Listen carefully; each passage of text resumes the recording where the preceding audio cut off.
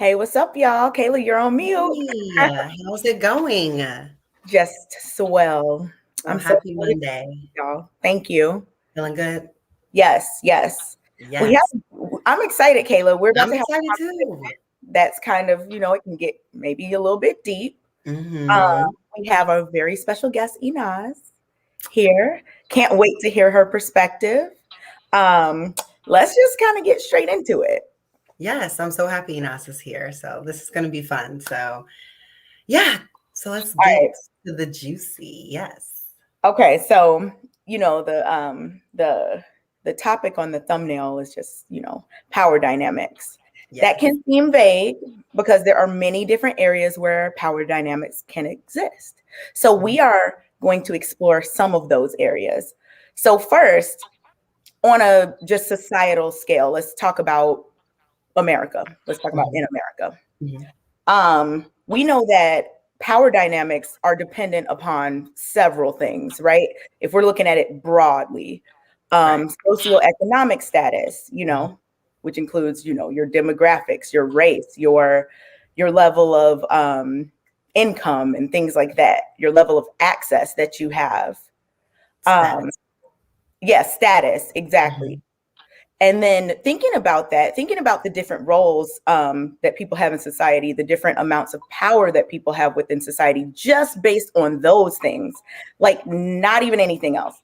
Like you walk into a room, this person makes this amount of money and this person makes that amount of money. There's already a power dynamic there. Like people Yeah. are automatically going to assume a certain person is more powerful than another if they have enough information, right? Right. So in that situation, when we think about race, we think about income, we think about gender. Yeah. How do you think that those societal power dynamics like affect people in their day-to-day life? Just in general, just walking around in the world. How does Mhm. knowing your place in that dynamic affect you? Because we as women, we know that men are viewed as, above us, generally speaking. Um, Right. of course, people have different views, but generally, men are Generally, that's how some view it. Yeah. exactly.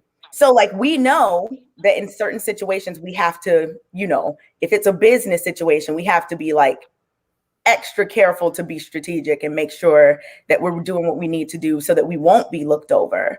Right. Um, in social situations, there's different things we have to be extra careful, like more so than certain men might be when they're outside, just walking around jogging Safety. or whatever. Yeah, safety. Anywhere. Going anywhere. Anywhere. Really. Exactly. Literally. Get on the train. Exactly. Anywhere. Mhm. Anywhere. So, like, with us knowing that, with these this societal what is it called, what am I saying, perception of Yeah. people based on their gender, based on their income, based on their race, how do you think that affects people, Kayla? Yeah. I think that it affects people, majority of people, in a huge way, especially young people, but just people in general. But just young people are more susceptible just because this culture of the way that we interact with people is totally different than people that are 50 plus, 60 plus, right? But I do think the power dynamics definitely, like, as you age and you start to go from the adolescence to adult, that you start thinking about that more. Like, where do I fit? Like, where is my place? What is, like, what do I have control over? What can I do? You know what I'm saying? Like, what kind of influence do I have? What kind of power do I have? That's literally the question, right? And I just think that because of the way that the world is and this country is, especially social and economically for people of color, the power dynamic is a lot different because a lot of our powers obviously was stripped of us. The power to even have our own families, to even read, to even vote, to even be human, be considered a person, right? So it's been a long history in terms of people of color, Black people specifically, like in terms of where that dynamic and how it works. Like, what is it even, right? When we go from being literally subhuman, being 1/3 of a person, to now integrate it fully into this society that we live in now. So I don't know. I think it's really hard, but I think that the majority of the time, that wherever the person feels they are comes out within their relationships with their family and romantically. Like, wherever they feel like they are, those dynamics play a lot into how they handle their family, how they handle their relationships, how they handle the people around them. Even business wise. In a good way or a bad way. We've seen how that bad way could be mass shootings. We see how that good way could be, you know, people who do things for the community and, you know, use their power for good. So I don't know. It's a hard subject, but it definitely takes us down the path of wondering, how does this impact how you deal with relationships, what you think about relationships, and what kind of like moral thought process you're taking into them when you go into them. Inaz, what do you think about the topic so far? What are your opinions? Yeah, I think Kayla made a lot of really fantastic points. For me, on top of the things that she said, it's that this idea of power being stagnant. That once you have it, that's it. You kind of got it. When I think in reality, when we take a look at things, especially in the Black community, that power shifts depending on what circle we're in. So when you're at work, you might have, say, less power versus when you're at home in your family dynamic versus, when you're in your friend groups. And I think that idea of power being stagnant makes relationships that much harder because people spend more time figuring out how to maintain the power they have in the different dynamics versus allowing it to be in flux. I love the point that Kayla made about kind of the history of people, Black people not being allowed to have power, and now it's almost kind of that conversation that people are whispering about once Black people do have power, they don't really know what to do with it, and I don't think that's necessarily the case. I think because the rules are a little bit different for us, it shows up a little bit differently in our interactions. That's true. It's way different for us because this whole thing is, I mean, I don't even know what we can say about it in terms of like what our people have been through to be at this point. But I do think that in terms of like moving towards the future and what we want in our community, do people really take these things into consideration? Because I feel like as the dynamic, the word of the day, the dynamic that we're moving to is very divisive. It's very, instead of like, how can we find solutions to be on the same page? It's kind of like, it's your fault. No, it's your fault. No, it's your fault. No, it's your fault. And people sit around talking all day, like hours, about why it's someone else's fault. And if they would just do A, B, and C, like the whole Black community would be fixed. And then bam, like it doesn't work like that. Like, it takes us on both sides and everything working together to really make an impact that we want to see on our future, for our community, more than just saying, oh, if women were just more agreeable, like, we would all be married, all the marriages would be healthy, and everybody would just be great. And it's like, okay, that's not the solution, So I'm glad you brought that up. And you brought it up too, Inaz, the whole like dynamic within a relationship and whatnot. Since, as we know, and as Kayla brought up earlier, Black people have been, subjugated and oppressed. I know people don't like to hear that word. They're like, oppression Olympics, da, da, da. But seriously, like, oppressed, for a long time. Like, even if you think it's not happening now, it was happening for hundreds of years before now. How do you think that plays out in our relationships? So, you know how people like to glorify the past. They'll say, oh, in 1950s and 60s, Black people were, together at home. They were in love and they were doing this and that. People like to glorify those times, with not necessarily knowing fully what was going on, because, a lot of people that say that, let me say it that way, were not even, adults or born during that time. But it's something that people like to look back on and just not even look back, but romanticize and just say, yes, this is what we need to get back to, right?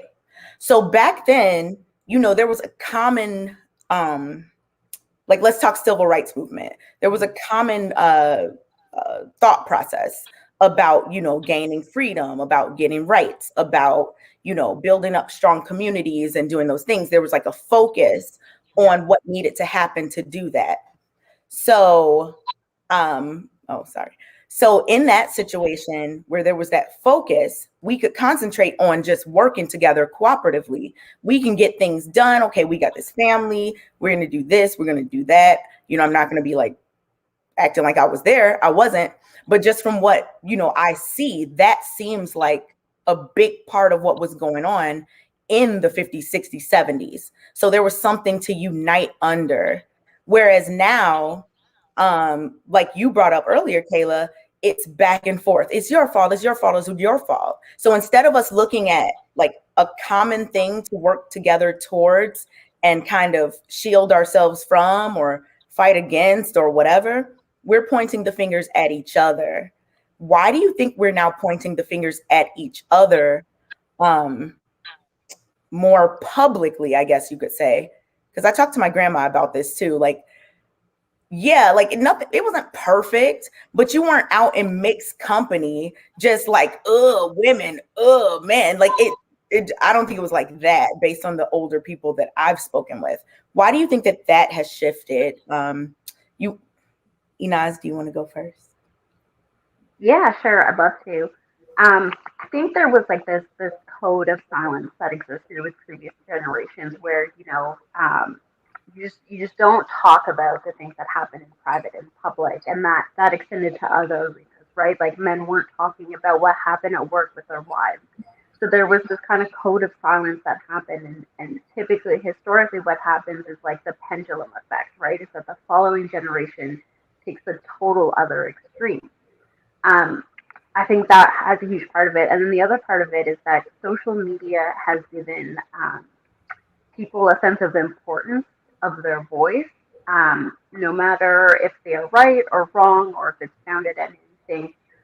Anybody can kind of get up on a soapbox and talk about whatever it is that they want to and be really loud about it. And so once someone kind of opens that door to that conversation, it almost gives permission for other people to kind of talk about the things that they've been told they shouldn't be talking about. Mm-hmm. Yep. Sure does. And then people feel like, let's open the gates. And it's like, some of it's constructive, but then some of it's like, people need friends. I don't know what it is. What do we need? Do we need friends? We need people to talk to. I don't know. Maybe I don't know. I think a lot of people do need people to talk to. Yes, they do. Because I mean, people online are people too, right? But it's just different. Come on, it's different than your real in life friends that would have to put in time and energy to listen to you and have conversations with you about the things that you're going through versus you like trying to find an echo chamber in an online space that will make you feel better about however you feel. I don't know. I just always been the person to like go to friends, go to family, go to trusted people, go to my mentors and people like that and have the conversation. Even if people do agree with me online, it's not the same because they're strangers. You know what I'm saying? So I don't know.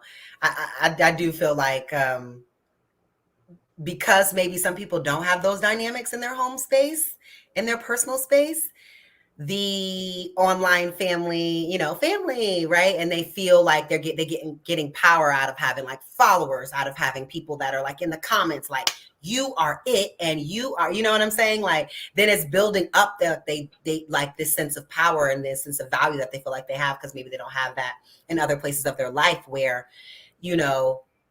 they're actually respected and people care about what they have to say or want to talk to them about whatever it is that they're going through. So they say, let me find another space where I feel like I have some power. I feel like I'm the moderator, or I'm the leader, I'm that guy, because maybe they just never were. You know what I mean? Like out in the world, they never made the team. They never were picked. They never got an award. They never were honored, never were recognized. Like, and they really come into an online space and find, you know, you can find a following for anything, right? And find some kind of power. And then that makes them feel better, I guess. You know what? What you were saying sounds like a microcosm of a much larger thing that is also going on and has been going on. So in terms of the Black community and Black people, we know, like you highlighted earlier, Kayla, and Inaz, I know you agreed with her about that part, that we've kind of been in a situation where we did not have lots of power for a long time. Like only recently, like our grandparents were alive, like during civil rights. Like these are things that just started happening within the lifetimes of people that are still alive today. So before civil rights. Right, before my grandma was born in 32 or something. Yeah, my grandma was born in the 30s too. And so basically this has been going on a long time. We just started within the past, in the 1950s, 60s. Our lifetime, or I guess the baby boomers' lifetime. Yeah. Started to really see like a change in relation to certain things as it relates to our like racism that was happening. So with that being said, we just haven't had power like that. Even today, we still don't have power like that. We don't. And even though we live in a society that is ruled by white men, and men, as we know, are seen as above women in certain ways by a lot of people, more capable, more smart, more whatever, men are just viewed differently than women a lot of the time. Sometimes I wonder, because I don't think that Black men benefit from this patriarchal society the same way that white men do. So sometimes I wonder, like, what's going on? All right. Is it that people are trying to reconcile these two things? Like, I'm a man, but I'm also not getting all the benefits of being the top man in this social structure that we have, where white men and Asian men are like the top men, that people look at, socioeconomically and all of that. So like, how do you think that affects relationships, like Black relationships, if the man is not feeling, I don't know, maybe feels like a constant need to, I don't know, have the optics about, I don't even want to say it. Okay, so just answer that question. Just say it. No. Just say it, because not yet. I will. Not yet. Okay. Not yet. So let's stop there before I get way off. Okay, but y'all know me. I do not care. But go ahead. Go ahead, Ina. Yeah, I think you bring up such a valid point, right? And here's, I guess, how I feel about it. With other men who are higher up on the totem pole per se, their women also understand where they are in the hierarchy, right? Just under them. And so only in the Black community do you find kind of this struggle of power between both people, and realizing that both people are at the bottom of the social hierarchy, right? And so everybody's kind of trying to grasp whatever power that they can, and not in a sense like selfishness or with ill intentions, but it really is a survival technique, right? You need to have some amount of power to barter in order to kind of make it in this world. And so because those roles of who kind of pushes the family and the community forward has been a race between Black men and Black women, with all of the different events that have happened throughout history, of course it's a struggle, right? Of course you have Black men who led the civil rights movement, and then you had mass incarceration, and then you have all of these things that kind of like the baton just kind of gets tossed between one gender and the other. And so it becomes a question of like, okay, well, who's really leading the household? Who's really leading the community? And that's the way the system is designed, right? The old adage of divide and conquer, right? The more confusion and the more turmoil you can create within a community, the less likely that they'll rally together, commute together, work together, and get themselves out of the situation that they're in, right? And it's a really sad reality, right? It is, and I don't think anybody feels otherwise about that. I'd be surprised if anybody was, but it becomes one of those things of, we have these differences, we have these issues, and kind of like, hey, you were talking about with the civil rights movement, having that focal point to focus on. I don't know that we're seeing a lot of that because there are those big issues in our reality right now, right? But can people set aside their differences in order to kind of push forward? Um, I think in reality, yes. I think social media brings a different perception. Kayla brought up Clubhouse. Clubhouse is a very strange place where very interesting conversations happen sometimes. But I think that those aren't necessarily the realities that are happening off the app. And I think that in reality, it's not promoted people who are choosing to work together and to set their differences aside for the betterment of their community. You're on mute. Yeah, I was going to say, I totally agree. And especially on that last part, because a lot of the stuff that happens on Clubhouse and even here on YouTube, it's just on Clubhouse and here on YouTube. Because I was, before the show, was even having a conversation with my good friend who is a broker for Merrill Lynch. And I was just asking him about some of like the talking points that we talk about. And this man has no idea what I'm talking about. Not a clue about half of this terminology that we speak about in these like media spaces. So I do think that we have to find a medium between like what's good talking points and what is actually going to help the community. Like things that sound good but aren't practical to implement, or things that like even if they are good, expecting people to be like, yeah, totally great, okay, gonna start doing that now. Like any difference in like being like, say you want to become vegan, that's not no overnight thing. Like all animal products, like you really can't eat half the stuff. Like it will amaze you what stuff you can't eat. So it's something that you have to ease yourself into and make it a part of your lifestyle. And I think that some spaces don't really allow that because the way that it's coming is it's not genuine. You know what I mean? It's a talking point. It's talking at the person. It's not talking to the person making sure that the person understands. If a person is defensive, and I say this all the time, if a person is defensive, they're not hearing you. They're not listening to you. You've offended them, and now they don't give a shit what you have to say. Because it's like, why are you talking to me like that? Or why can't, and it's also an energy thing sometimes. It's just like how you do it sometimes. Like there are people that say some of the same talking points, just different ways that reach, that land, that people receive. And then there's other talking points where it's just like this, because it's just like, you're giving me aggression. Is because I'm a woman mean when I get aggression, I don't return the aggression? Like if you were out on the street and someone attacked you, are you going to start crying? No, I'm about to fucking fight for my life. Like I'm not responding to aggression with, oh my gosh, oh my God, what do you do? Like if you're from a big city, you already know this as a woman. You are everywhere you go. You're like, to just make sure you make it home safe. So it's no different in whatever energy someone gives you, you return it. And so I think if you want good energy and you want people to listen to the things that you're saying because you want our community to grow and you want us to change and implement all these different things, there's a way that you do it where it can be received. That's all I'm saying.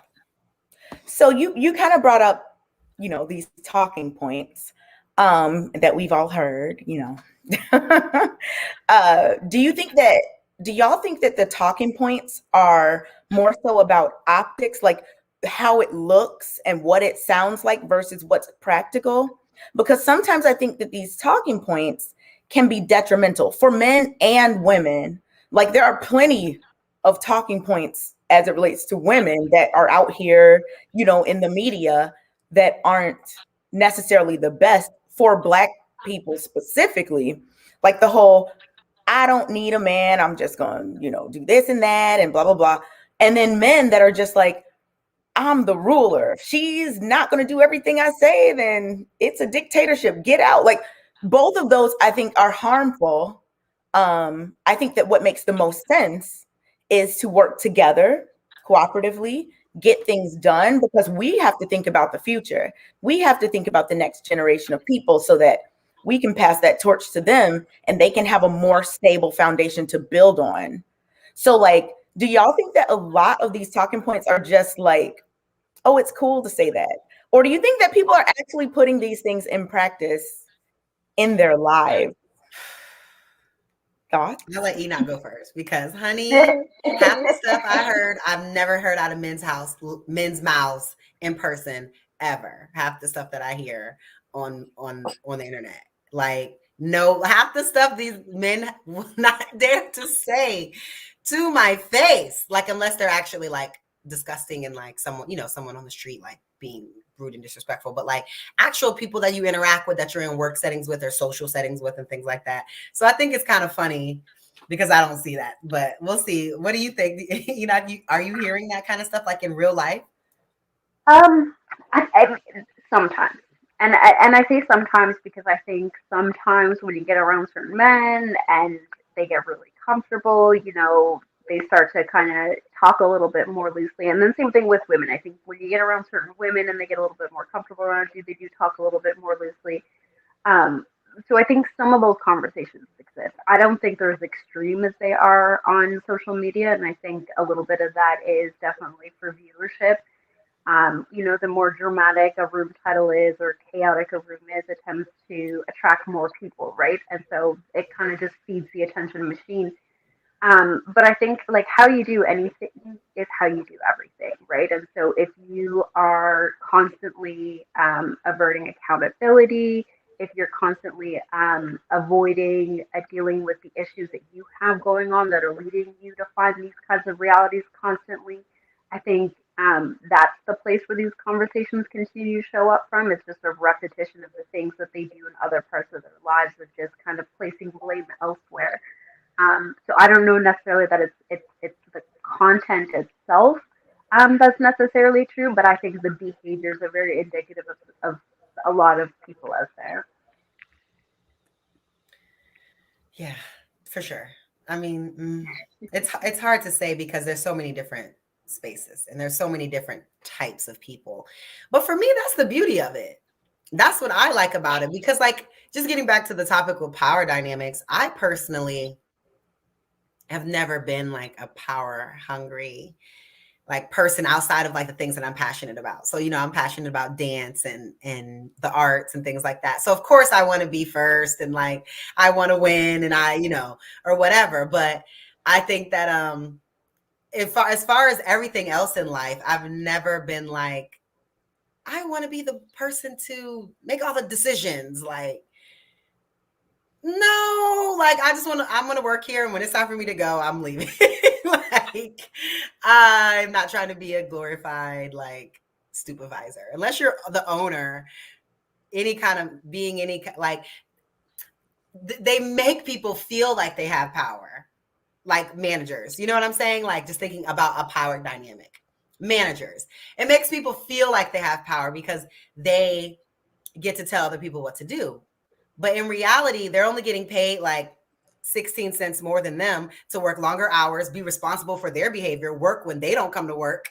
Like it's a lot of responsibility. So I think that the people that are so power hungry in these relationships, in these work environments, they forget that with the power comes responsibility. Now you are responsible for everything and you are responsible for everybody. So even going into relationships, when we talk about that, 90% of households are dual income and need dual income to survive. So these whole power dynamic of like, I run in everything and I don't need you. Well, you do. You do. So why are you trying to enforce this power thing that you want when you don't have the capacity to take on all the responsibility? You know what? Iconic culture said, let's talk about this issue, Kay. We have a lack of family love, wealth, and support. I mean, love, wealth, support, and community. So, Okay. Kayla, I think that what you were saying ties into what I'm about to say and what Iconic Culture just said. I truly do not believe that we have the time or the luxury to have all this contention between us. Like, there are more important things to focus on, more important things to do. Fighting or even arguing about who does what, who cares? Get it done. It has to happen for the betterment of the, family, the family unit to move forward. I think a lot of times some of us get sucked into this thing where we want to appear this way and appear that way. Oh, I'm the woman, so I should just be at home, doing nothing. Or, oh, I'm the man, I should be the one who's doing this. Like, what? No, like, I don't think that those things are as important as people make them out to be. Like, at the end of the day, it should be about cooperation, getting things done, raising your family or contributing to your community in a way that's meaningful, in a way that's going to affect people positively. I think it affects us negatively that we're constantly arguing about things that in the bigger picture just don't even matter. Yeah. And some of these people that love to talk about it all day, we have less than 2% of Black male teachers. And teachers, they do a lot of talking. So if you want to educate someone, the public school system is a great place for you to be, because we don't have enough teachers of color. And if you want ultimate power, you control the future, which would be our children currently. And so being able to pour into them and teach them all this rhetoric and everything like that is probably where it's most useful, versus like adults that like are going to do whatever they want anyway. That you don't even know. That you don't even know, right? I'm just advocating for teachers. You said they get paid decently. They get paid pretty well, especially in like big cities. And if you're so astute, then you should be able to work at a private institution or whatever. And let me speak for the entire country when I say that there is a teacher shortage. So if you want to, yes, come on, be a teacher.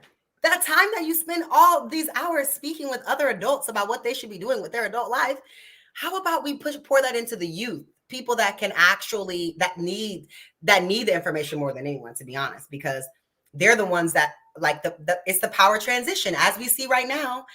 The power is transitioning, and I'm not really sure why our country is run by the oldest people, yet we consider old people unable to like have certain jobs and work and do these different things because they're too old. But then half of the people that run the country are like very old. That is very telling, right? You know why? But what that? I say, you know why? I don't know if I do. It's so many different reasons. But overall, I was going to say is that before we do get too old and can't do anything, we should use our talents and our time and all this energy that we want to educate and cook people. And we should cook our students some eggs for breakfast and then teach them a lesson that they can take and use into the real world, versus subjugating adults that are going to do what they're going to do anyway. You know I cannot just cook them some eggs for breakfast. Yes, because I think eggs are great. And if we're trying to be vegan, let's see, hard. What did I tell you? You can't even have eggs when you're vegan. You got to find a substitute for that too. So see, just as hard as that is like the transition and us like getting on the same page and trying to work together and actually seeing change is going to be hard, but we have to like stick to it. We have to stick to it and like figure out a way to lift each other up versus like put each other down. But I do know that there is this thing in the Black culture, and I went to a HBCU, so I can tell you this, especially like among fraternities and sororities, there is a break them down to build them back up kind of thing.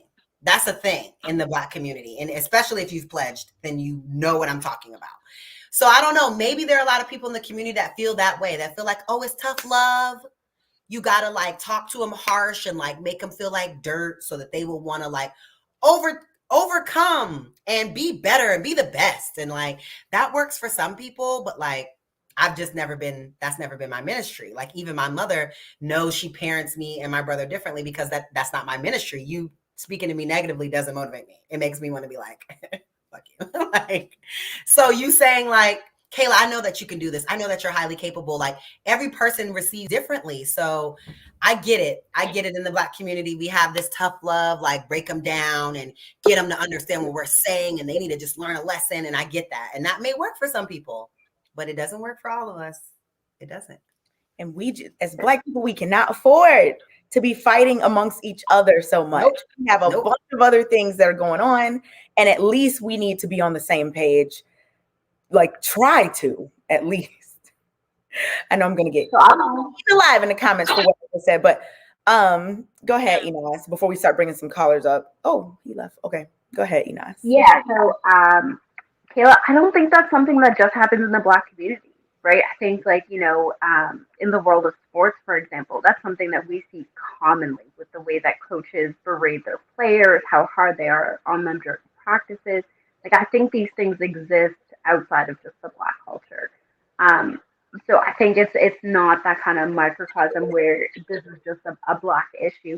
But I do agree with you that it not everybody's receptive to the same thing. And I think these bigger conversations, that's where the conflict is like there's the refusal that, there's not a one size fits all solution, right? Everybody needs to follow this way, otherwise like what you're doing doesn't work. But I think with relationships, whether they're familial, romantic, or even work-wise, it's one of those things where you have to have room to customize it. You got to make it work for you. And I think the moment we let go of like this illusion of control, because we're talking about power dynamics, then we can control what other people's relationships look like. I think that's when we can really start to be able to work together.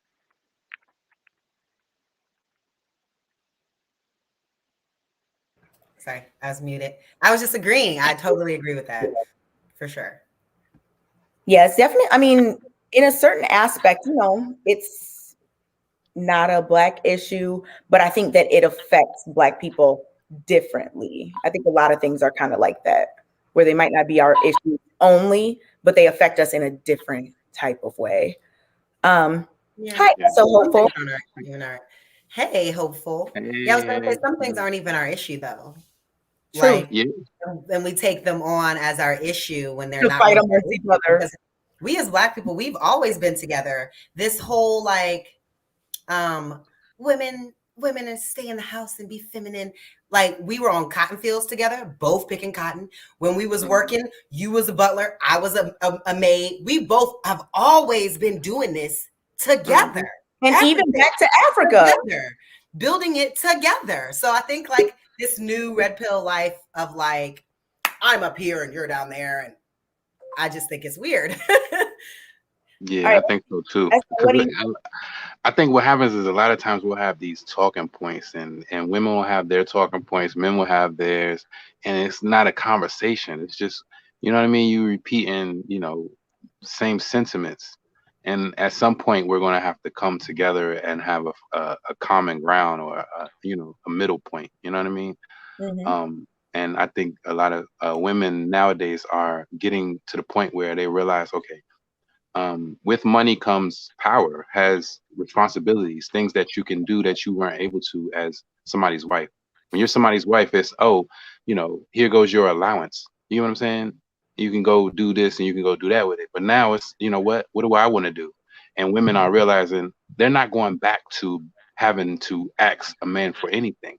And men are realizing these women aren't coming to us. You know what I mean? Like they had to before. So since they have their own money, they have what's a semblance of power.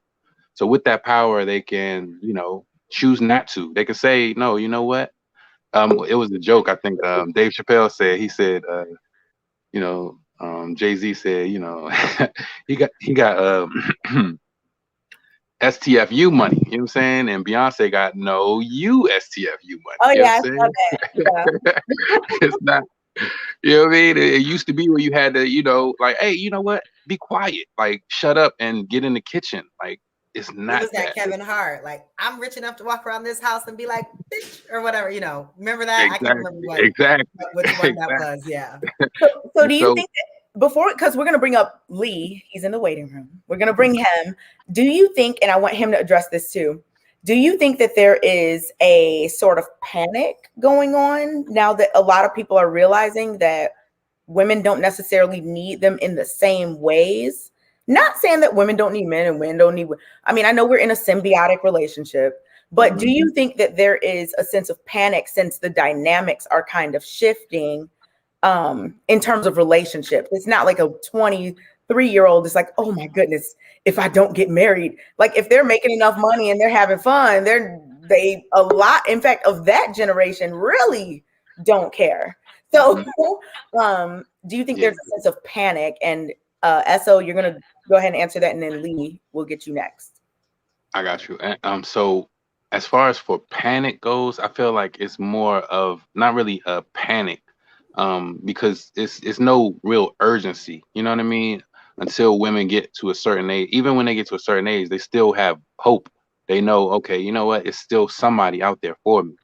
So I don't think, and then with the options that the internet and social media brings, you can swipe and get a new one. You know what I mean? Like y'all broke up yesterday, you know, she could have another one yesterday. Yeah, you thought I was gonna say today. I'm talking about, you know what I mean? Yesterday. You feel me? So it's like, it's not necessarily a panic. You know what I mean? I feel like, and then not just that, they have their own jobs. Like I said, they have their own money. They have, you know, the sisterhood too. You know what I'm saying? Where women will actually band together more than men will. If you're a man, you're on your own, and that's facts. Unless you have a circle of people who you can rely on. Other than that, it's going to be where you are on your own. You got to, you know, the weight of the world on your shoulders, and it's nobody helping you. And it's up to us to realize, okay, we have to change something, because the only way that these women are able to do this is because of the power that they have, that we're allowing it. You know what I mean? If we stop the liking their pictures, or stop being in their DMs, stop being thirsty, if we stop being these people who are doing, you know, going above and beyond for women who wouldn't do anything for you, then I think the structure will come back. I think the power dynamic will change. Thank you for that. Lee, what do you think about what he just said? Yeah.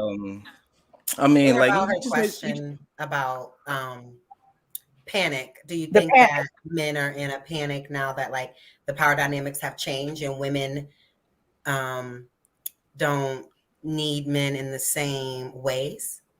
Yeah, for sure. For sure. I actually think that men are jealous of women at this point, because one thing you got to understand is that, I mean, like I feel like in life that it's all about what you want and what you can obtain, right?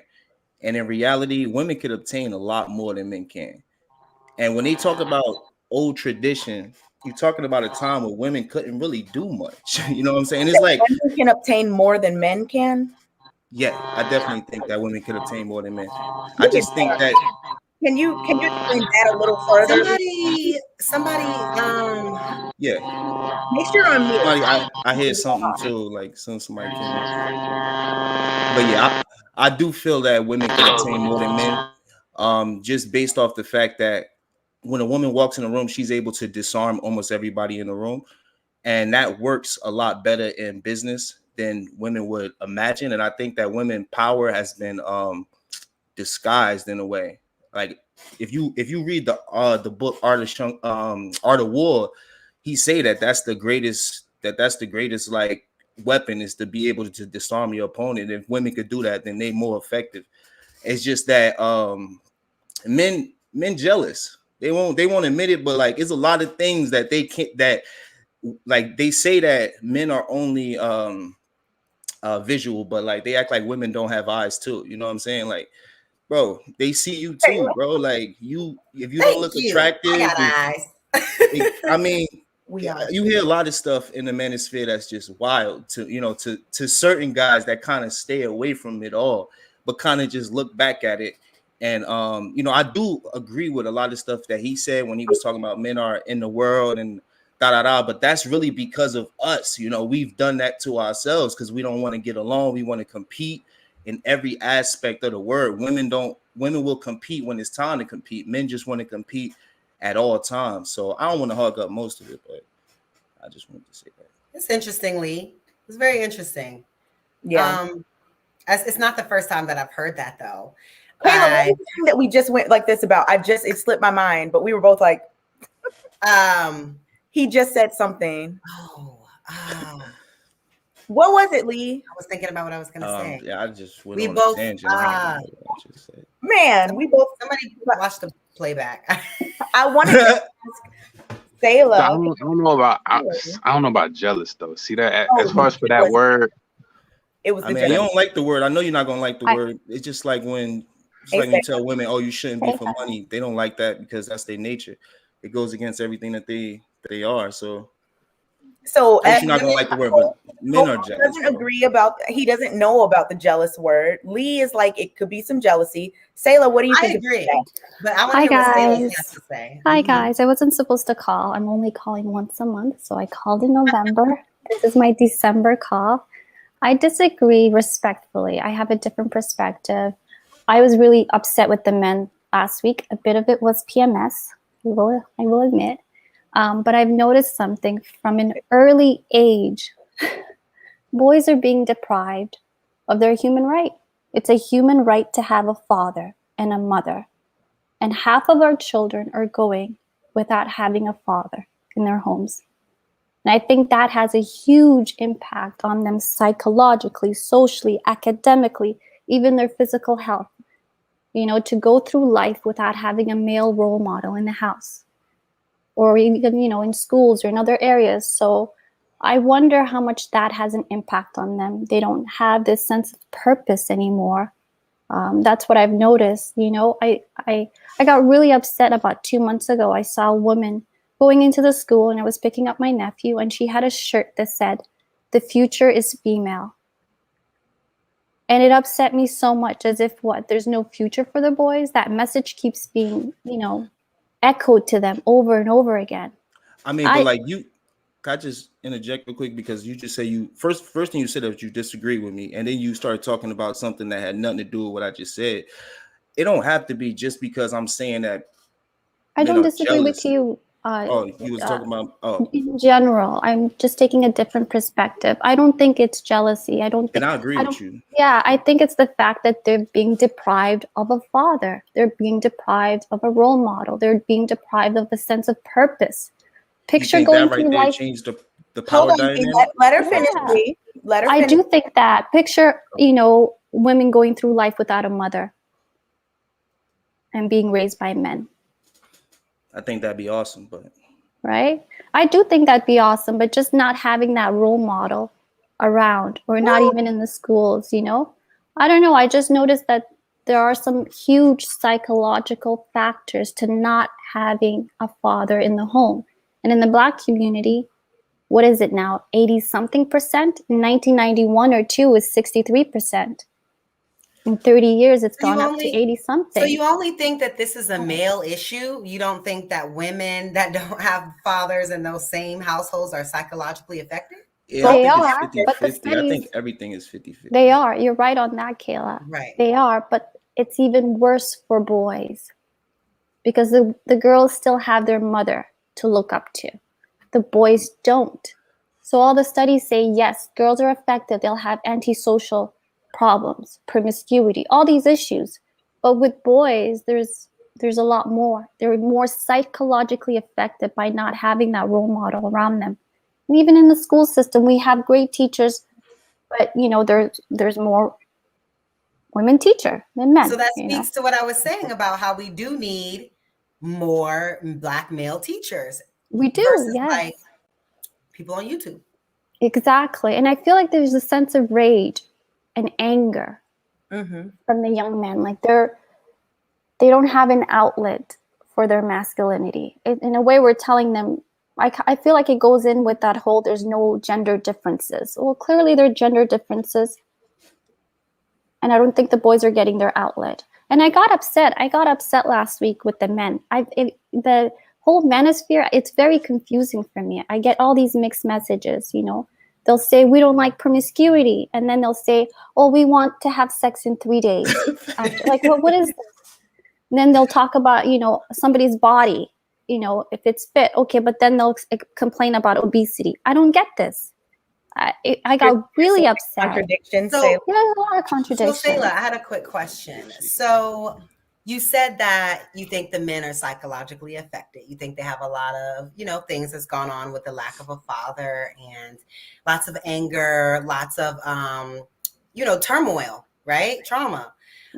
Do you think that men in the manosphere and the red pill community direct that anger, trauma, drama to women? I do think so. Because they were ruled by women their whole lives, female-headed households, right? And in these cities, I'm not trying to make it political, but the women run these cities, female counselors, female mayors, female district prosecutors, all of this stuff. I feel like I just think in the Black community, certain areas, there's just too much feminization. Masculinity is seen as a disease that needs to be cured, or is just like a nuisance to them. I don't know. I've noticed this with my nephews. They're little boys. Little boys are very active. They're 20% more active than girls. This is testosterone, even at a young age. But there's this push for them to sit down and cross your legs like a little girl and be quiet like a little girl. Like masculinity is being viewed as like a threat. I don't know. I feel like it's being erased. And I feel like the men are pushing back. But I don't like the way they do it. Some of their tones, there's some communication issues, some hypocrisy, some double standards. I admit all of that. I got annoyed by that. Some of the things I'm here, I want to treat my daughter like this, but I'm going to use this woman like that. I don't like that. It doesn't make sense to me. But I do feel like there is a violation of their human right. They should have a father. That's being denied at birth. And the best way to have a father is through marriage. Yeah, Kayla said something earlier, and you were saying about the father for the boys. Were you specifically more so thinking about like the Black community, or were you just saying in general? I see it a lot now. I live in a majority white community and native people as well. So I do see it in the native population. It's starting to affect them as well. It's kind of like spreading through the whole country. It starts with the Black community. It has the highest rates, but we're seeing it trickle down to other communities. And we're seeing the boys, this sense of no purpose. At a young age, they're being told, like, you have no purpose. That's facts, though. Hold on, Lee. Sayla, I get what you're saying. And at first I was kind of like, wait, what? I think I get what you're saying, because it's affecting Black people differently. I think everything that happens on a larger scale, like a lot of women are just like, forget the patriarchy and all this of all races, right?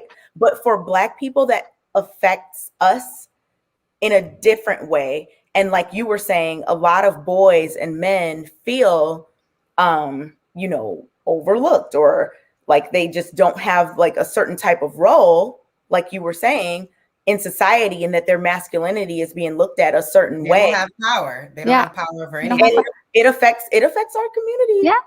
I'll share one quick story and then I'll be out. Okay, then we'll get to Kamaria and Jedi. My cousin went through a really brutal divorce, and I love both of them, her and her husband, and they had to go through counseling. And my nephew, we call our cousins' children nephews, he's about 8-9 years old, a young boy. And when he was sharing this with the counselor, she cried, I cried, everyone cried. It was so sad. He just says that, the issues between his mom and him, his mom and his dad, he keeps hearing his mother call his father a loser, a deadbeat, irresponsible, liar, untrustworthy. And he keeps hearing these words being said about his father. And he looks in the mirror and he sees his father, and he thinks of himself as a loser, as a deadbeat, as untrustworthy. And the psychologist told her, you can't use this language around him. This is what he's hearing at a young age, or he already feels like he has no value to offer, because the only other male is being insulted And so it was just so heartbreaking. I don't know. I just want to share that perspective. It's worse for boys than girls not to have a father. They hate themselves. I feel like my nephew was hating him. He just looked so depressed, so sad, so helpless. And so just this, at a young age, hearing these messages being broadcasted, not seeing a fault, it just accumulates. I don't know. So I just want to share that perspective. I don't really disagree with you ladies. I think there's that perspective. Yeah. And that's it for me, guys. Thanks, Sayla. Have a good day. Bye, guys. Bye. Thanks, Kayla. Thanks so much for coming on. So we want to get to Jedi. I saw you in the back and shaking your head, getting just worked up back there. Yeah, I was about to say, Jedi, what were you thinking when you were back there? Like, no, I would like the young lady below me to go before I do. And then you'll go? Okay. Yeah. Kamaria, go ahead first. Thank you. Hi, everyone. Can you guys hear me well? Yes. Welcome. Awesome. So this is my first time live, so let me get my nerves out for a second. Hey. Well, welcome in. We're just here having conversation. Yeah. We're just chilling. Thank you. So I thought this was really interesting, and Sayla was a great introduction to what I wanted to say, because so a little bit about me. I study historical trauma often in my work, and so I was particularly interested in like how the power dynamics in history come into play in the Black community. And something Annette Inaz, I think is how you say your name, said was the realization that Black and women are at the bottom, like how we realize that we're at the bottom and that affects our power dynamics. And I didn't think about that before, how like that psychological realization could like impact just everything we do. And so you also said it was a survival tactic. So I'm wondering, because I understand like why Black men, try to or want to be above their women, right? I understand why they want to be number one and we should be number two. I understand why that's beneficial for men, but I'm not sure what the power struggle is for women. Like, why do women want to, be on top or even at the same level as their man? What do women feel like they can gain from being in power? I love that question. Go ahead. I think it's such a good question. To be honest, I think that because men were so often taken out of the household where a woman would have to take on that leadership position, that's exactly why. Because if the men are being shipped off to a different plantation or being incarcerated, or being taken away or lynched or whatever the situation is, right? Like there's this continuum of reasons that Black men are being taken out of the household unwillingly, right? And so Black women have had to step up and take care of the household and become a sole provider, as well as a nurturer, as well as the provider, as well as the protector. And so when a man comes into that household, or, a woman was raised in that household and doesn't know what it's like to interact with a man as a leader, I think that conflict becomes really apparent because nobody really knows what they're supposed to be doing or, how to even work together as a team, right? And I think the easy example is like an only child. When you send an only child off to school, the first thing they need to learn is how to share, right? Because that's not a reality that exists for them. So I think that same dynamic plays out in relationships as well. Mm-hmm. I love that answer, Inaz. I loved it. Yeah. And also, I don't know, from my perspective, I don't think that, or at least my community, I grew up in suburbs of Georgia. Women don't want to have the same thing, be the same as men. Like I said, like whoever is in the power is the one that's responsible for all of this. I just think women don't want to be subjugated like we were before.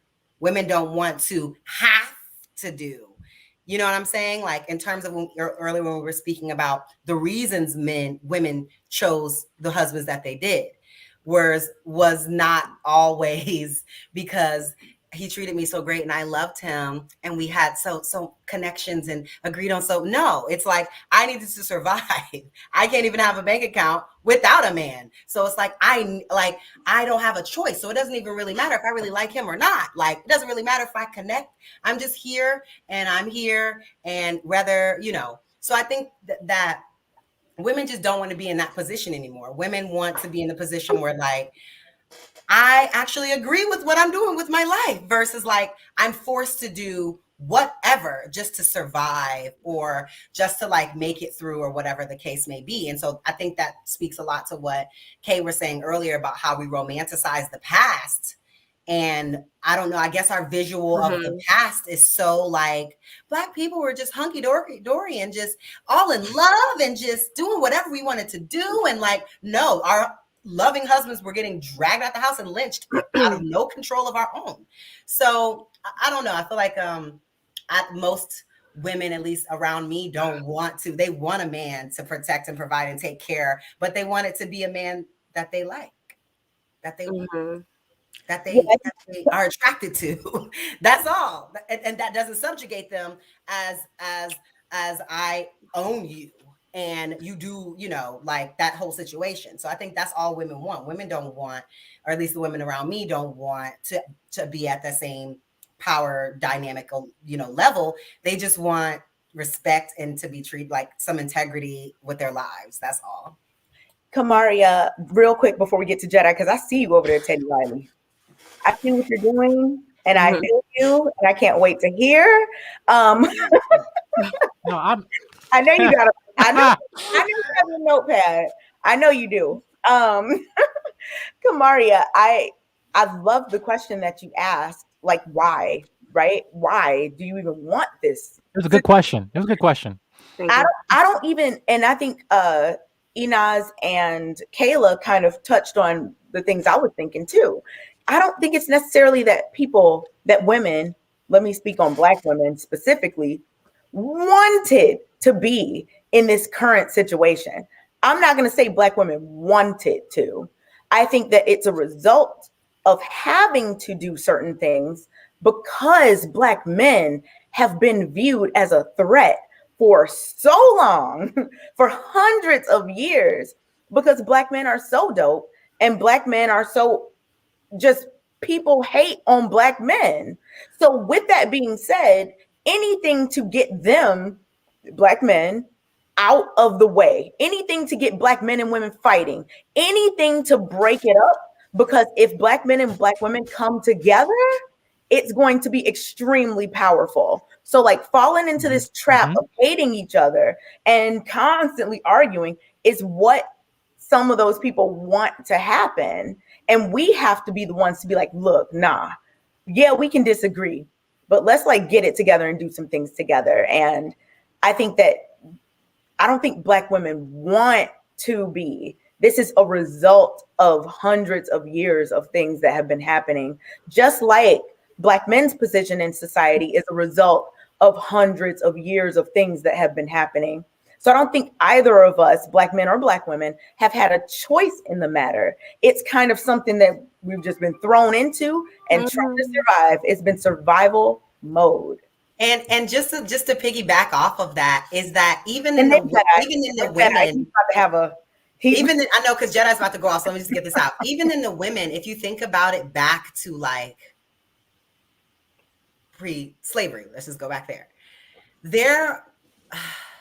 There was a part of women, mothers, that downplayed the masculinity or the aggressiveness or the assertiveness of their son to protect them. And we see that so that they wouldn't be, oh, he's not valuable, you don't need him. So that they wouldn't take him away from her and sell him for whatever the highest amount was. Like this, y'all don't understand how deeply rooted the trauma is. I understand. I talked about this on the other show. I talked about post-traumatic slave syndrome that Dr. Joy DeGruy has studied for the last like 25 years all over the world. Yes, and people in the comments act like they can't simply Google. This is something that if you've gone to school for sociology, you have to study. And it's just deeply, like, it's so deep. Well, so for us, so we can't be like, A, BC, and that'll fix the problem. And we will just be, women just start doing this, men just start doing that, and then like it'll just all be fixed and voila. Like Kamaria, real quick, so we can get to Jedi, and then real quick, 30 seconds, Kamaria. Okay. I completely understand what all you guys said to my question. I would just say, you know, not to romanticize the 50s, but marriages were higher, and that was after slavery. So we definitely have to take a deeper look into what worked and then move from there instead of talking about all the negative, because even though there were Jim Crow and all the historical trauma that happened during that time, it wasn't every household. Yes, it traumatized us secondhand, but we have to realize that those Black men weren't dragged out of every household. There was more that went on within that we should, you know, just take a better look at, because the historical trauma is not the end all be all. It just was one point, and then we have to take responsibility and accountability for where we are now. Right now is a choice. Where we are now, if we talk to the younger generation, especially in college age, where I talk to all the time, they're choosing what like we're they're not making the choice, but we're making the choice for them, and we're just us. We're 20s, 30s. We're making that choice because we're producing this world that we're in. So we definitely have to, just take accountability for what it's worth. But thank you, Maria. Stay here. Okay, Jedi, go ahead. Jedi, go ahead. Sorry, Jedi. No, please. No, that's your platform. First of all, how you guys doing? I can see y'all again. So there's one thing there's several things that I said I agree with you about when you got to talk about the education.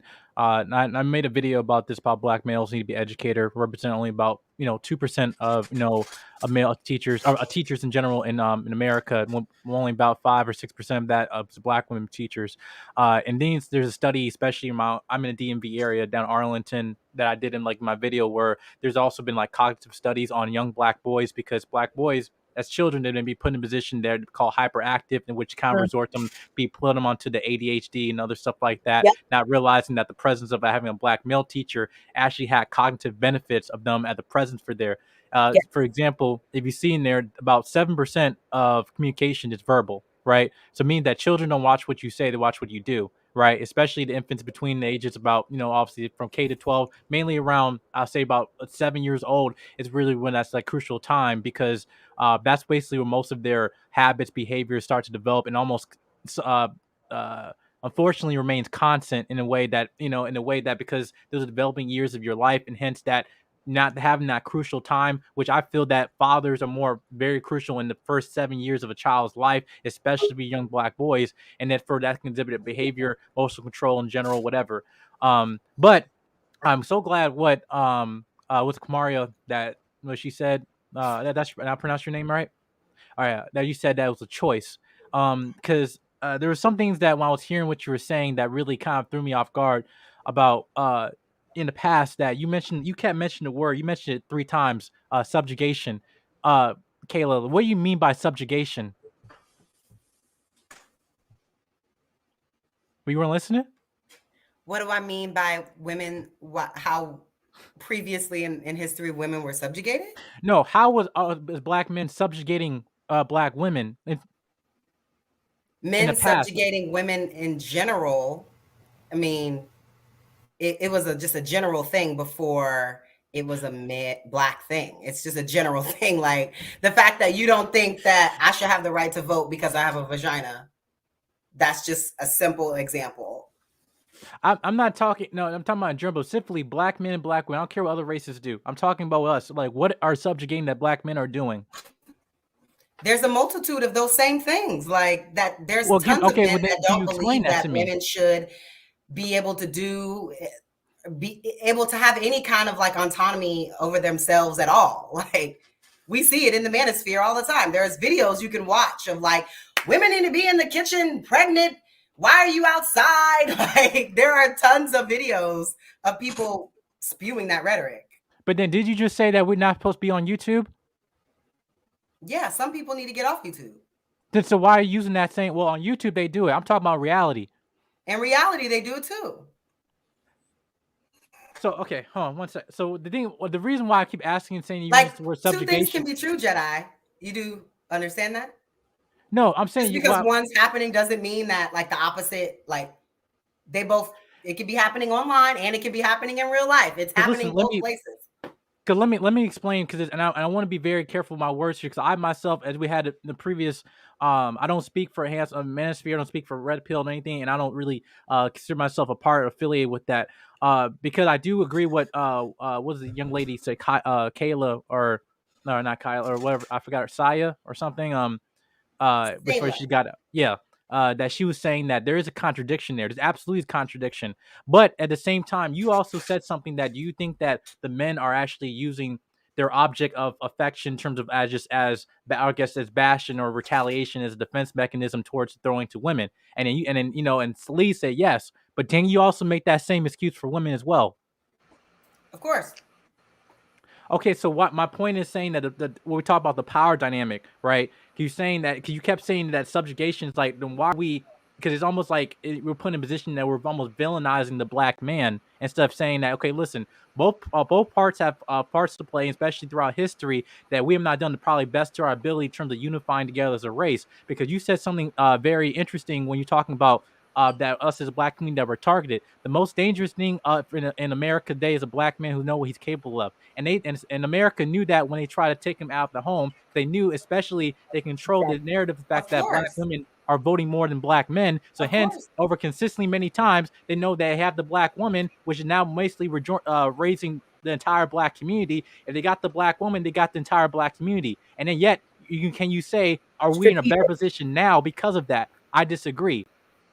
I don't think that they are necessarily like one yields the other, though, because if men were so upset about it, men could have did something about it. Like, men control marriage. So if the issue, if men are so upset about it, why aren't men being there? Why aren't men in the household? Why aren't men with women and being impactful in the community? Why are women the people that are raised in the community? Where are the men?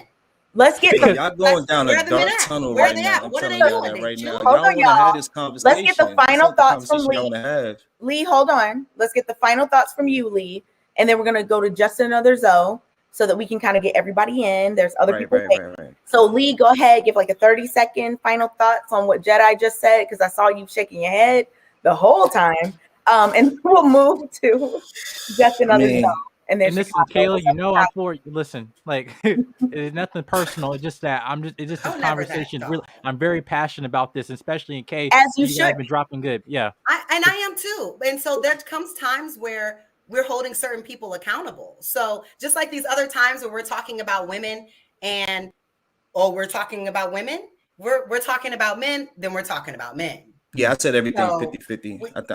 I'm not saying that women aren't doing, I'm not saying that women don't got, we were speaking about men in that particular instance. So that's what we were talking about. So Lee, when we're talking about women, then we'll start talking about women. But we were talking about men and how men can contribute to us working together in the community. When I was but it's very funny how, and this is the thing. Wait, hold on, y'all. Come on, let's get Lee. I'm sorry, Lee. Go ahead. So welcome to Jedi. You just got here and you just started talking, so we're gonna absolutely. I apologize. No, you're fine. You're gonna absolutely get more time to talk about what you're saying. We just want to get the people who have been here for a while. We have to finish out. So Lee, go ahead. I'm trying to get me out of here. I get it. No, I want you to stay here. I want you to stay here. Look, I appreciate that. And then we get to Justin. Again, I don't want to talk about the 50-50. I want to talk about because y'all keep talking about the black community. First of all, like there's so many different colors. Like there's Jamaicans, there's Nigerians, there's Africans, there's exactly. So it's like when you say black, like you putting so many people in a box that is ridiculous. Like I'm Native American and Jewish, so what you gonna call me? You still gonna call me black and put me in that box? So like, first, I don't like that. I don't like the whole putting people in the white and the black. Well, I mean, you could say that, but like, we're not the same. Stop. We are all black. First off, Jamaicans. What are y'all talking about? Those are cultures that we made up when we came over here as slaves. Stop that. We are all black people. We are all African people. Why are we separating? Like, wait, so maybe someone here outside of America. So like everything you just said was irrelevant. That's why you shouldn't cut people off, because once you cut somebody off, everything you just said is redundant. No one cares. So listen, end of the day, you really don't know. We really don't know our culture, because what I think the culture is that all the Indians that were here, all the natives that were here, they enslaved them and then lied to us and told us, yo, y'all came from Africa. But that's a different story, because in Florida, there's a tribe called Seminoles, and they get paid just to be Indians. They get paid a set amount, and they start to get paid more and more as they get older. Maybe we should have been getting that, but they were like, hey, y'all all Africans. Thank you for sharing and for your input. We are going to now move on to the next guest. Thank you, Lee. Please be sure to call back next week. Thank you so much. Okay. Not trying to cut you off, but I think that's going way into another topic. Well, I didn't want to get into that topic, but that's what they took me to. I wanted to talk about one thing, but they took me somewhere else. You took it somewhere else. Yeah, you did. That's fine. We can talk about it another time. I didn't take it somewhere else. I was just trying to make my point. That's all I was trying to do. I know, but that's it. Okay, yeah, but you were trying to make the point by being divisive, by bringing up different cultures and saying, "Oh, everybody's different." Like, we're not all one black community that needs to be on the same page about our community. Just based off of color. My mom is as light as Shorty all the way to the left. So it's like, so what? What does that have to do with her being black? I just don't like colorism. Like, what's wrong with me not like colorism? Okay. Things off color. I don't know what you. Okay, whatever. Y'all want to get rid of me because I don't want to base everything off colorism. None of us are doing colorism right now. I'm just saying there's 8 people. I'm just saying you keep saying the black community, and then I said there's different subsections in the, like, you base, okay, I'm black because of what? Because of my skin color, right? I just automatically calling me black because of my skin color, right? You're arguing something that is not even. Hold on. You're seriously debating the black community when we're here to have a conversation about how to improve the black community. I'm just saying, you want to come on here and debate the black community and debate pigmentation? For real? No one is even doing that. Oh my God, what are you talking about? That's not even what I'm doing. I was just trying to make a point. If you want to say, I don't like that we keep putting all of us in this box, because it's like we don't have to. That's all I'm saying. Well, you know what? It doesn't matter, Lee, because when white people see us, they all see us the same. They don't see I don't believe that. I guess I grew up around all different races of people. I grew up in New Jersey. I grew up around Italians, Irish. They don't call themselves white. They call themselves Irish. They call themselves Italians. You're from Georgia. Lee, you being disingenuous right now, bro. You are very very disingenuous. You're talking about Irish versus Italian. I'm not talking about Irish. That's not even what I'm saying. I'm talking about, please. What country are you from? Wait. Just wait 1 second. 1 second. Lee, if you finna tell me you on the East Coast of the United States of America from Jersey, and you run with Irish, Jewish, Italians, and you don't see them as white, and when they see you, they don't see you as black, you're being disingenuous right now. True. Point blank, period, end of sentence, bro. Like, real spill. No, wait. Hold on. You're on mute. Well, actually, you're not on mute. I can hear you. Yep. Yeah. Yep. I feel you, fam. I feel you, man, on that one. Yeah. I'm sorry. We're not going to derail any further. Let's just roll it right along. Just another zone. How black men is jealous of black women. That's what. That's my. Thank you. I was cut me off. Trying to figure out how a black there man is a hotep community, because a lot of y'all are not attractive, and black women are attractive. That is very jealous. Look, he just called me the N-word. You see that? He just called me the N-word, but it's all love, though, right? Sensitive Olympics. You see what I'm saying? When he attacks me, he calls me the N-word, though. You see what I'm saying? That's what he said. He just get this N-word out of here. That's what he just said. Who said that? Was an attack? That's not an attack to say. Who said that? Oh my God. Okay. Chicago? I definitely didn't. No, it wasn't Jedi, man. Oh, it was Jedi. No, Teddy Riley. Jedi said it. Teddy Riley said it. Okay, Jedi, you're not here moderating. Let's just, get that straight. Secondly, you want to use the I just N-word? want to know. Hold on, man. Wait. You from Jersey? You that sensitive? Hold on. Sensitive. I sound sensitive. Chicago, I'm just saying. Okay, gentlemen. Chicago and Lee, I think that there is much to be discussed about what you both said. Chicago, come back. I hate when you do. I was about to say, Chicago, come on camera. I'm back. You know where that's from. But Chicago and Lee are going to, because I think that there's like a conversation to be had. I'm trying to do. I'm just curious. Chicago, ask him the question you were asking about. He just said a lot. Move on.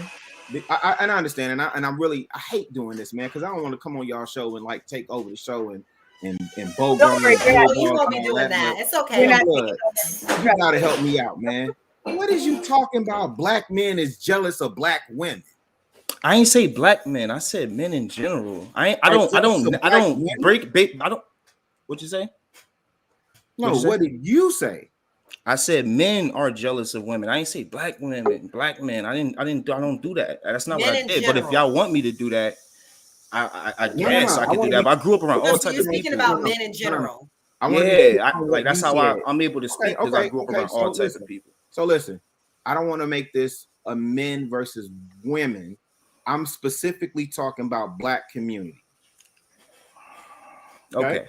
Because we on this panel and we're trying to figure out solutions for our community. Okay. Now, if you want to figure out solutions for the whole world and you say men, I don't even see where that plays out, that men at large are jealous of women. Yeah. You want me to? I mean, all right. So I just think that overall, a woman, if she wants a man, right, she could get him. You might want a shorty that looks good, but you can't get it because you just don't have what she would deem attractive. And I think that's what the problem is. There's a lot of dudes out here that's walking around, that's walking around and saying that money is what brings a man value. And okay, I get it. It does in a way, because there's women out there that want to be taken care of, but there's women out there that can hold their own. What about a woman that wants to be a pilot and she making 150? Wait. Hold on. Let me pause you real quick before you go all over the place, because you all over the place with this. Okay. You said men are jealous of women. You started talking about how some men can't get the woman that they want. Then you started going into a woman's career. What do women? Okay. For the most part, not all. But by and large, what do most women want from men? They want to be taken care of. Okay, cool. Stop right there. Okay. Do men seek to be taken care of for women? In other words, when a man is taking care of a woman, provision and protection is primary. Yes or no? Provision and protection is primary? Yeah, I guess. Cool. But I think men, wait, pause. Just really quick. We gonna slow walk this thing, bro. Right. I'm not stopping your shine. I'll let you cook. No. I appreciate that. Thank you, sir. So do men seek provision and protection from women? No, but why would a man be jealous of a woman? I mean, all right. What is it? Okay, let me ask you this. Let me say this again. Let me ask you this. What is it that men seek from women? Men seek sex and some type of catering.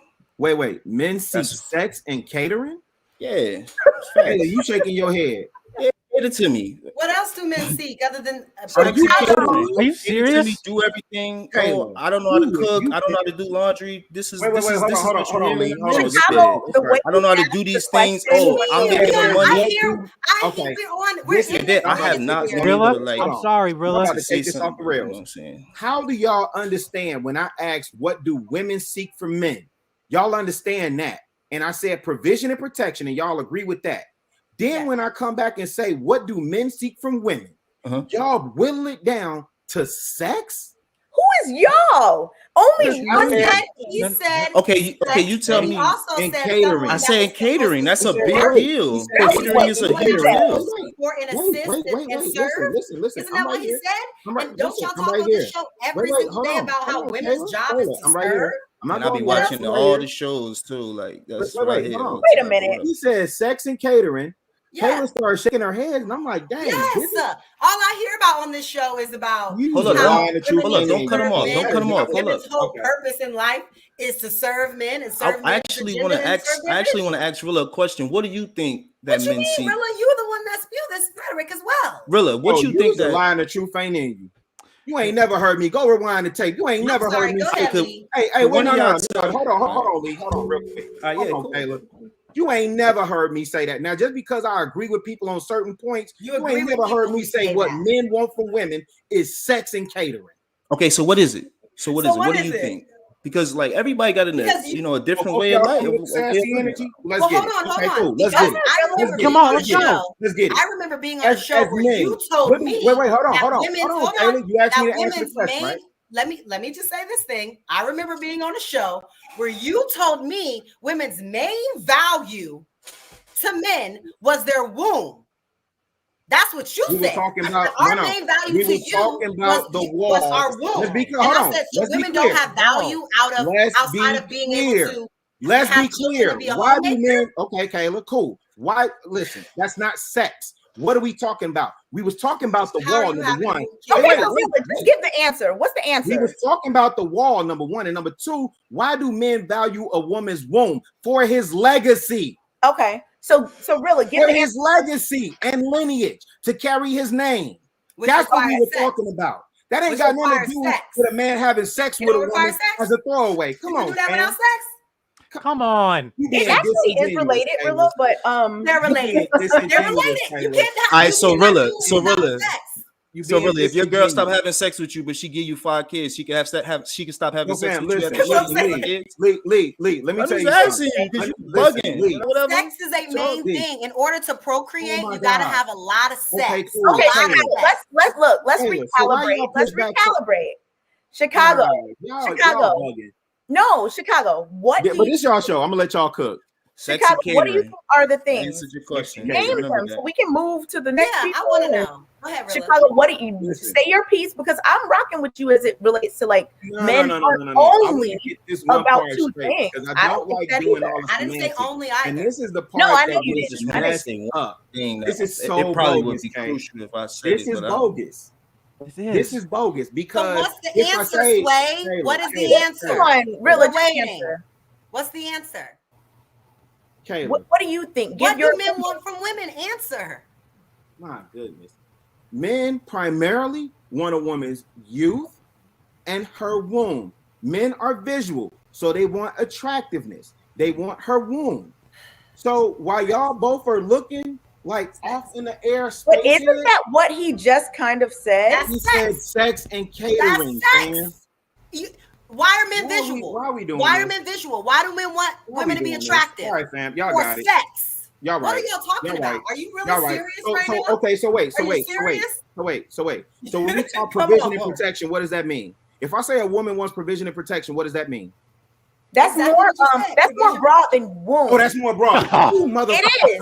That is absolutely more broad. What is your womb for? It's not broad, Kay. Kay, it's not broad. Kayla, it's more. Take care of me. More broad than womb. I'm not gonna let y'all do this. No, but look, it's more broad than womb. Listen, I can wait till Thursday. And I was gonna say, I don't think women need that no more. It's more broad than womb. Niggas smarter now.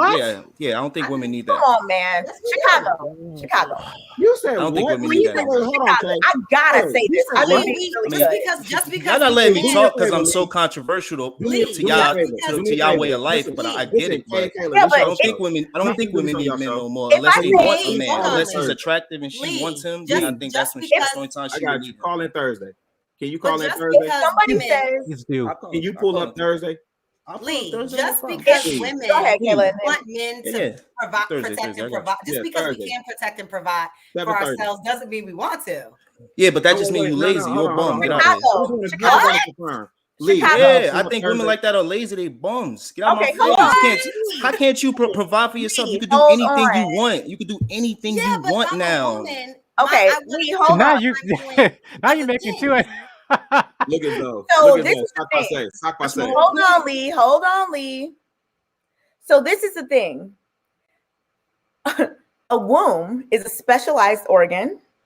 It's very specific as it relates to procreation.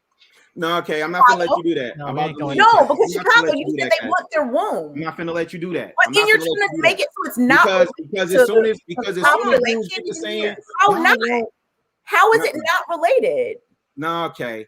But Rilla, you know what? You trying to make it deep. You want it to be not deep. It's very simple. simple. What I'm telling you is that word you want to make it deep. That's what you want. Sex Let me tell you is too something. like. Check the So chat. he says, Make it deep. womb. Oh, we want her Check to the be chat. attractive, so we can have her womb for procreation. That's Sex, not what I said. But sex. check the Men chat. want sex. Period. Like, stop with the fluff, Men, fluff, fluff, that's fluff.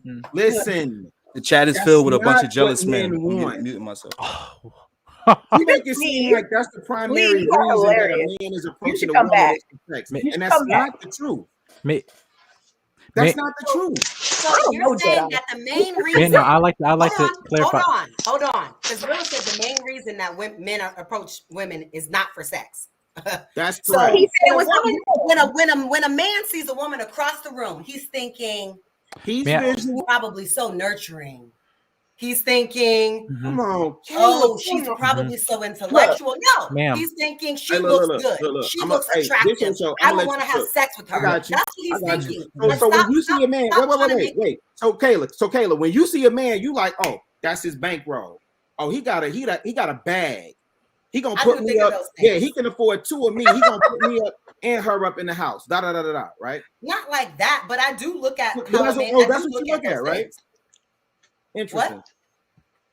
I'm gonna let y'all cook, man, because I ain't trying to make. I answered your question, and I said yes. I do look at those what I'm things. saying is very simple, and I think what I'm saying has been repeated by multiple men multiple times. Ain't no man ever came out and led with like, I just want to F you. I didn't say that you lead with that. I'm talking about what you actually think, how you actually feel. I'm not talking about what you say to women. Actually think is we want what we commit to, what we wife up. We're thinking about lineage and legacy. When you first meet her? That's exactly what I'm saying. What are you talking about? Your wife. Hey, wait, hold on. Hold on, Kayla. When you approach women, that means somebody you don't know. Just real quick. Just real quick. Lee, you married? Why are you asking him? You're not married. I don't answer questions. Are you serious? Man. Hey, Kayla, how old is your boyfriend? Really is talking about men, not boys, man. Exactly. How old is your boyfriend, Kayla? Thank you. Oh, you barely got it's a different age situation. Absolutely. Yeah. I mean, 35 and up. That's what he talked about. Maybe 30, yeah. 30, 35 and up. That's what he talking about. How y'all doing? How old is your boyfriend? The same thing as the age. Don't play with me like Lee, that. you just playing around. You trying to get a reaction. No, that's shit. No, really? That's a fact. Lee, are you married? I'm married? No. Am I married? No. Okay, so you're not married. Rilla's not married. Why are we talking about marriage? Exactly. I don't want to answer those questions to give them leeway to go to these line of questions. Wait, we cannot have everybody call me a kid because of that. We can't have everybody talk at the same time. So first, hold on. I'm gonna wait till Thursday. Jedi, Freddie, you go first because you've been here silent. And then we'll have Jedi respond because I see him on the temple. I know what that means. So first, Freddie and then Jedi.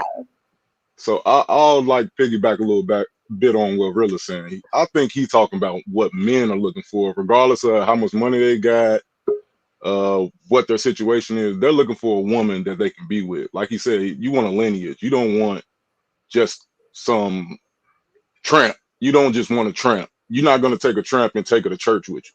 You know, you want somebody that you can actually present to your parents, your grandparents, you know, people like that. That's important to you. Now, the people, like, if you go to the club, you obviously not looking for the woman you're going to marry in the club. So I think Lee is kind of like over exaggerating what men really want.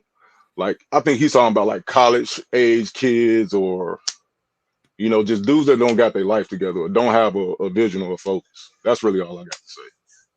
So Freddie, he's just trying to get a reaction out of y'all. So Freddie, could you so you meet a woman, she's everything, she has all the things, right? Mm-hmm. She has the ability to give you a lineage and all of that. Are you still going to do it if you're not sexually attracted to her? You're going to marry her? What do you mean? Like if I meet her and I'm not sexually attracted to her? Yeah, if you're not sexually attracted to her, are you pursuing a marriage with her? Question. Don't even answer that. That doesn't make sense because if I'm not, because the attraction. This is Freddie's turn. Thank you. Part of the attraction is like y'all were saying, we're visual creatures, man and woman. So if I'm not even attracted to her, I think if I try to do a long-term relationship with that woman, I'm probably gonna step out or something like that. I'm just gonna be honest with you. So it's about the total package of a woman, but if I'm not physically attracted to her, then it's not gonna get far in the first place. You know. So I think physical attraction does. That has to initially be there for you to approach. I don't think so. I don't think so, because as men, we can actually. We can grow. Like yeah, we can grow. at work, and then you get to know them. Personality, how compatible you are, kind of speaks. But you still have to like looking at them.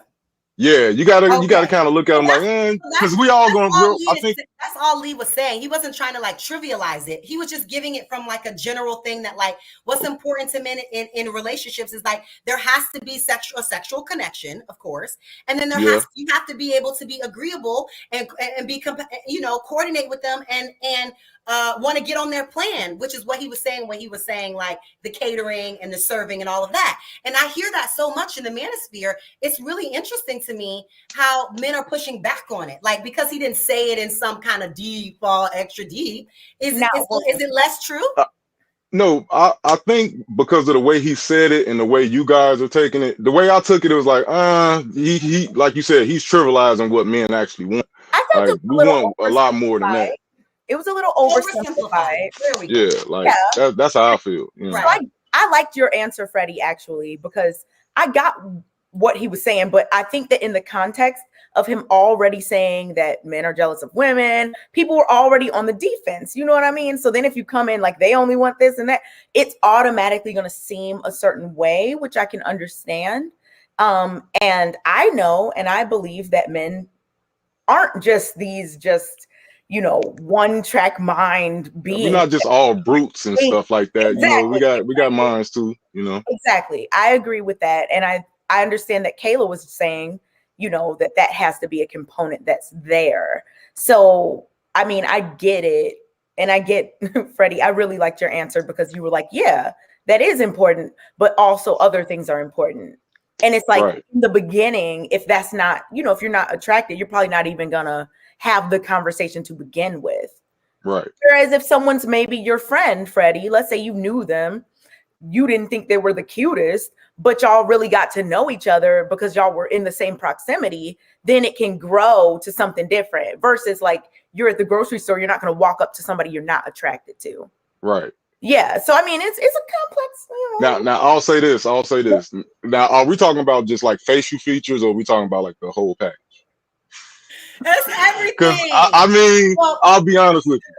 I've seen a not so pretty woman, and she might have features that I'll be like, oh man, the body. You know what I'm saying? Like, and I'll be like, oh man, I wouldn't wife her, but one night, that's a way a man thinks. You know what I mean? No, wait a minute, Freddie. When you really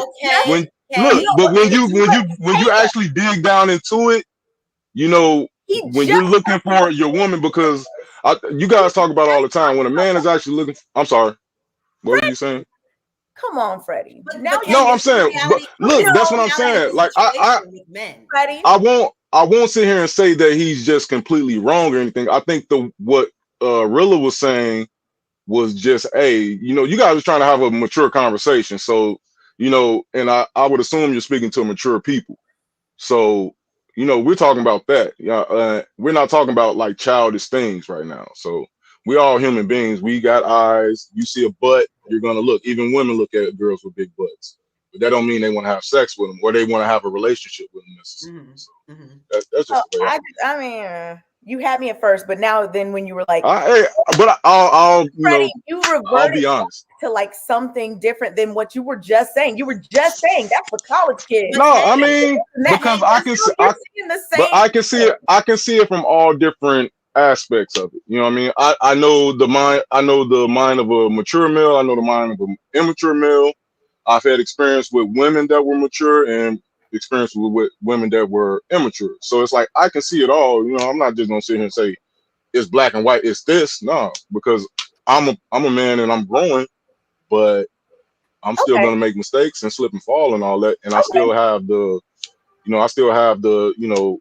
history that I have of being with women and things like that. So I know what I've been through. So I'm not gonna sit here and act like I'm a perfect man. That's fair. But in terms of your conversation, I think Lee was trying. I felt just like Lee just kind of just took the conversation a whole different realm when we're trying to have. Well, when you guys are trying to have a mature conversation, that's all. Okay, that you know what? That's fair that you brought up that you are a work in progress, and you're still kind of like you can understand both. I understand that. Is it that though? I don't know. What? But, because even a lot of mature men, they believe because the double standard is the way that it is, that they have the right to do that. They have the right, the men believe, that to sleep with women that they would never wife, because that's what men do, and men can be out here and do that. And then when they're ready to find someone that they think is worthy of settling down, then they will go ahead and get with her. That's why men feel like the number of bodies they have don't matter. It only matters how many bodies we have, because of stuff like that they feel like, okay, well, and she, whatever, I'll smash her, but I ain't gonna wife her because I'm the one that controls marriage. And when I say that, when I find someone I think is pure enough or wifely enough, then I'll wife her. But until then, I'm a man and I can do whatever I want to do because men do what men do or whatever. You know what I'm saying? Like that's a real thing. For some men, I think that's true. So some men, I think, well, I don't want to say I think that's true, but I think some men do think like that and don't have a problem with thinking like that. But in my opinion, I think male or female, when you're collecting bodies, the closet is going to get full of skeletons, and they're going to fall out eventually on you. So you got to choose wisely who you sleeping with. All right, hold on, Freddie. Let's get Kamaria and Jedi's final thoughts so we can kind of, because there's a lot of people in this waiting room. A lot of things are going on. Many people have been waiting very patiently. We thank you. So Kamaria, final thoughts, and Jedi, final thoughts, like 30 seconds each, and then we're going to rotate it. Kamaria. Thank you. So I'm sorry, I'm still thinking about what I said before in like the past conversation as my final thought. But anyways, so it's going to be off topic. No, do it. Okay. I was thinking about something Sayla said about the Native Americans and how she was like living around them, and she noticed that they also have issues with having the male figure in the household and things like that. But she said it started with the Black community, and I'm not sure if that's true, but I just feel like we got the example of the worst parts of historical trauma in America through through watching what happened with the Native Americans, because that was like the first genocide, I would say, in America. So I think we use them as an example. Like we're not the originators of trauma, and I feel like we put that on Black people all the time, and it's broader than that. And that's all. Thank you. It was really great being on the show. You were so much. Please call back next week. Yes, I really enjoyed you being here. Do it. Definitely. Have a good night, guys. Thanks, you too. Jedi, I know you got notes, but let's just keep it brief. 30 seconds. Final thoughts so we can kind of rotate some more people in. No, first, I just want to say there's just certain things, and this is not just with this show, but this is just on many other topics. Like when it gets to a point, like there's a lot of things that come disingenuous especially when a topic of are you married, are you not? Because especially they used that to Kay before even Kayla got here. They done that to Courtney and then that to Sue. And in fact, if you actually can use that argument, then only people should be talking about is Amira and Rebecca. But that's not the point, having a conversation. I think there are a lot of things we're supposed to have a middle ground and have a topic of we actually trying to get results instead of the need to be right, because some things just filibuster right now, especially when we get into a point and we're going to try and go back and retreat back to the same old cycling narrative. To me, I'm sick of it. As Black people, as a Black man, I'm sick of it. And so when we get to conversations that go throughout in general, right, we have to understand a lot of these people that might be talking about, they're not grown men, they're grown males. We need to identify that distinction, especially in these communities, whatever you say, manosphere, red pill, whatever, which is not the overall scope of them in general, even though I'm not affiliated with that. Same thing, they can say the argument with feminists, all the other crap. Right? You can't use generalizations like that, because then you get to situations like here where unfortunately we're just basically bickering now, but now we're just using shaming tactics and everything like that. We're not actually arguing and actually getting to a productive solution. So that's why I should encourage for us to move forward, maybe the rest of the show, but also just moving forward. But other than that, y'all know, just love. But anyway, I'll dip out. Thank you. Thanks, Jedi. That was a good point. Yeah, it actually really was. All right, who's just another Zoe? Come on. because you have been. Yeah, you know what, Zoe? You've been so patient tonight. I just want to give you a shout out. Everybody go follow Just Another Zoe because he is like this kind of patience. I love it. We thank you and we apologize. It was just a lot going on. Go ahead. Thank you. I'm not patient. I like to be patient. Can you turn? Hello.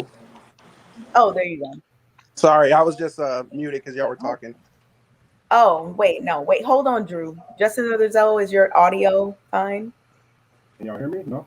No? You can't hear me? Yeah. It's super low. It's a little low and muffled. You can like, I don't know. Turn it up a little bit. How about now? Say something. Can you hear me? Yeah, let's all be silent so we can hear really well. Yeah. All right, go ahead, Zoe. I'll just try to talk right to the mic.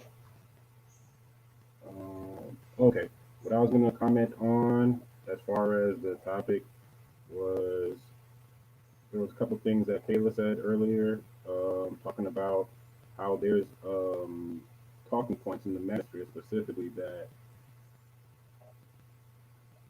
get misinterpreted or to get to separate the wheat from the chaff kind of thing. Like there's things that are valid, there's things that aren't valid. But the way I look at it is more that there's things that can get misinterpreted by dummies or losers. So it's like losers can take advantage of a talking point and like want people to bow down to them versus men who are actually trying to better themselves will take it and run with it and become better. One of those talking points I would generally classify as, I think it predates the manosphere, as like men being better than women. Like in generally speaking, men being better than women. That is a talking point. Or maybe I'm being too broad. No, I'll say it. Men are better than women. Talk really loud though. I don't know if it's just me, but I'm having such a hard time. It might be his mic. I'm having it's trouble. Like really muffled and low, and I can't like hear. And I'm not sure. Just talk louder, like project your voice, maybe. I can try. To compensate for the audio issue. Right. Do you have the Bluetooth on or like headphones on? Yo. I probably should.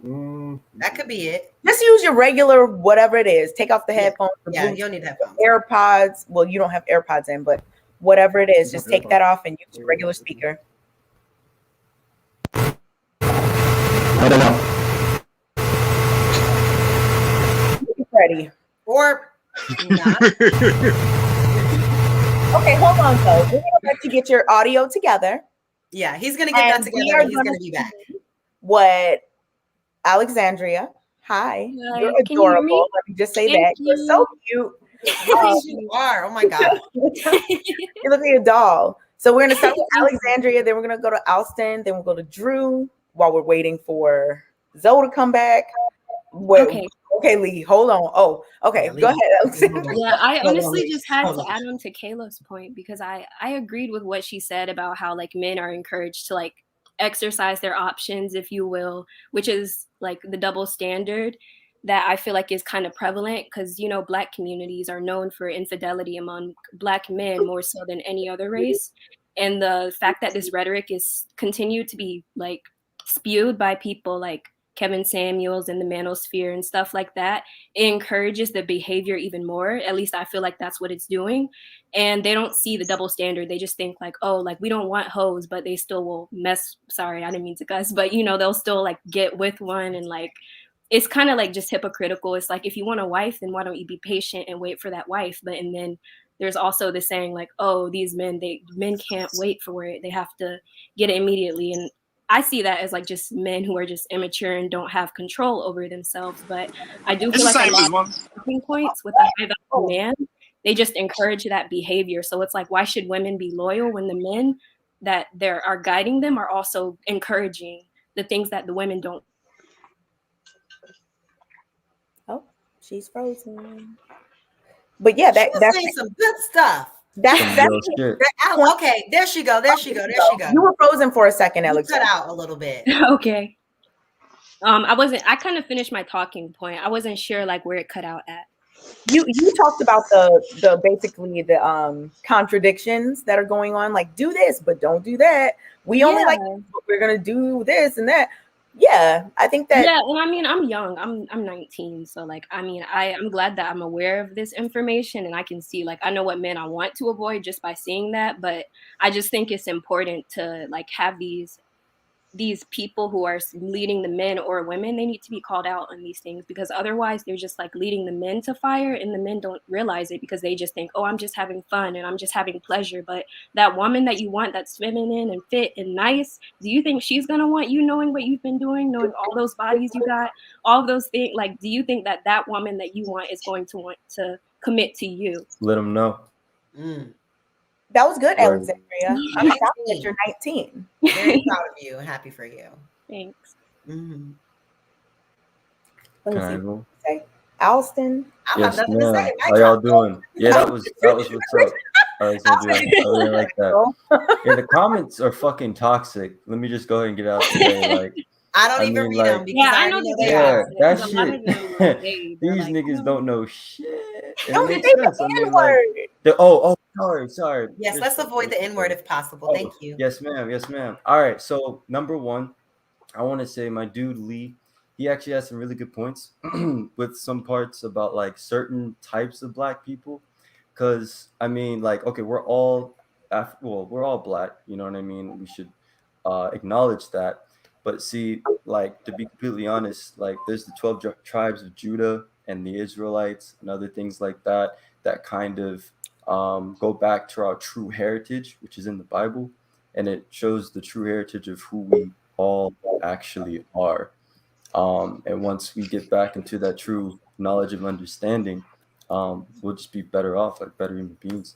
Man. So, I mean, yeah, that's pretty much it. Also, I do want to say this is kind of an old point because this is where you guys were kind of all arguing about this situation, about how men always think about like sexual things. But I want to say, from I guess a personal standpoint as well, it's not completely true. You know, a lot of the things in the world right now are sexualized just due to how they are, but that's how, again, the way the world wants it, because we're all in tune. Well, not all of us, thankfully, but a lot of people are in tune with lust more than love, and actually getting a true understanding of who that person is, and because that's more important than, I guess, banging, bro. You know what I'm saying? Like, that's like a one and done type of, well, not really one and done. If you really love the person, it doesn't really, that part shouldn't really hold so much weight as we give it. You know, we give it so much weight when really it's not even that important. Now, I do understand what Mr. Chicago Rilla explains with the lineage or whatnot. That seems legacy. More, huh? Legacy. Oh, legacy. Yeah, or whatnot. But that seems more like a, I don't know, kind of like a selfish take on, like, you know. Oh, Chicago's back. What's up, Chicago? Okay. What's up, man? I appreciate, you know, and it makes sense, but like, you know, it's like, oh, my lineage, but it's like, you know, I don't know. I feel like if you should be focused on making a relationship with that person, and then whatever happens. You know, if y'all want to have kids, because I mean, at the end of the day, naturally, men and women want to have kids together. You know, that's just Brother Austin. What's up? Austin, how old are you? And then Chicago go. Damn it. Because I just want to see I'm the 25. No, I'm 21. 25. Yeah, I was going to say he seems like he's fairly young. So yeah. Sure. Go ahead, Let me ask you this. He's really different quick. mindset right now. Do you believe that men should lead their household? Yeah. Oh, but yes, I think the woman should accommodate the man. So the man should lead his household. Yes, right. But the woman accommodates her, which means that it's a like a co-pilot, right? So then there's two people, like you know, doing the pilot. So we have to give that's why men the co-pilot some. Or you could credit, say it's selfish, but that's why men are concerned with lineage. Got you. That's why men are concerned with lineage. When you hit a certain age, you'll probably be concerned with your lineage too. Okay. Okay, That's somewhat, I'm disappointed that y'all let the young lady go. Okay, this young lady said she jumped on this platform, flat out said black men cheat more than anybody else, and y'all didn't check that out the door. I don't know where she went. I didn't kick her off. Yeah, I actually like wanted. Oh, she said a lot of other things, so I didn't get. No. Wait. That was one of the first things that she said out her mouth. That's why. Who is Louis Saintville? Whatever Louis, he was saying that comments are toxic. It's because some of the stuff that's now there's some goofies in there, and there are moderators in there timing people out. Shout out to Sherelle, and I think Sir Shah is in there. And I think somebody else. I think Jonathan is in there too, timing people out. But I just got to press back on that for y'all, ladies. Y'all heard this 19-year-old baby say black men cheat more than anybody else on the face of the earth, and y'all let that go unchecked, and then pat it on and said, "Well, baby, you were speaking some real points, girl."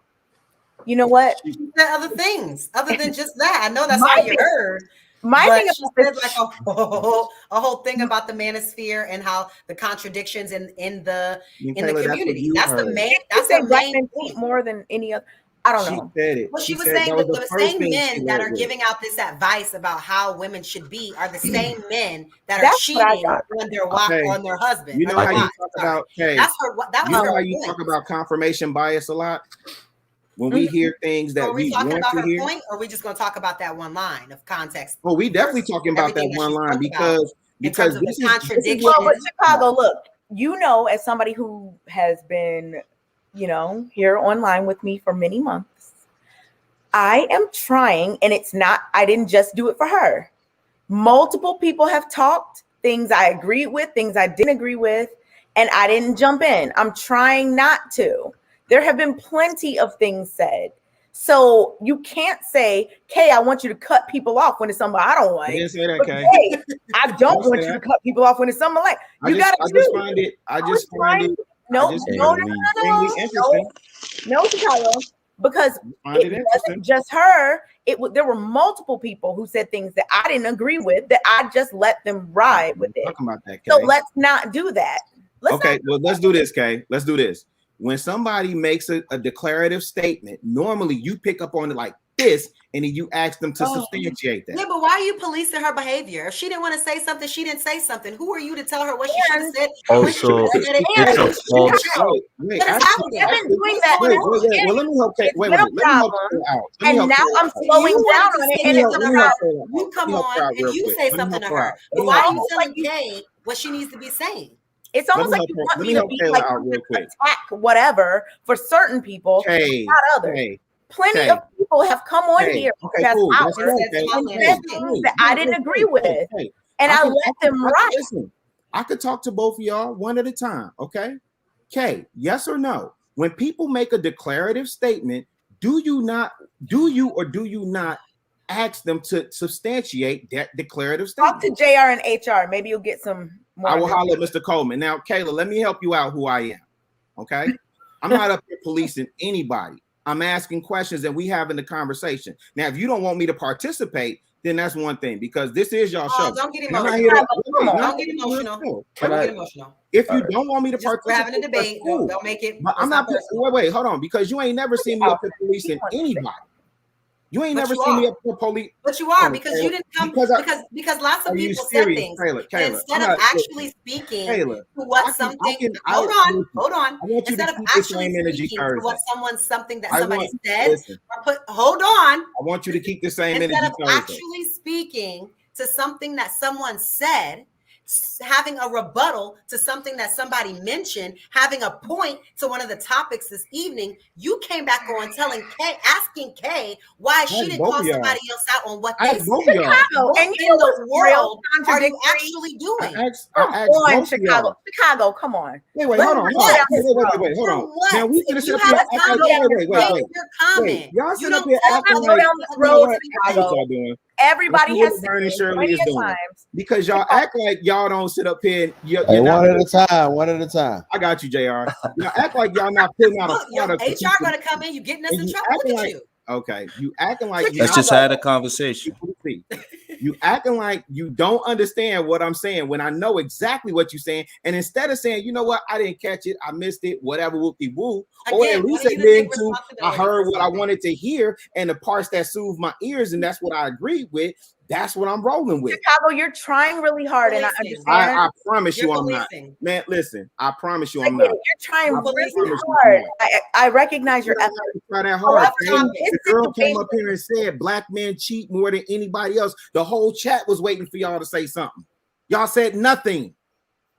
Look at you holding us accountable. The chat don't control what I say. You don't control what I say. Hey, look, you don't even control what you say. You have a comment. All right. Okay, Chicago. Guys. Chicago, how can we move forward, Chicago? Okay. What do you want me to say? I do not think that black men cheat more than other men. I think it's a false statistic. I think people cheat. Like for real, like actually, black, white, Asian. The same thing you challenge me with. I want you to be consistent. Chicago, people cheat. Challenge me with. Chicago. Oh, so this is you having a cathartic moment based on something that happened with us a long time ago. Go ahead, let it off. Okay, I want you to keep that same energy Thursday too. I always keep the energy, Chicago. I won't, because the simplest thing. Chicago, I always keep the energy. Let's keep it a bit, okay? You're trying to do this thing about some old stuff. Well, you did it to me. What? I said the same if thing. If you want to start going down that road, what are you talking about? I said the same thing you expect of me is to keep it consistent. Is Chicago. That what you expect of me?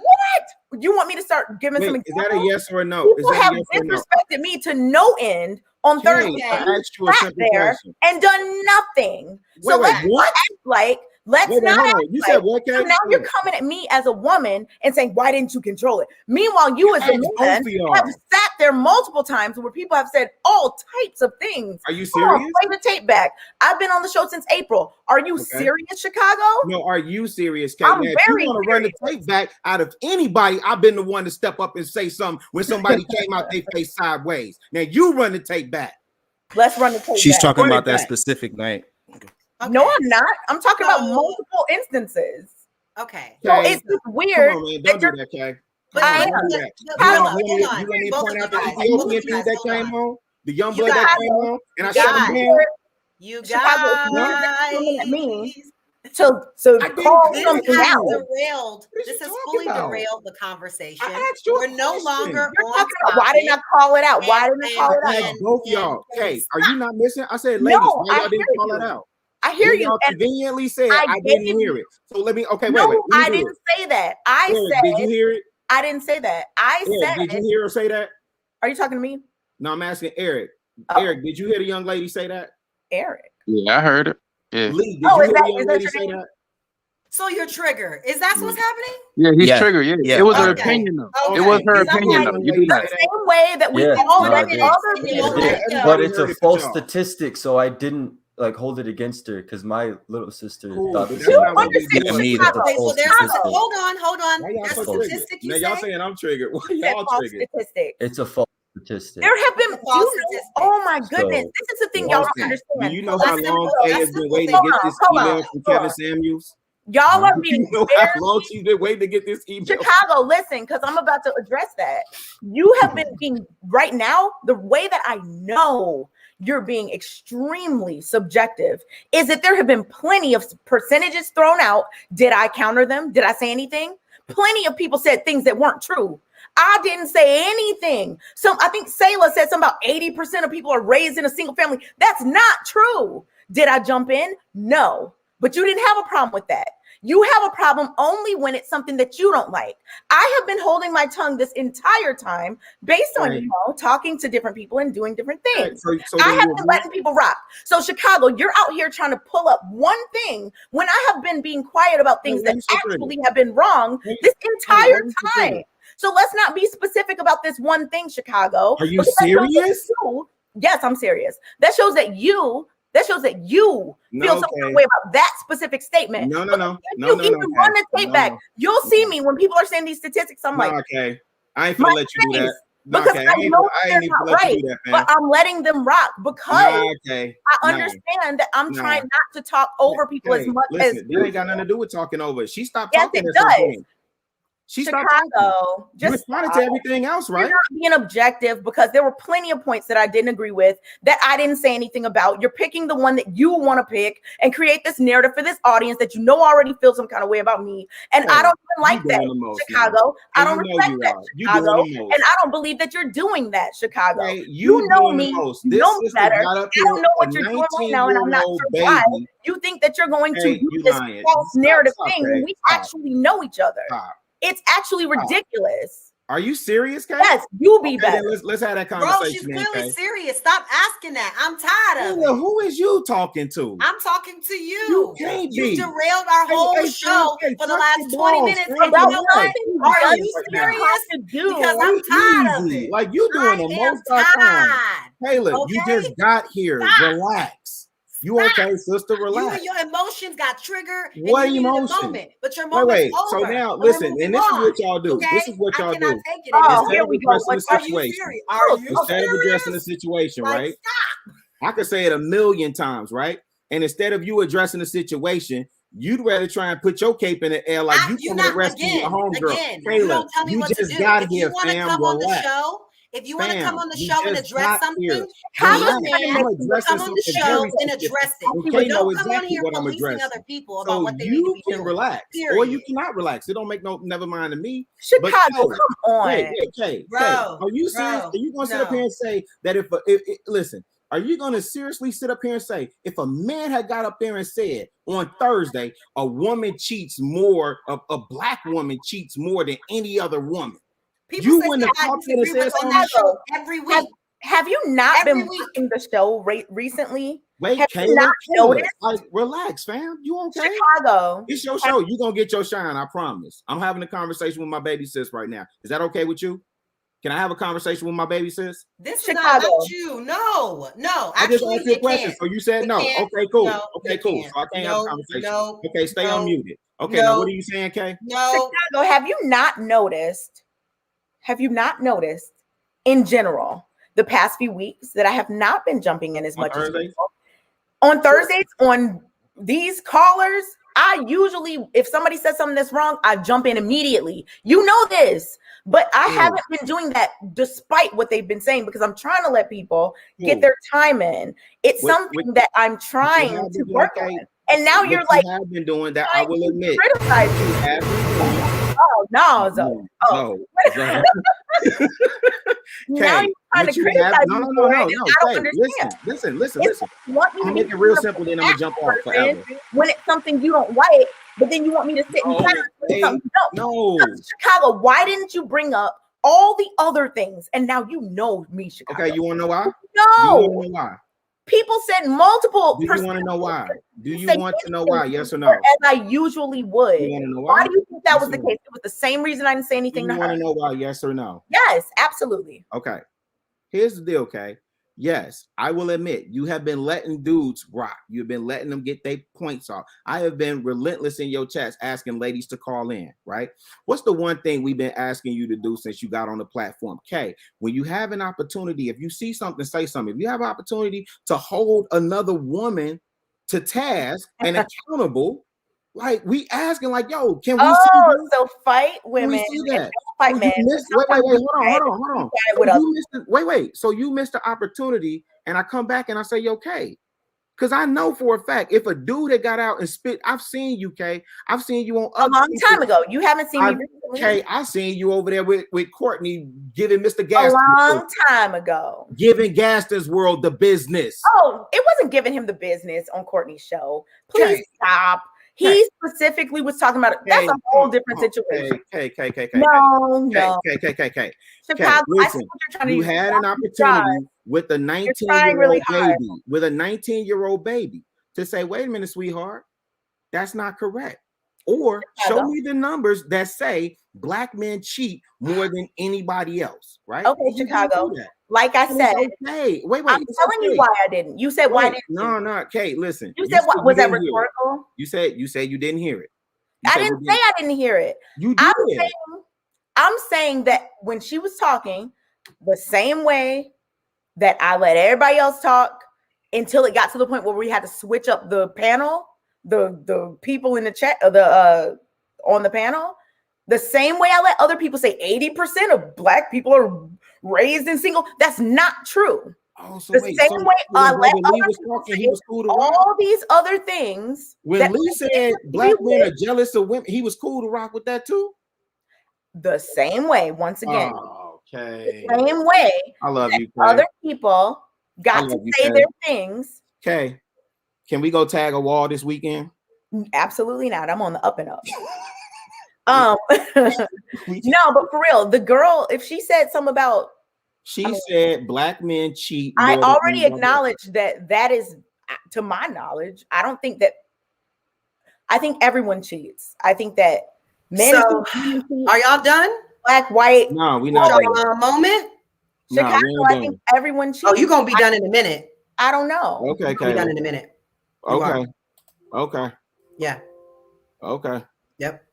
I don't know if I heard, honestly, I don't know. But that statement, I absolutely think that a lot of people cheat. My thing is, I've been working on not jumping in.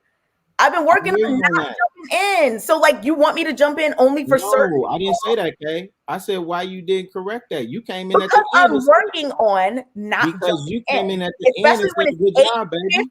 It's 800 people in the back room chat thing waiting to get on. Sure. I'm not trying to prolong. Let people say what they say. Move on. That's what I'm doing. But y'all have prolonged it about 35 minutes now. Because Chicago wants me to attack certain people. Drew and Lewis have been waiting for at least half an hour. Chicago, it's either all or none. Either all or none. No, okay. No. You know balance. You know balance. I don't. Y'all can bring in whoever y'all want to bring in. Go ahead, Kayla. Well, okay, Kayla. Let me know when you moderate. What's going on, Drew? I saw you had some plants over there. I like that. Yeah, y'all didn't see a thing. I seen them plants. Oh, he was doing the plants earlier. I saw that too. You got to water them every day. You got to talk to them. I already know. I like that. Mm-hmm. Well, I was doing the watering while y'all was talking to everybody else, and I was in the waiting room, so they looking good. Welcome in. Thank you for your patience. How do you feel? Thank you. I'm feeling good. How about y'all? We're good. Well, I'm good. What up, Rilla? Hello, Drew. But yeah, wait to talk to you on the phone later. But yeah, I just was calling in because I called in when I called Lee earlier. I just wanted to say this. I see a lot of what people wouldn't want to be called, but Black people in the chat saying that they're not Black. I just wanted to get one thing straight, that Black isn't a color, but it is an essence from which all color derives from. So if you want to say you're not Black, that's fine, but genetically, phenotypically, you are a Black person. I don't care if you could pass as white or you as Black as midnight. Chicago, do you want me to jump in and talk about the shades of brown? Or is it okay for me to let him keep rocking? Because I would usually. Go ahead, Drew. I'm just trying to point out go ahead. Yeah, so that's point number one. Point number two, I think I would like to say is that notice a lot especially in the group and even on here, that a lot of the men on here feel entitled to women, to have them like property. You know, I hear a lot of people talk about, traditional this and traditional that, but when you really look back in tradition, let's be real, if grandma had an iPhone, she'll know what your granddad was doing behind the scenes. You know what I'm saying? There's a whole bunch of Black people that could tell you that they may have relatives that grandpa was going around the corner and had a whole nother family. So I just think when it comes to talking about wanting to have something that is righteous, I think that's when you have to bring in the fact of knowledge, because you know what I'm saying? I don't think because it was the old ways and they did it a certain way that it was correct, because there was a lot of bullshit in them old times that we allowed to pass that are no longer looked at as socially acceptable anymore. You know what I'm saying? So I think a lot of the brothers on here, they should chill out because they're not married. I'm married. I've been married for 8 years since I was 18. I knew my wife my whole life. So congratulations. Yeah, thank you. Dope. So I think a lot of the brothers in here made sure you had the water stocked up. She made sure y'all was look, Kayla, leave it back. I'm sorry, my bad. Okay, he's ready. The water. If something go down, that's the house you need to be at. He got toilet paper, water, he got everything. Anyway, go ahead. Sorry about that. I grow marijuana for my lady's lotion. She makes pain relieving lotion with magnesium. So we take the plants, harvest them, and make oils out of them, and then you can use for your pains and your joints or Does she whatever. have a website? She does. She does. Shout it out. I know you want What's to. that website? Well, her product is called Groovy Mics. She's in the process of setting it up, but it's called Groovy Mics. It's out. Father passed away. Peace be upon him. And you just got things to be progressive, and I think that's where marriage is beneficial for each other. Because I disagree when men say that a woman can't help you build, and I totally disagree. Because if we go back to the ancient people of Egypt, which is the Cometians, when you saw their statues erected, you saw the woman beside the man holding him up in certain positions. You know what I'm saying? So I talked to Rilla about this on his Facebook Live the other day, but man and woman are in the same space. You can't have one without the other. So I see a lot of baby Ted Bundys in the chat. Some real dudes who probably will take what some brothers say and really take it and make it more than what it is. You know what I'm saying?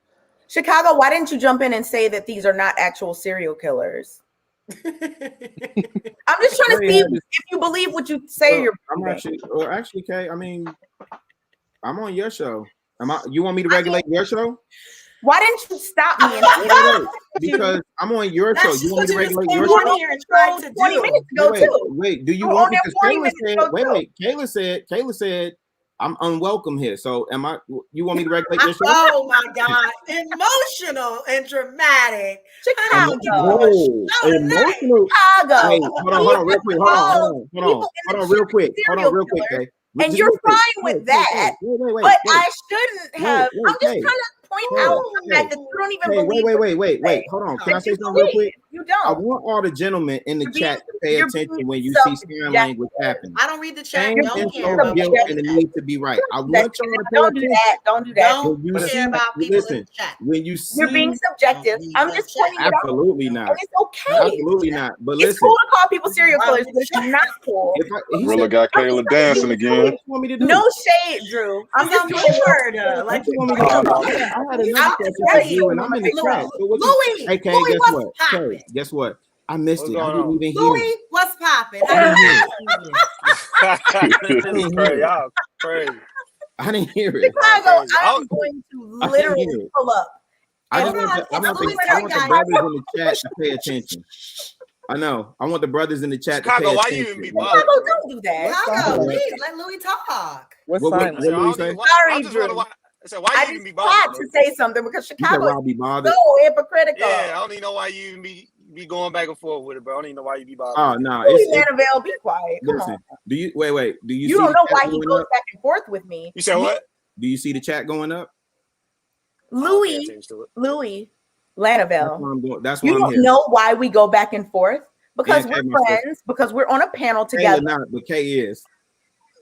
Okay, that's y'all dynamic. I guess. Okay, so then don't I'm ask not doing us why. Don't worry. I'm not We've doing that. talked But about anyways, I just wanted to say I just wanted to say I'm gonna make it short. Yeah, make it short. This kind of go back to what I was saying last time I was on here. It's about all this is about power, and us as men. It's not going to move forward until us as men realize what our power is, even in its purest form.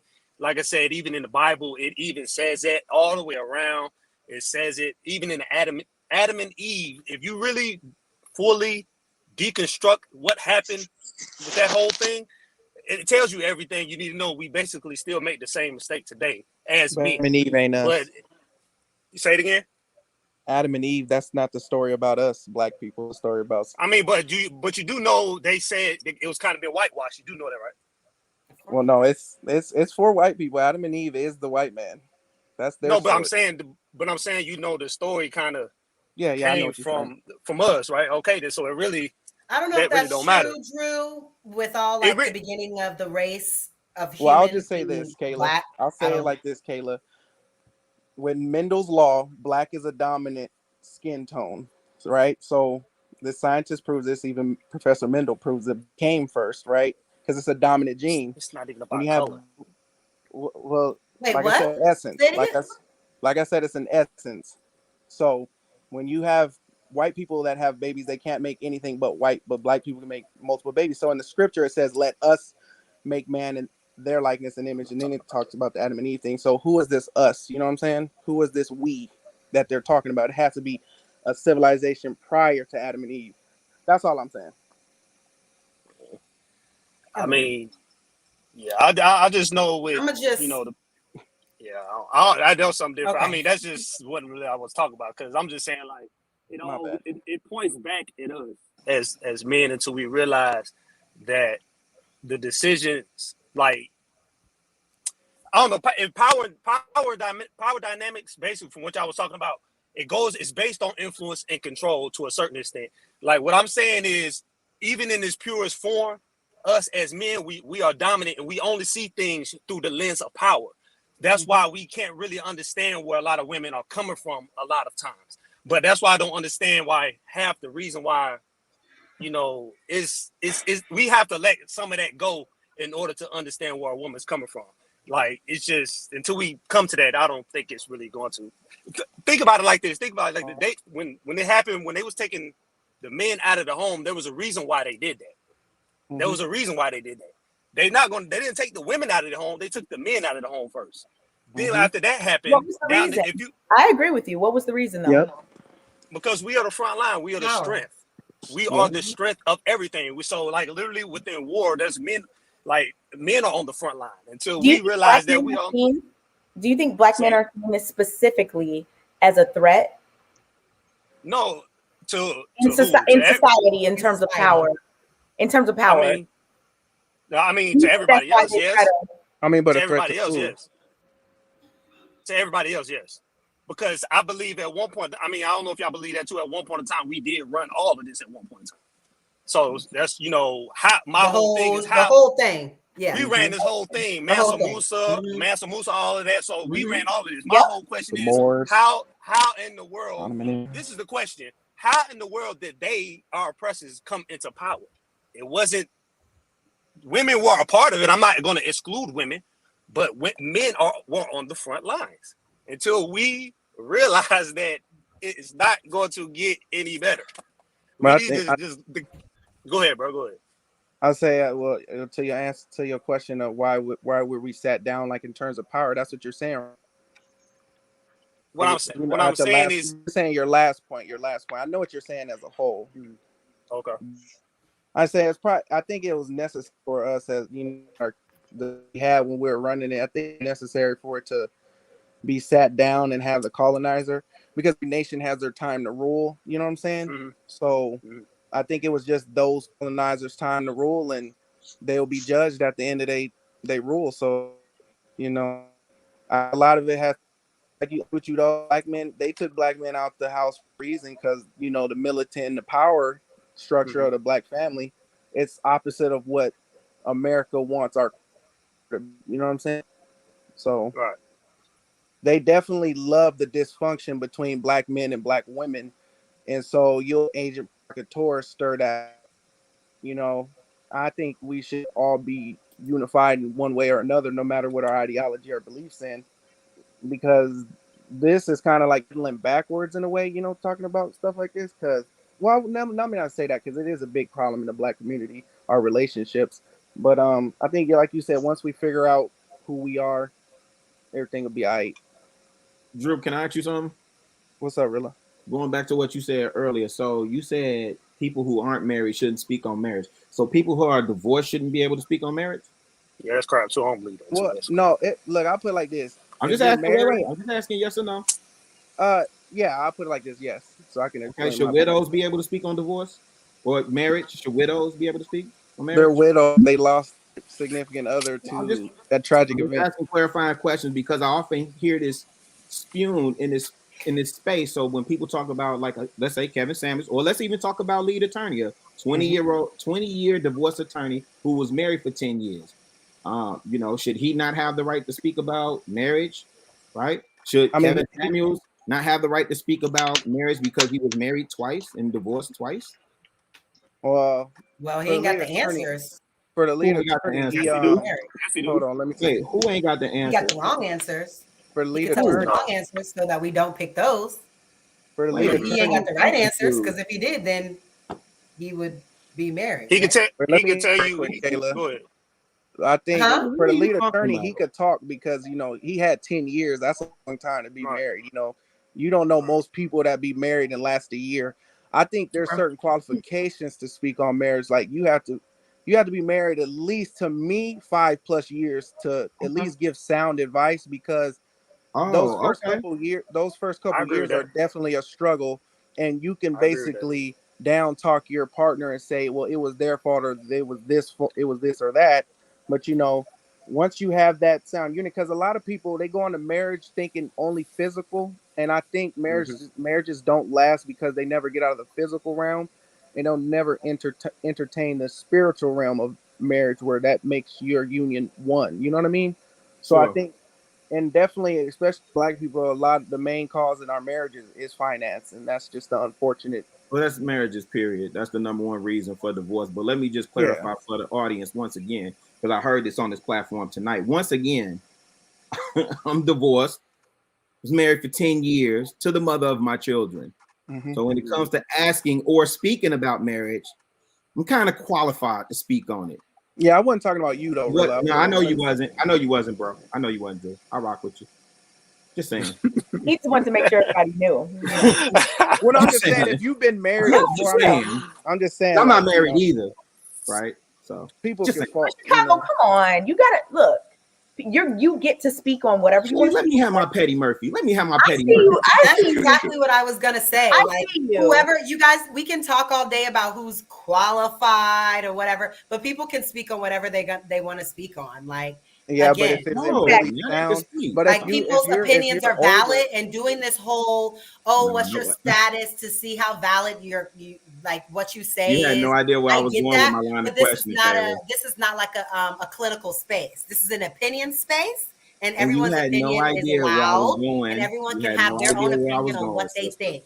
But if you I want hear a you clinical though. space I with know. someone that is instructed and Yes. certified to give you Yes. actual advice, Yes, girl. and that's different. Yes, I agree. Yes. You say it better than me, honey. I know.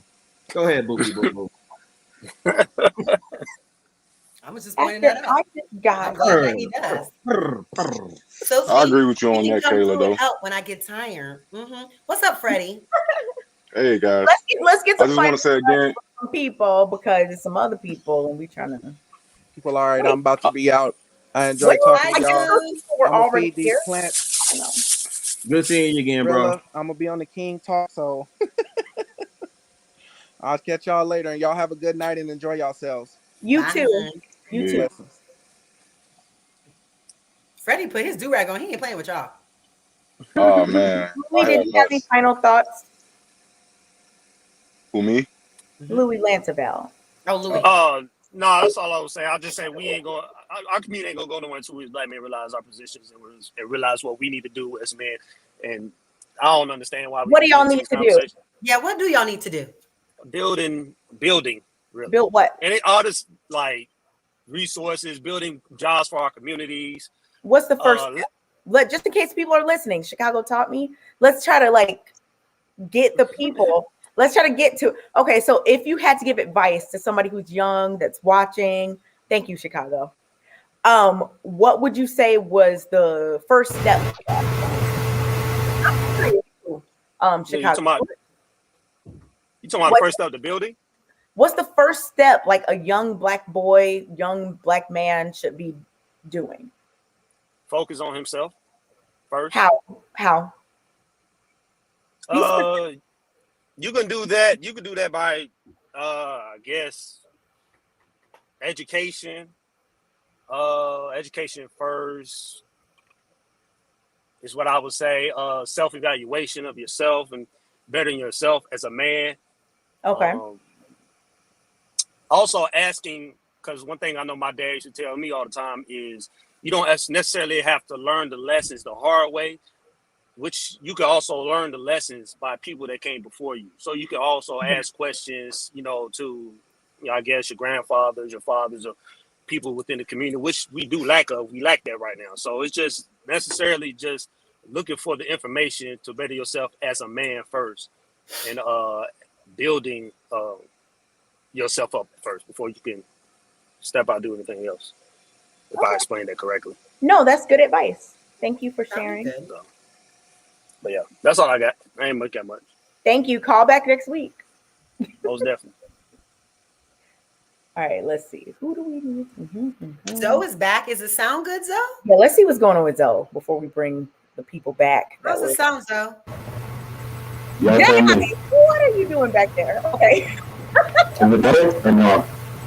I mean, it sounds very... Joelle said I was getting feedback.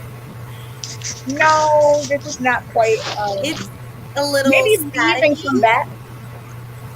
That's probably gonna. It's giving very industrial fan. Maybe leave and then come back in. It's giving mega fan. Like the ones that be in the dance studio. Huge fan. Y'all know about that. Anyway, go on. So while he's getting his sound together, I want to know what Freddie thinks about the power dynamics we talked about earlier. The power dynamics. I might have missed that. I kind of came in when Sailor was talking. I think that was her name. You came to the callers. Yeah. Okay. Well, earlier when we were talking about the power dynamics and like the with Black people being at the bottom, you know, of the socioeconomic of the whole power structure in general, right? Mm-hmm. And how even Sailor was speaking about it, and men not having fathers, men not, you know, being seen, men having a lot of anger and frustration and all these different things that, you know, is terrible, right?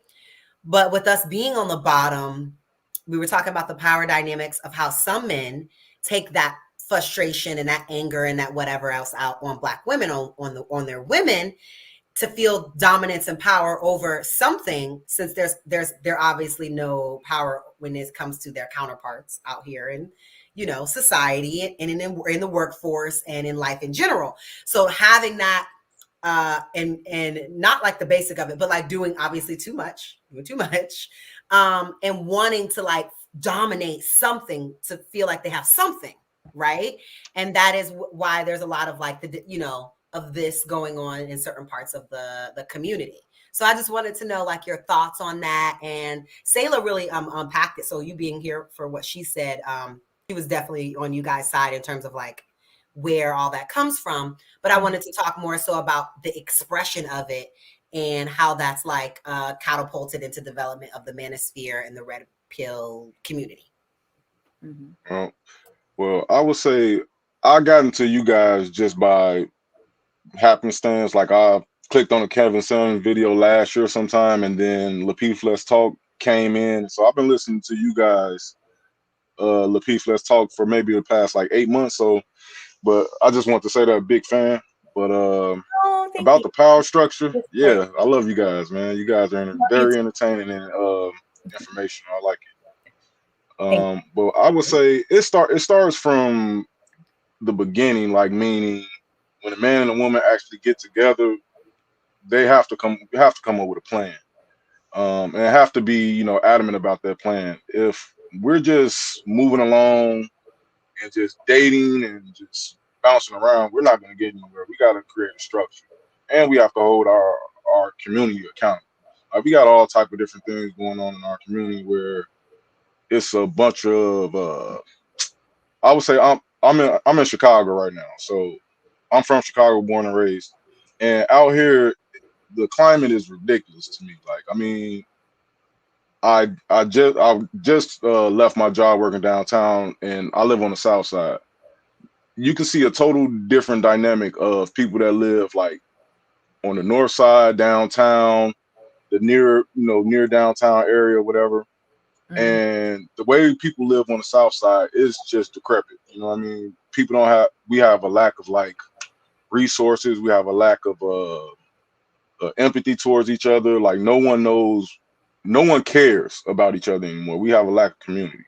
So I think that's one of the first things we got to do is actually bring the community back in. I mean, that's just words right there. I don't know how to do it because everybody's lost. So everybody's lost. That's all I can say, but I'm sorry.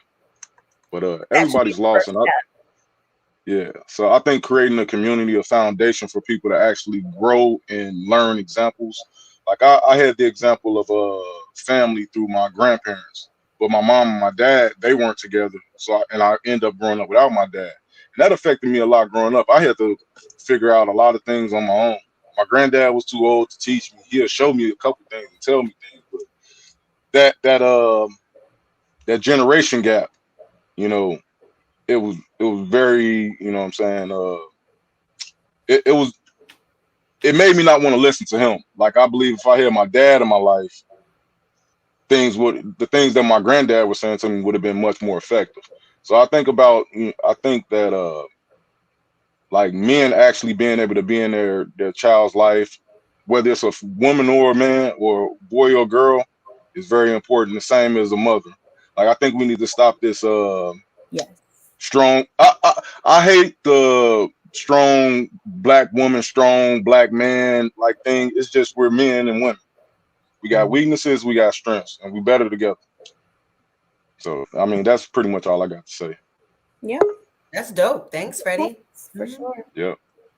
Thank you for sharing. Yep.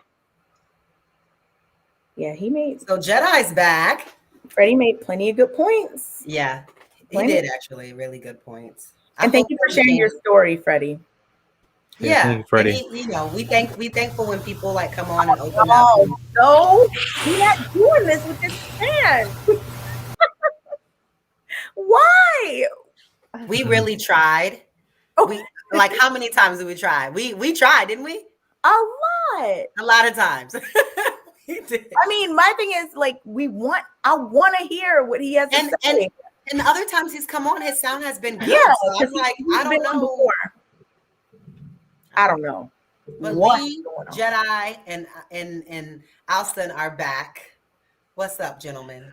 What's up? Can I just say something real quick about the whole marriage thing and the fact that people always asking people with a marriage, and really, I ain't mean to not answer your question. I just like the dude Lewis or whatever, he made a great point. Is like marriages, just because you marry, it don't mean that everything is perfect. And like, just because you married, like you was married for 8 years, you know, like things happen, you know, people fall apart. Like, so just to say it's because of marriage, ask somebody it's because of marriage, you like trying to create like a hierarchy. And I don't think that right there is like, I don't want to subscribe to that. So I'm just gonna say that real quick. Are you saying it towards me? I asked, listen, wait, let me say this real quick. I asked a specific question, which was going to lead to a follow-up question based on your answer. So it wasn't to validate whether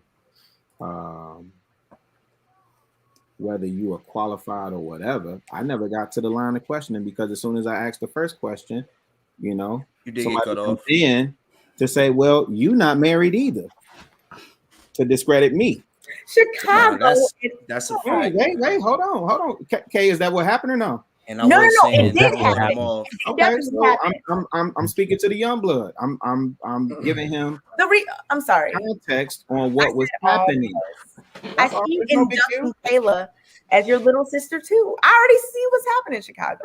No. Kayla's gonna be your little sister within a few months. I can see it. No. Okay, go ahead, Chicago. I'm sorry, but I just see the blossoming.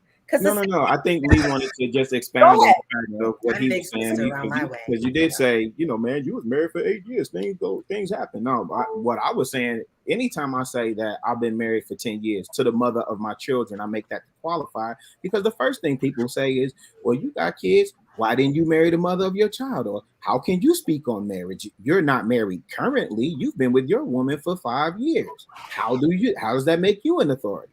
So I always revert back to, I was married to the mother of my children. So to your point, you're right. Things do happen. So I am qualified to give a unique perspective from the observation of been there, done that. Right. And I'm saying that just you being alive for as long as you've been alive, you qualified to talk and have an opinion. Like, I don't think as long as he's been just alive. Because you're not married. I'm saying experience, like I celebrate life, like to the max. That's what I celebrate. So for you to say that, that's crazy, Kay. So, no, because you were just saying it like, I mean, it sounded like the way. I mean, I simplify things. I get it, but like, because I don't like to be sitting here trying to explain. We said earlier.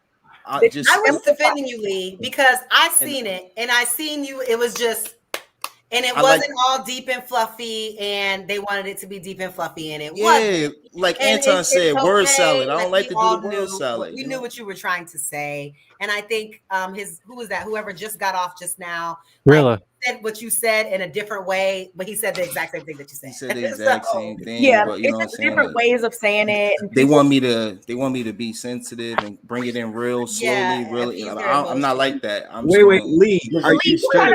Lee, that's why when I said men are jealous, everybody attacked me, and I wanted to you weren't. Come on, doing good, man. If y'all don't, if y'all think that someone saying something about what you said is an attack, you are not fit to be on any show. Because if that's the case, Lee, I said attack, but it's not as big as you think. It's just people just had different views. It's okay, Lee. Oh, you're saying he's saying here. Yeah, no, not you, Chicago. Yeah, nobody wants to be. No, I'm saying in the chat. I said in the chat. Nobody here. I said in the chat. Don't worry about the chat, man. Don't worry about the chat. Hold on. I'm not. I was just the chat.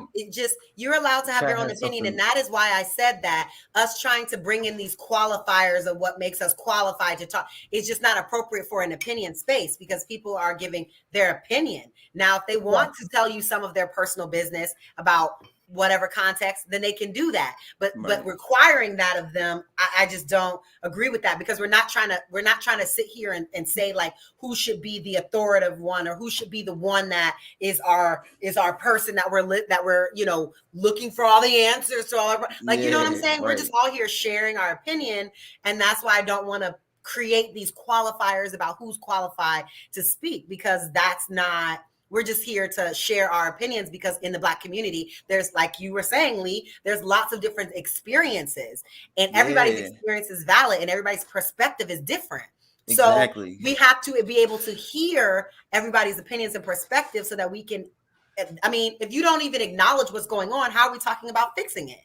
We're not even hearing people's perspective from people that live in Kansas City, Kansas in the hood on the whatever, or live in Florida in the suburbs. Like people have all these different experiences. So to say that like one person is the authoritative one, that is the ultimate person with the ultimate qualifications to give advice on, like, stop. We are just, are we trying to get somewhere? We're just sharing. Like, can we do that? Well, I had something to say.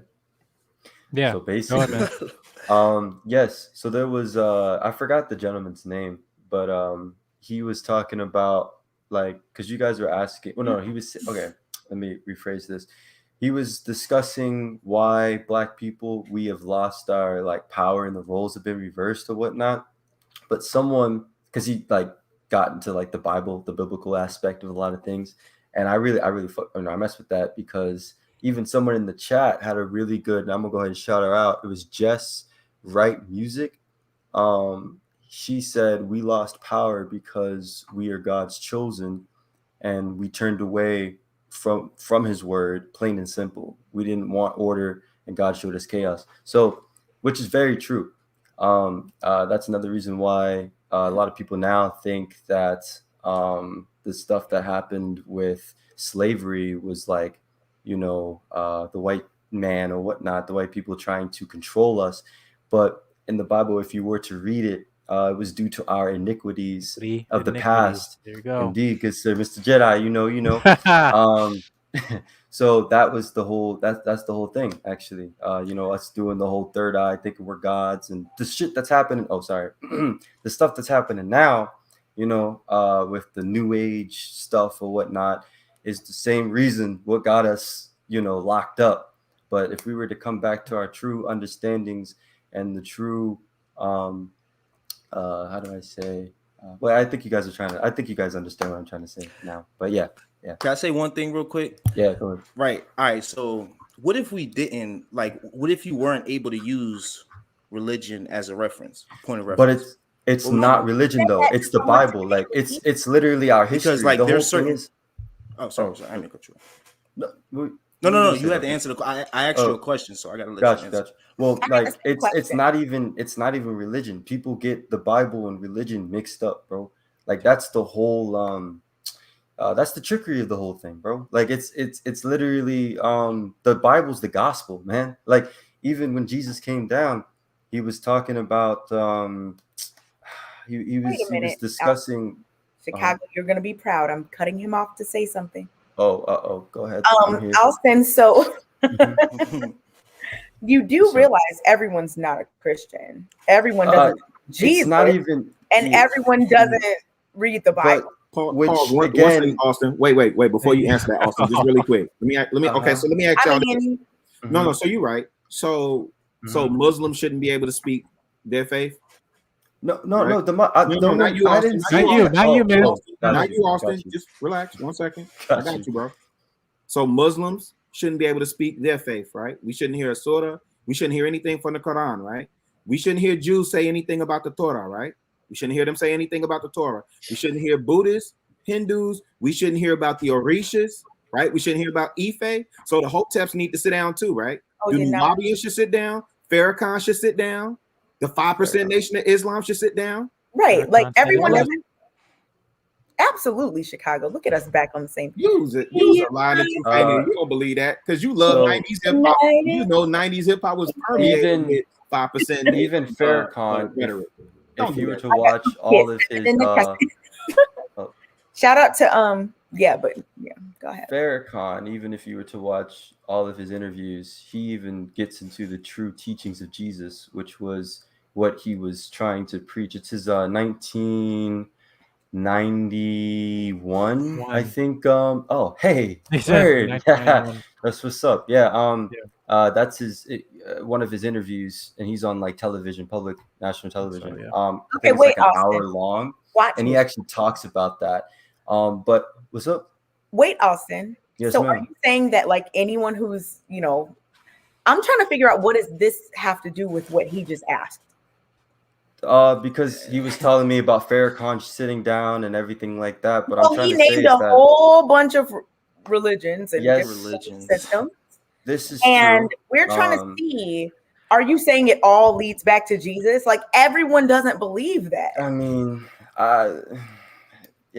yes, but it's see, that's me coming to like this type of panel and talking about this. It's very Austin, I get what you're talking. No, we get it. Really strong, Austin. It's things that you don't talk about at work, like religion, politics. That's why they say that. But we don't what I'm talk trying about to it say, because it's not debatable. You can't debate people's beliefs. Exactly. You can't, that's not a thing. Let's take that out. So I was like, what if we weren't able to use religion as a point of reference? Right. Like, let's actually use our experiences as a point of reference instead of using religion. Let's just talk about it from a general. Right. Because everyone doesn't believe the same thing. So talk about that and make the point without that. And then it'll be, something everyone can relate to out in here. Right. Because I got an iPhone in my pocket and they had sandals on. So I disagree. I disagree with that. I think most people are just anytime a person who is of the Christian faith says anything, people get triggered. And I get it. I understand why. My point in mentioning all those other religions, Kay, or those other forms of worship. No, I was on your side. What are you talking about, Kay? My point in saying that is that we don't require those people to hush their mouth. No, nobody has to. No, we said we said religion. Me and Kay both just said religion. Like, why do we have to use religion out of point of reference? All religion, like not just Christian. I'm not attacking specific one. If we had a 5% up, I would never do that. But this is what I'm saying though. If we had a 5% up here, and he gets to talk about knowledge, wisdom, born, and what's the mathematics for the day, we would not say leave religion out of it. We would. I would say that too. I would say let's. No, we wouldn't. We wouldn't. Okay, we've had Muslims on this platform speak from their faith, and we've never told them, "Hey, leave your religion out of that." See, you're doing it again. Reference to religion. Well, I appreciate that. Chicago. This becomes a whole church on Thursdays after a certain time. No, what I'm saying what I'm saying is, if you're gonna I think that we're just asking that also make this specific point. If you're gonna preach tolerance, I agree with you. All I'm saying is, if we're gonna talk about tolerance, we gotta give people the space to say what they're gonna say. And that's I agree with you. Keep it to the point. I agree with you. No, I agree. I'm absolutely tolerant of everyone's religion. You know me. Whatever people want to do is what they want to do. I think Lee was just asking him to make the point about what he was making without making it religious, because everyone doesn't believe the same thing. So like if I say men should be the head of household and somebody says, hey, Kay, talk about why without using religion, I'm not going to be like, you're not tolerant of me. No, it's just if I listen, wait, Kay. If I talk to a young Jewish boy, if I talk to a young Jewish boy and he talks about his bar mitzvah, he's invoking his religious belief in the conversation. Understandable, but if we're asking about men being head of the household, okay. If somebody's saying something's right or wrong or good or bad or whatever, I'm not saying that. I agree with you. No. I'm not saying you are. I'm not saying you are. I know you're not. But if someone is making a point about why something should or shouldn't be, why it's right or wrong, we got to dig deeper beyond religion. Unless you're just saying this is what I think based on my religion, then fine. I respect it. I think everyone here respects it. But to try to make that everyone's thing, we got to go deeper than that and say, okay, well, then you have to take religion out of it because everyone doesn't believe the same things. That's it. May I interject? Max, please? Go ahead, Jen. So listen, I want to try to kind of realign this conversation because basically what Austin was talking about, whether any religion that you're subscribing for, obviously, no, I subscribe to the Bible, basically talks about the things about us as a people that we've gone out of order in terms of going out of God's vision, God's ways, whatever it might be. You can take that metaphorically out in terms of anything, in terms of structure, order, or discipline, right? Which at any day we have taken that out in our community. I think we can all agree with that. So I want to try to realign with that and say, because in any religion that you can subscribe to, there can be certain fallacies that you just have to accept the fallacies and hypocrisy to come into and resort back to faith. And I, even as a Christian, I can say that, and as a child of both pastors, I can say that. But going back to the conversation, what we're talking about, the reason why we have lost order, say, in our community, which is why I say we have lost our way as a people. So that's why I was saying that I think that kind of go back to this question and why this power dynamic is happening in the first place, because we've lost our duties and our purpose as Black men or as Black women. And I want to kind of go to what let's see what Sila has to say, because I know she's been waiting here. But I just want to try to go back to conversation so we can just kind of move forward. Hi guys, I'm sorry I'm back. No, I want to apologize if I stated the wrong quote earlier. I meant to say born out of wedlock. It's not 80%. You're right on that, okay? It's less than that, but it's pretty high up. So I do apologize for that. And I hope you do come at me if I say something wrong, okay? It's okay. I can take it. But I just want to share that. Thanks, Sayla. Sayla's so cute. See Chicago. He's so cute. Like, Kayla, did I come at you even though I knew you never do. You never do. So I know I get under. Yeah. I want to share something else with you guys, just a different perspective, because I know you guys live in bigger metropolitan areas. We had a huge opioid epidemic with our young men, and we had to bury so many young men. The majority of them are white in small towns, just because they had no sense of purpose, no sense of power. They lost their jobs. A lot of our jobs were sent overseas, and there's no family building anymore. And so we had a few years ago, we had a doctor, our town doctor, come in, and he's 96 years old. He's really old. He's probably over 100 years old now. He was telling us, idle hands are the devil's tools. This language is a little old-fashioned, but he was just saying men who are not working, who are not going to school, who are not building a family, are going to get into trouble just because of the opioid epidemic. So I just feel like we've set up little recreational areas for young boys now, for boys that don't have fathers. They're, Well, okay. I've been trying not to do this, but I'm going to do it. Do it. Sayla, opioid epidemic as it is tragic. Absolutely. Can we really say it's because people don't have fathers, or is it an overprescribing of opiates to people? They're highly addictive. Let's not. What are you laughing about? It's not funny. It's a real thing. No, real and I are thinking this. Damn.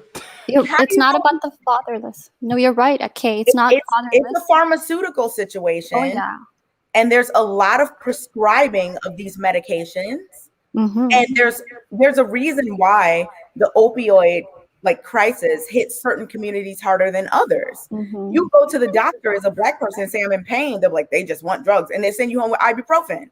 Mm-hmm. You go to the doctor as someone else maybe and say, I'm in pain. They're like, here's the Vikes, or whatever. It's a thing. And this is not just based on fatherlessness. Oh, not at all. No matter if you have a father or not. Addiction. Exactly. And it's not only fatherlessness, because I live in South Florida where there's a lot of opioid issues, and these white boys have fathers. It's from a lot of them have fathers that are doing just fine. Spread that narrative that it has to do with that. It's actually, at least I've noticed here in South Florida, it's actually an issue with their fathers.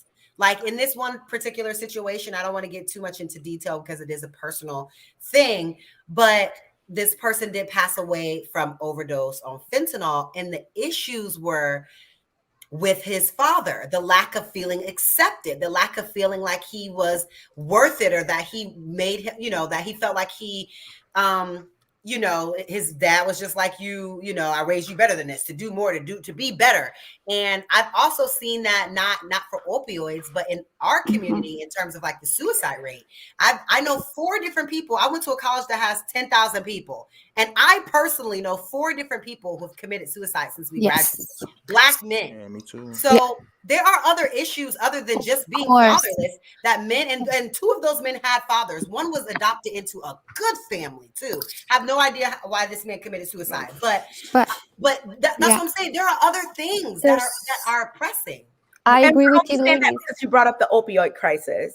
No, I completely agree with you guys. We have higher rates of marriage and lower rates of divorce outside of major cities. The majority of people have fathers where I live, but it was a sense of they had a lack of purpose. So what does that have to do with the opioid? They weren't working. What that connection was. The connection I was trying to say is that a lot of young men who don't have a sense of purpose, who aren't working, who aren't going to school, who are not building families, kind of fell into this trap with opioids. So there's.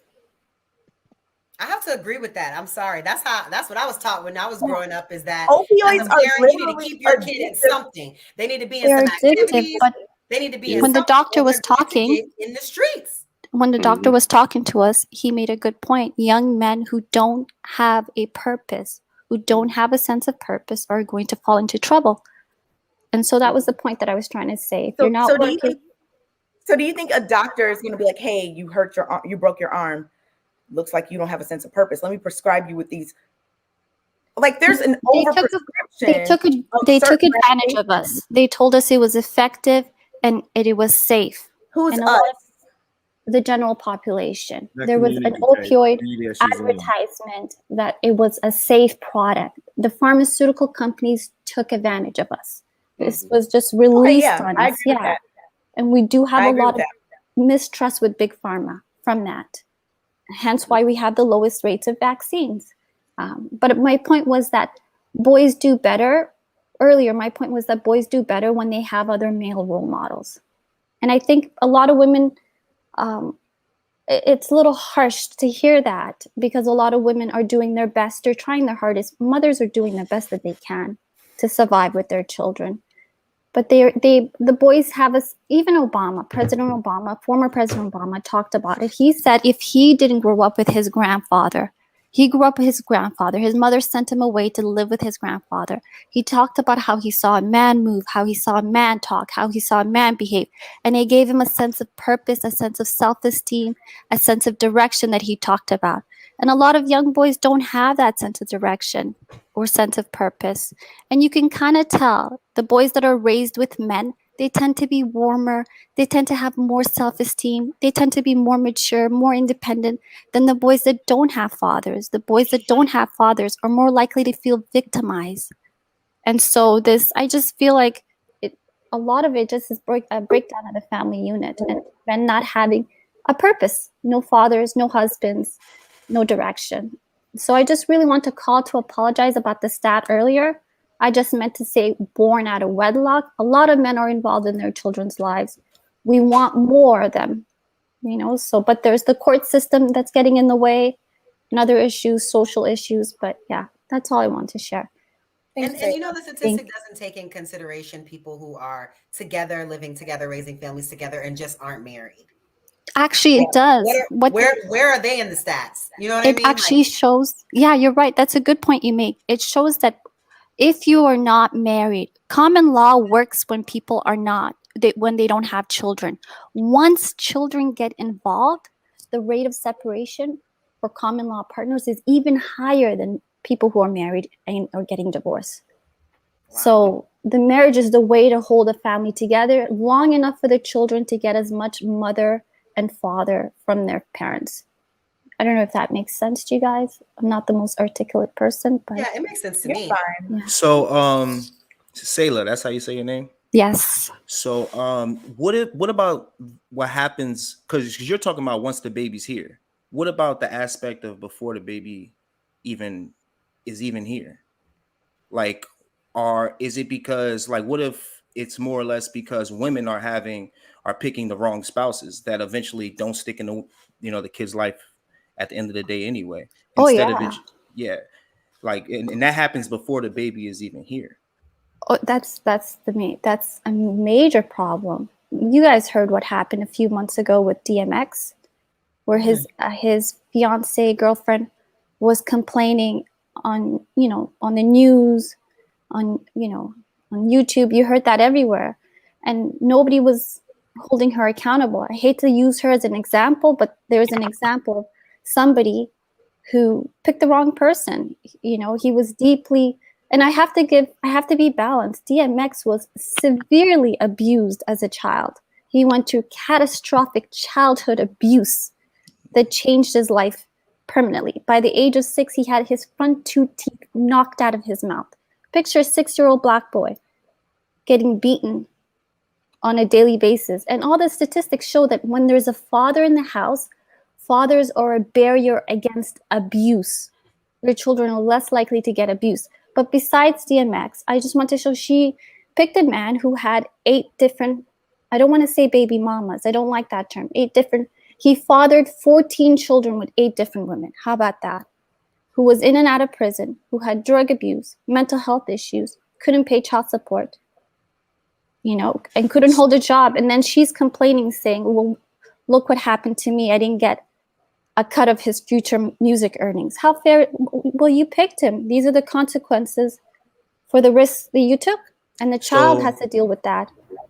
So just a follow-up question. Do you feel like that is really what's plaguing the Black community, is that there's a bunch of women or men, whichever side you want to look at it on, women actually have the access to have the abortion. I mean, a man can't force you to do that.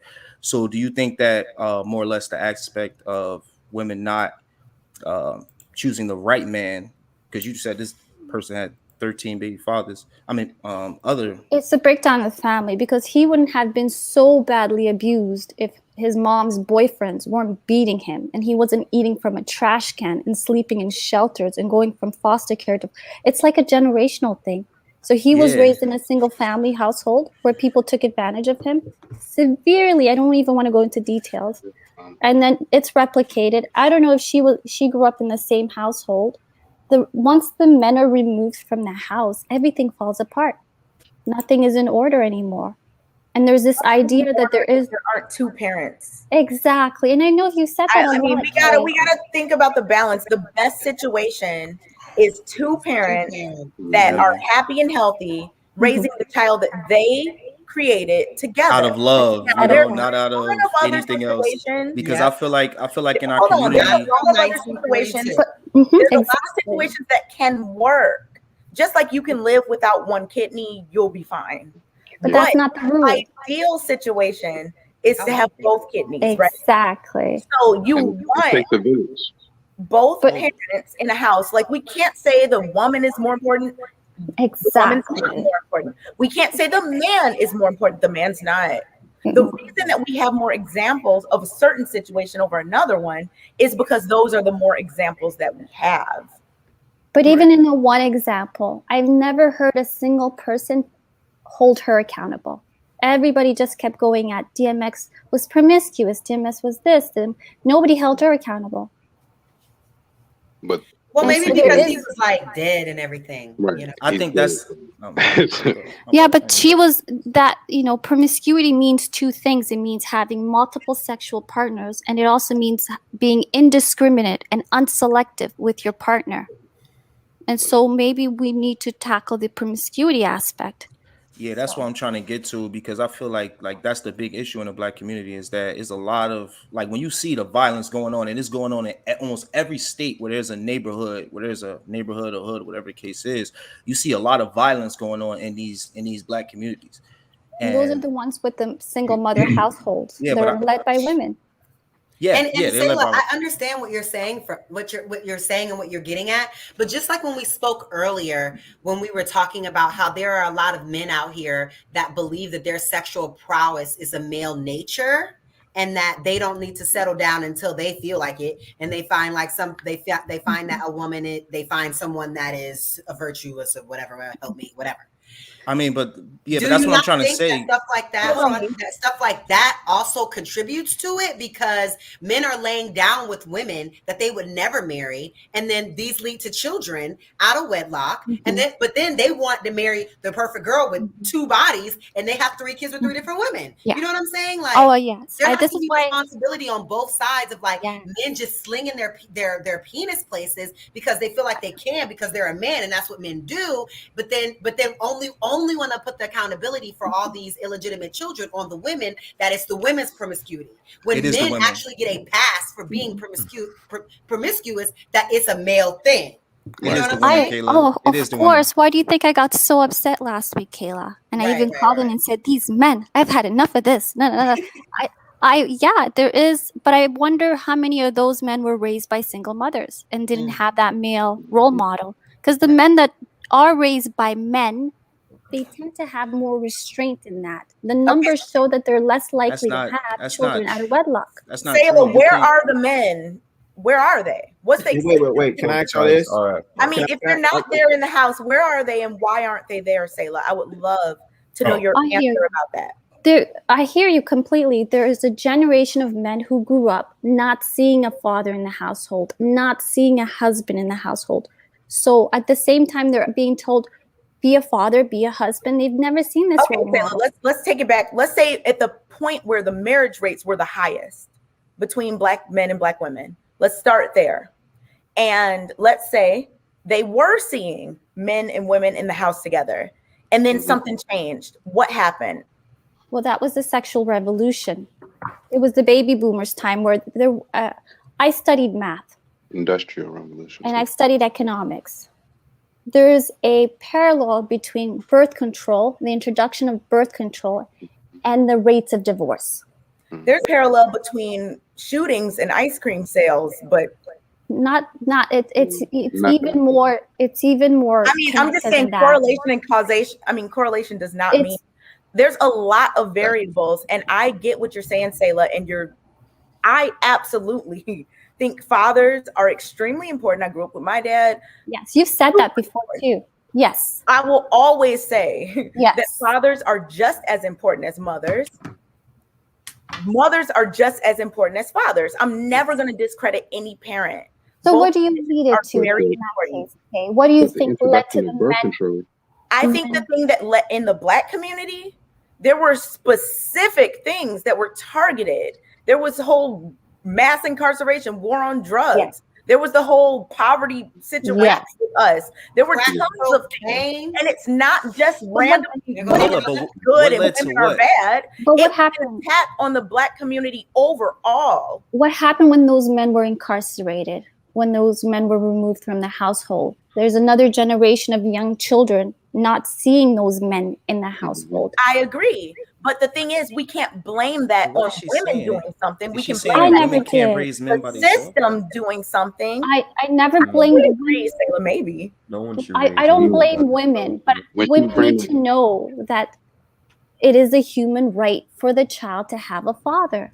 Yes. And the only way to do that is through marriage. Yeah, the only way to do that is through marriage. It's I don't know marriage. if the only way to do that Yes. is marriage. Okay. I think The numbers, I agree with you, Kayla. I agree that a way, Yes. I agree that a way marriage to is- do that is through marriage, but a way to also do it is by men wanting to be in their children's lives more than whatever it is that they're selfish things are. No. I'm not talking about. Listen, I'm not talking about the men that are in jail. Every man wants to be in their that children's are life. on drugs. I'm talking about We're not talking about regular that either, men. Kayla. that I I don't know no see. man that don't Can I want to be in their talk? child life. Can I No, talk? Kayla, we're not Can I talking talk? about that. I'm talking about regular men that I see that are living their best life, but not taking care of their children. The men that I see on social media that have brand new Jordans and this and this and that, but then complaining about how much they have to pay their baby They mama be child married to the support mother of and their not child. Why you showing up put? to But pick why up you their put your child. man on I'm child at support? I'm a dance teacher. Wait, hold on, Lee. I see how Why you often put the your moms man on They be child married support? to the versus mother of how their often children. dads are coming to pick up If their you was married kids. to the, if Should y'all was they be married, you wouldn't married have to to the put mother your of their man on children? child Yeah, support. but You it put a shouldn't man on take you child being support. married to her to be in your child's life. That doesn't. There are some Taylor, men it don't it's matter Taylor, the relationship Taylor, between let him me and But that there's woman. women out here There's having nothing that's babies. going to stop them Wait, There's from women being out here involved in having their child's babies with life. men They that don't didn't need the want them mom to to call have that football baby, games. and and They're they gonna call the forced school. it They're to gonna happen. find out for themselves And when that the is football game what I is hear you. because they ailing want to be our there. community. I hear you, That Kay. is what is 100%. ailing I don't our know how you hear me community. with everybody talking, but go ahead. Listen, Because that is I what. focused on you only. Hold on I one heard second, you. Shayla. That is what's ailing our community. There are a ton of men out here saying, marry before you carry. Gentlemen, you gotta exercise dick discipline. You cannot be out here running around plugging everything and shooting all these clubs up. That's what men are saying. To come behind that, Kayla, as an educated woman and say, well, the men gotta want to be in the child's life more than anything. No, you gotta be selective about who you choose to procreate with. Men do. I agree. Women are indiscriminate. They really are. Men are will just have your But there's baby. a Women will just culture. have your baby because it's cute.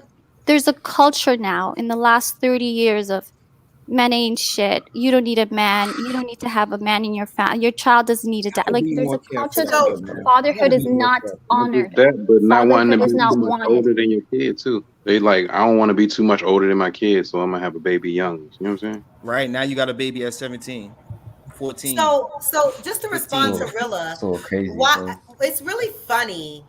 It's just so funny because what I'm saying is completely valid. And there are men out there that are like this. So I don't understand why you think that I can't make comments whenever I feel like making comments just because whoever spoke You're prior to saying me. to What I men said was that you valid. gotta wanna There be are in the- men out there that don't take care of their children. And No, you can't there's sit up not. here and say that there aren't. There No, are there's men not. That's not that what I don't take said, care of their Kayla. children. So But what look, you do just you but say? you just gave the perfect. right now. Yo, Shay Rilla, is can I just say confused. one thing real quick? You just gave a perfect scenario. You said a man that's out here having fun and he's on child support, meaning that he probably didn't even want to have this woman's kid. She probably forced it on him. This is the biggest issue in the black community is that we got finessed. Black men got finessed a long time ago in the 80s and the 90s when they was like, yo, you want to have free Medicaid, free housing, free food stamps, free money? Tell him to get up out the house. We're gonna give you these food stamps. This is what's going on in our community. Kind of agree with Lee. Right. Yo, Yeah, oh, what? same, I had a actually. kid when I was 14 Lee's years actually old. I saying got put some on real child shit. support at 14. You ain't saying nothing to me. I'm trying to tell you, this is There are what it's I've crazy, noticed right? as well. Yeah, that's what happens though. But So okay, what I'm but saying what is is, child support? What is child support have to do with when we're talking about there's marriage, right? If you're not married to the woman, there's child support to make sure that child gets taken care of in some kind of way. no, What does child that have support to was do? meant to destroy the That's black community. So I'm child trying to support. tell you. So That's child why our support community has the destroys the most. black community. Yeah, you've been Hold on. You know me. What? Listen, Y'all can't tell nobody me have child don't nobody in here got more destroys the experience black than me. I've been on community. child support since I was 14. I seen dudes in there 35, 40, and 200,000, and they was on child support since they was 15. They was on child support since they was 14. Well, you didn't have a father in the home that lets you know that about sexual discipline at 15. Okay, Whose at the end, fault is that? Is that the government's fault? that you're But on look, child listen, support. but listen. Once you put somebody on child support, you're basically saying Take you don't want to take care of your responsibility for kids your yourself. actions. What are you You talking made a about? baby. Women, Whose fault is it? look at Whose Brittany. job is it Oh to my take care of God. your baby? Look at You Brittany aren't Rayner. that She child put to her take man care of on it? child support Pay your within like a child couple Look at weeks. Y'all are talking at the You same shouldn't time. have to play. You shouldn't have to pay child support if you're gonna be in your kid life married to them. That's what they trying to say. That's what Okay, really well trying to then if you say. are married, you And don't have to even pay if that you not, child support. and then even if you're not married, be with somebody that you having a baby with out of love. I'm trying to tell you that women are out here finessing black men, and they've been doing I it for a kind of minute, and they've been doing it by being able to get free housing. Look at all the projects all throughout the communities. It's been going Nobody on can finesse forever. you. Lee, Nobody can finesse what do you you to think do would stop anything that? with your penis that you don't What want would to stop do. that? Exactly what they saying. You got to have a father in the community. You got to get married. Dudes need to just be like, yo, I'm not even having sex. Let me go do something else. Lee, And then being educated. Wait, You still quick, have to Chicago, take real quick. responsibility for your Go ahead, actions. You Kay, I'm can't make sorry. babies and then mad at the government that you're on Bro, child you, support. no one said mad at I have a nobody. question. Lee, hold Just on, to be Lee. Hold clear. on, Lee. Lee, Hold on, just Lee. to be clear, I'm just trying to make sure I know what you're saying because I see you and Kayla going back and forth about something, and I'm just not as clear about what's happening. Are you saying that if a boy or a man doesn't have a father in the house, that it is not up to him to be reproductively responsible? It's not up to him to be. No, I'm saying you don't even have to have a man. I told my mom to her face. So then why did you use Hold that up, as let me. Dang, you just asked me a question. You cut I me know, off. but now it's already because Kayla. Wait, but I didn't even finish. Okay, go what I ahead. was gonna answer I'm yet. sorry. So, You're all right. right. So you made me kind of forget a little bit. But I even told my mom because it's not just about a man. It could be a woman sitting there telling you something like, because in our community we don't keep it a stat. My mom had her baby father on child support. If she would have told me as a woman, yo, I put this dude on child support, his life was hell. She didn't have to be a woman to tell me that. I mean, a man to tell me that. She could have been it's about just being honest and giving information that when you're older, as you go through life, you start to obtain. So you don't think it's exclusive to like having a man in the house? I mean, I do believe that it should be a union. I definitely believe that it should be that. But I feel like it doesn't have to be, but it should. If you're gonna have a kid with somebody, y'all should stay together. So like, you're saying that more like I get it. You're saying like more likely if both parents are there, you would probably get this information. Whereas if one parent is there, maybe you wouldn't. No, I'm not saying that. Okay, can I ask the gentleman a question? I don't know. I think Lee, we're gonna go back to you because it's the government's fault. It's a little bit. Let me ask the gentleman a question. Let me ask the gentleman a question. You know what, man? When people say it's the government, which I agree with, there's a lot of things in terms of the structure of our societies and the things that have been implemented to keep certain people in certain positions. I completely agree with that. The thing that I find funny, not funny, but funny, peculiar, hey, young is lady. so many people understand it when it's in this situation, but when I say racism, they're like victim Olympics. But when we say the government took somebody out the house, blah blah blah, everybody understands that. Not everybody, but you know what I mean, understands that. But when I talk about the effects of racism on our whole community, it's victim That's Olympics. too far back. That's too far back. We're talking about in the 80s and the 90s is when this happened. None of this is far when the back. ultimate finesse. Yes, it is. I'm telling you, if in the 60s. Can I talk real quick? I'm about to get out of here real quick. I'm gonna just chattel slavery. Everything is still happening. Yeah. So all right, so real quick, if I could just tell a real quick story. Right here having this conversation. All right. So what happened is, way back when they figured out, okay, we need you to take something over here to the Smith residence, right? But you don't, you would run away. So what they had to do was think up a license. That means you have a movement passport. When you get back, we give you a piece of paper where you go into the store and you can get something out of the store. That's script. That's the paper money. So with that, they are able to control the whole city, whatever, we know y'all don't even have real money because real money is gold and silver. So if you don't know about economics, you don't know about literature, what do they have to worry about that people for? So because you're going to call yourselves a color. Black is a color. My man said it's an essence. No, it's an adjective. Everybody should look up the Black etymology. The etymology of Black will tell you exactly what it is. And these words all mean something. And so once you realize, okay, that scenario is still taking place to this day, where you look on your license and you see what a straw man is, and you see all of these things that are set up in the system, and you say, okay, they incentivize for women to put the men on child support. They incentivize the women to leave the marriage because they are given alimony and other things of that nature. All those things are in play at the same time. And it's not just one thing. It's a whole system. A whole system. Yeah, we can't ignore the court system, because the men have been complaining about the court systems being biased against them, that they don't have rights to their children through the court systems as well. I think everyone can agree that the court systems are biased against Black people in general. Like, I think we all know this. And remember Black men, that's the point we was trying to make. Remember Chicago when we talked when TLA was on the one show? He explained something about the paternity situation in like family court. And he explained it and I completely understood. I even drew that parallel, like in family court. Okay. And he explained like it's harder, and I believed him. And my thing is, like, even with that being the case, like, that's terrible. People should be, having something to say about that. Whether it's you stole whatever at the store, the court system is harder in general. Now, Black men. Wait, harder on who? Black men the most. Absolutely. No, absolutely not. What? Look up sentencing. Let him finish. Okay. All you have to do, if we're talking about court system, right? All you have to do is look at incarceration. You don't think we're not agreeing right now? What are you fighting? Y'all are agreeing, Black people in general. I said Black men multiple times. She did. Yeah, she said Black men. Hold on. Let me go to the chat. I agree with you, Kay. And Kayla, you too. Black men in the chat and listen to what people are saying. Did I say Black men? Okay, hold on. Here's the question that I want to ask you. Did I say Black men? You said Black men. Lee, did I say Black men? You said Black men. Okay, so what are we arguing, Chicago? He was reading the chat. He wasn't listening. Chicago, I said that Black people in general are, but I said Black men the worst. It's a good topic. Let's keep true. it moving. Yeah. You don't have to. Okay, if you just said it, Kay, it's cool. It's cool. I feel like you feel like you have some duty to argue me no matter what I say. Kay, listen. We agree in your argument. You are saying everything, what everyone else. I literally just said I didn't hear you. I apologize. Are you okay? You didn't apologize. You said, let me look at the chat. I just said I apologize. Are you okay? Thank you. Are you okay?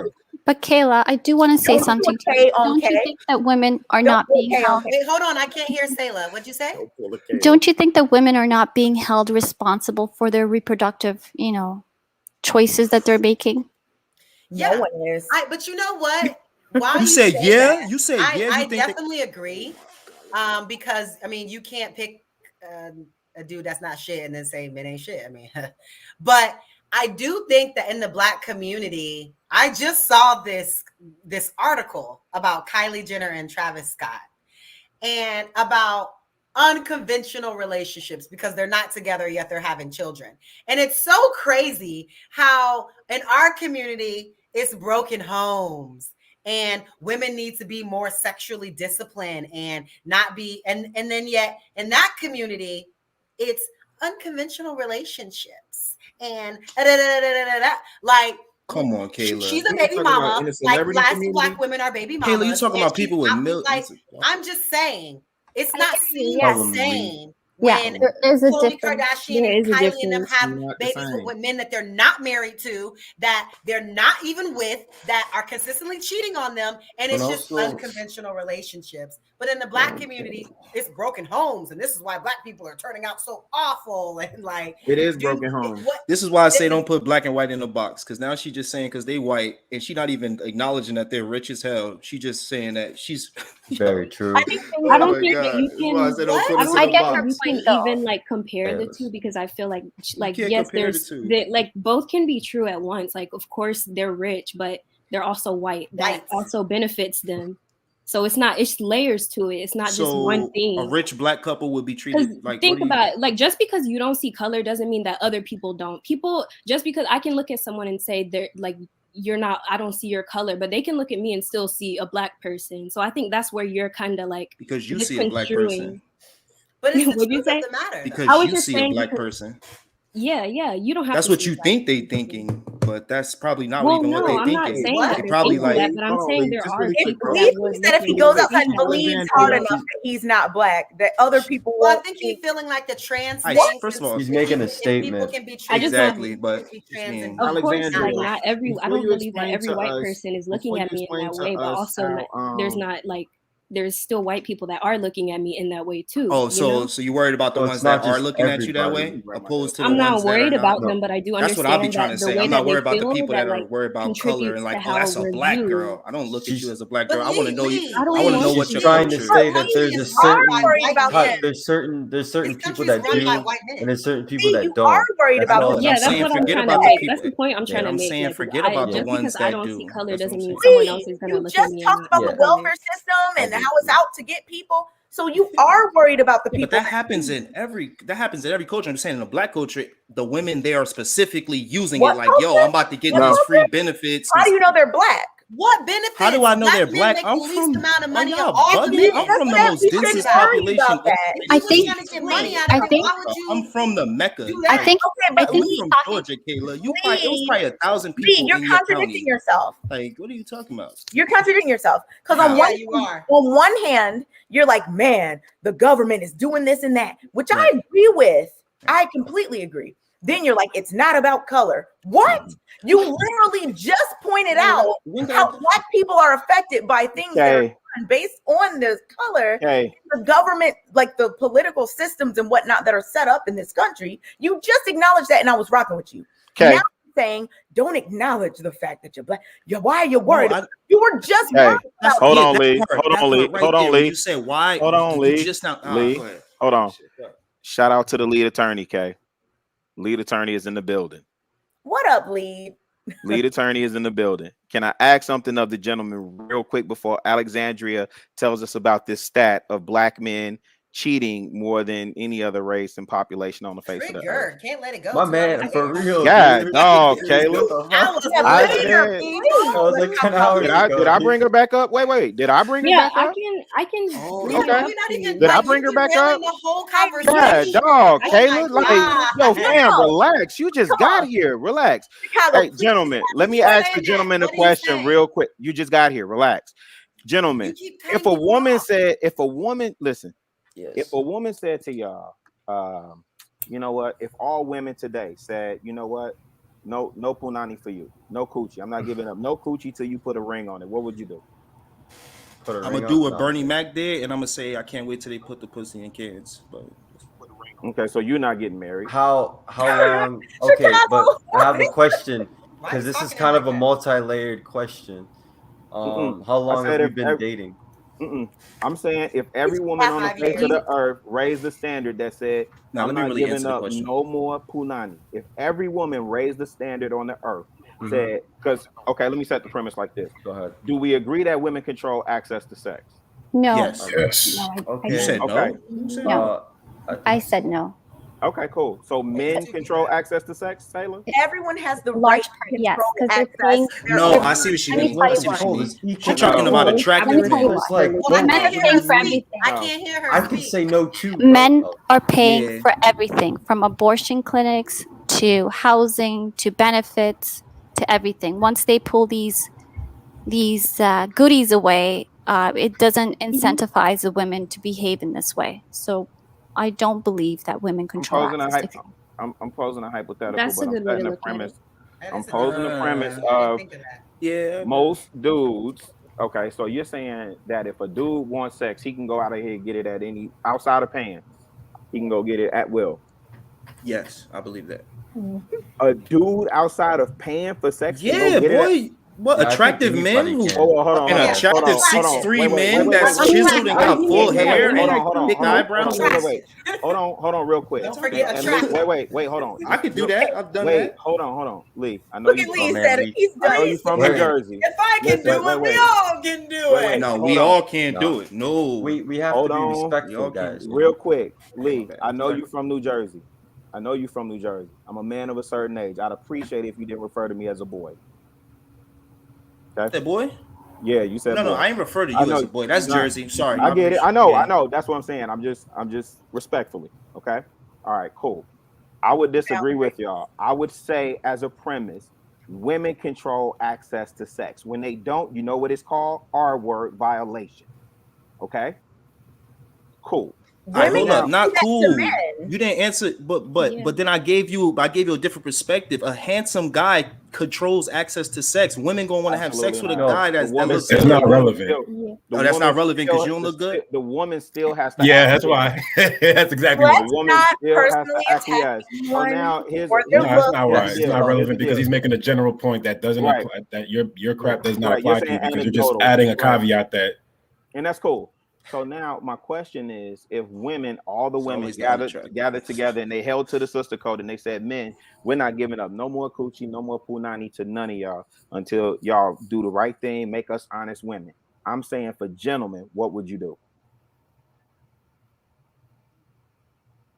Austin, I think Austin didn't go. Yeah. So, like, how long have we been dating? Oh, that's what he said. That's He's important. just asking just in general. Nah, he's saying period. No, like, He's just saying, you know, it doesn't matter. Oh, that's a. Oh, I see what you mean. Yeah, he's saying okay. period. It's well, a I mean, rule yeah, that we all all know. right then, because that doesn't hold everything. I mean, I've told you guys this. Like, you know, like, I mean, punani. I mean, you know what I'm saying? Like, So you're not getting married. a true, genuine connection is what's more important than like something that, you know. I think the art of leading up to that situation is a lot more beautiful than just like, you know, if you can dance or not, you know. Some people can't. Yeah, the point that I'm making ultimately is that when we having these conversations and we're telling men to have discipline, you got to be disciplined within yours. The equal stands the same on the woman's side to have discipline within herself and within her choices. And as a matter of fact, the women that men tend to respect and admire and covet the most are the women that say, nah, I ain't that easy. Now you're gonna have to, no. You're not getting it that easy.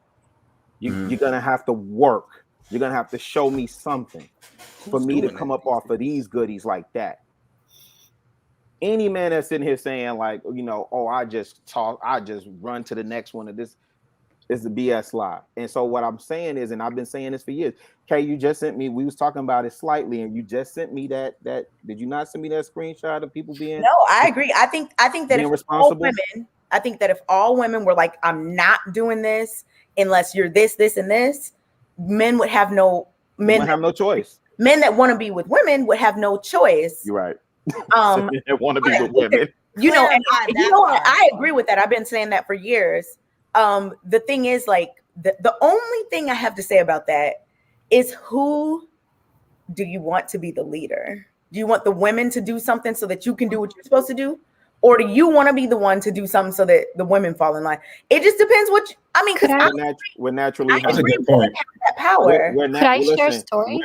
We're naturally hunters. We're naturally who's the leader? men. It's not about leading. It's when a woman. Okay. It's not about. Can I share? That's not in that instance. Yes, Kay's making a different point. I'm gonna share a quick story because I get what Rilla is saying.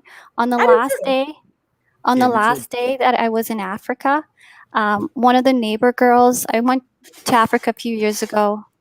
I went to a particular country.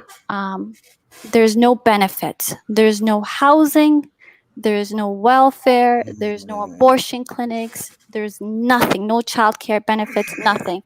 On the last day, second or last day that I was about to leave. Pardon? I'm going to Africa.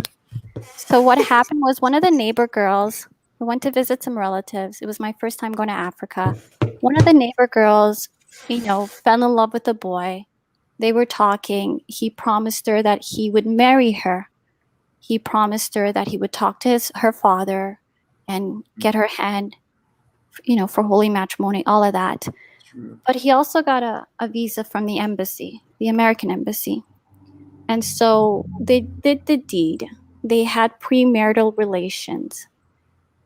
And then a few days later, he told her, oh, by the way, I'm leaving. I'm going to the States. And she said, well, what about my father? We just had sex. You said you were going to get married to me. What's going on? And he said to her, I'm sorry, I'm leaving. I'll come back. She called the police. And as he was going on his way to the airport, he was beaten by a group of men. They beat him to a pulse. They broke his arm.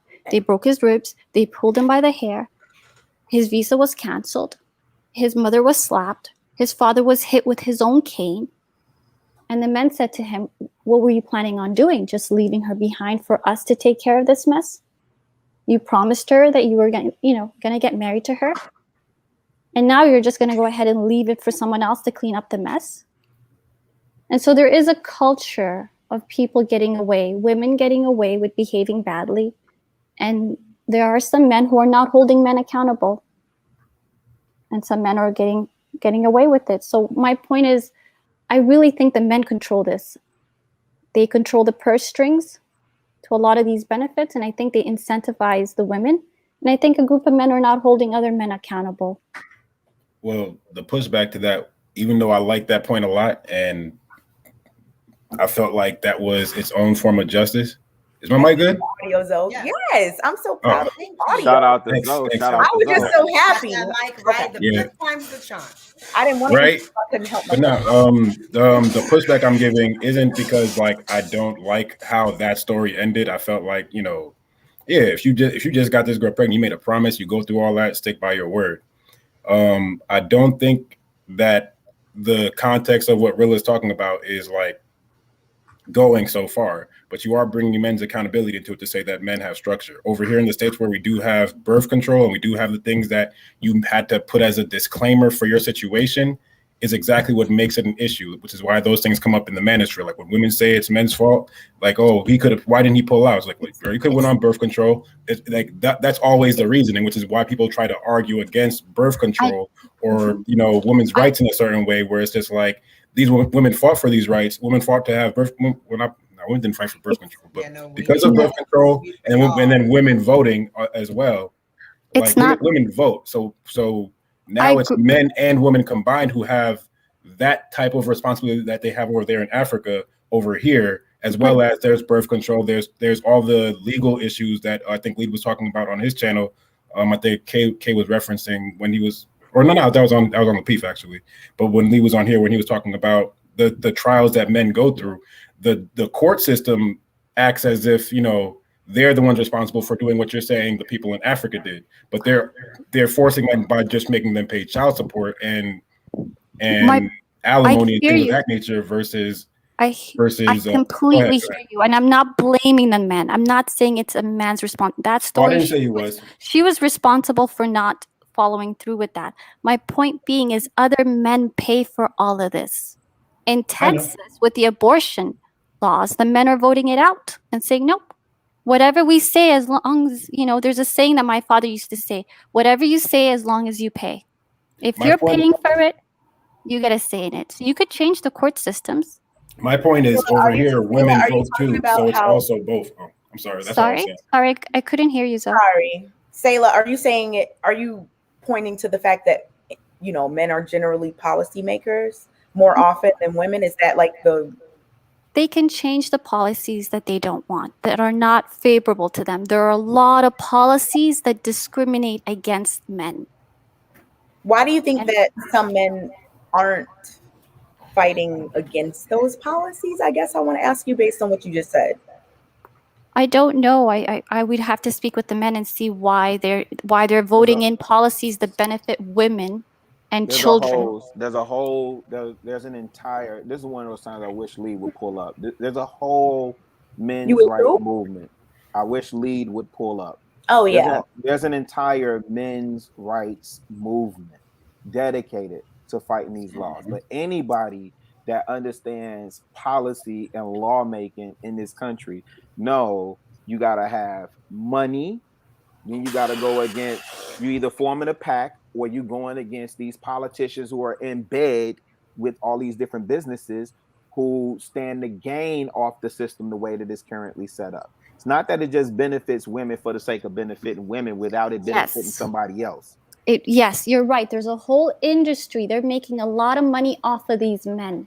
A lot of people are making money off of the men. The women are, the government is, these whole court systems are, completely. But at the end of the day, I just don't like to hear men saying they're not in control of something that they have been for thousands of years. Reclaim that. It's yours. You're paying for it, right?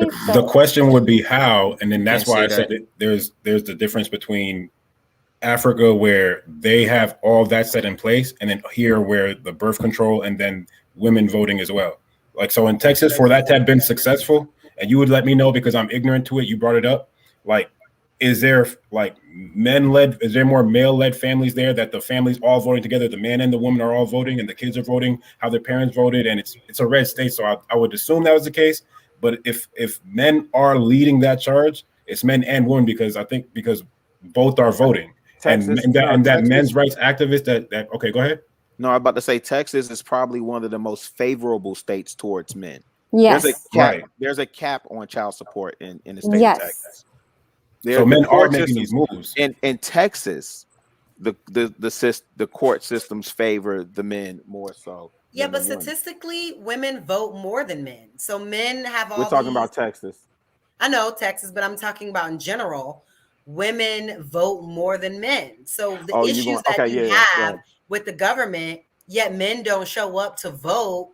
Like, we got to find a place in that disconnect. Like, men got to come out, and I'm not just talking about for the president. I'm talking about for your local city, your city councilmen, the people that the main people, like your commissioners, the ones that decide where the money is spent in the community. Do you go to I do actually. Do you go to the commissioners and you go up and you pressure them, ask them questions? How are you guys spending our tax dollars? Why is more money going into the white community and into the black community? Why is no money going into the poor and in the children? Why in Palm Beach County? I learned at a commissioner meeting that there are 2,200 homeless children in one of the richest counties in America. It's crazy, but nobody, like, I was one of the very few black people that even showed up at that to ask them questions about what they doing with our tax dollars. They take it out of my check every month. You know what I'm saying? So it's like, yes, you gotta be. I'm going to say something controversial, and I hope you guys don't eat me up for this, but a large portion of white men don't vote liberal or democratic. It doesn't benefit them. Correct. It doesn't benefit them. Correct. Yeah. Black men vote this way, vote for female policies that help out, certain things that are not in their favor. 93% of black men vote for policies. I don't know. It's really up to them. I just keep reminding them that you're paying for this. It's your money. You work 12 hours a day to pay for something that is disadvantageous to you. So it's up to the men. I remember when, I don't want to go political, but I remember when Hillary Clinton was coming on through, and men that have always voted liberal didn't vote for her, didn't want a woman like her ruling over them, managing their affairs, taking their money, telling them what to do. That's not the reason. Well, there's more than that reason. I just know that I work in the farming industry, and these farmers have always voted liberal, but not with her. Not with her. Not with this whole gender stuff, anti-masculine. What part of the country are you in again, Sailor? What part of the country are you in again? I'm on mountain time. I can't really say east of the sun, west of the moon. I got you. So wow, kind of Midwest-ish. No, northish. Northish. Okay. Say no more. I thought because I would think that farmers would traditionally vote conservative. No, you're saying they vote liberal? We are a conservative place, extremely conservative. Yeah. Farmers are more conservative. Rural people are more conservative. Correct. But there's still pockets of people that vote liberal. I got you. Hey, Sayla, can I ask you a question, right? Since you are in these white communities, you can kind of give me add a little perspective to this, right? So in these white communities, let's say if like a kid, a teenager, or like a 21-year-old, let's say like a 27-year-old guy, he stops by the cops and somehow he's killed by the cops, right? In these communities, do you think that they would lift up and let me give you a perfect example. Did you guys see the situation that happened with the white father and he got killed by the yes. That situation. would you think that they would get up and start rioting and like destroying their community in that situation? There are a lot of white boys that are being killed by the police and nobody talks about it. They only talk about the black boys that are killed. Right. And so poverty has a lot to do with it. I think the black community has a bigger voice in the media than a lot of poor white people. Do you think it's that, or do you think that blackness is in a way a currency? What do you mean? That the government makes a ton of money off people calling themselves black, and everything that comes in between that, from the music that you listen to the way that you choose to act. Like, for example, I'm pretty sure a lot of other dudes in here can relate. Me growing up as being 14, what was cool was negative stuff, and that's what was in my community. Like, hey, yo, join the gang, and the gang was cool. Like, the gangs were cool, the drug dealers were cool.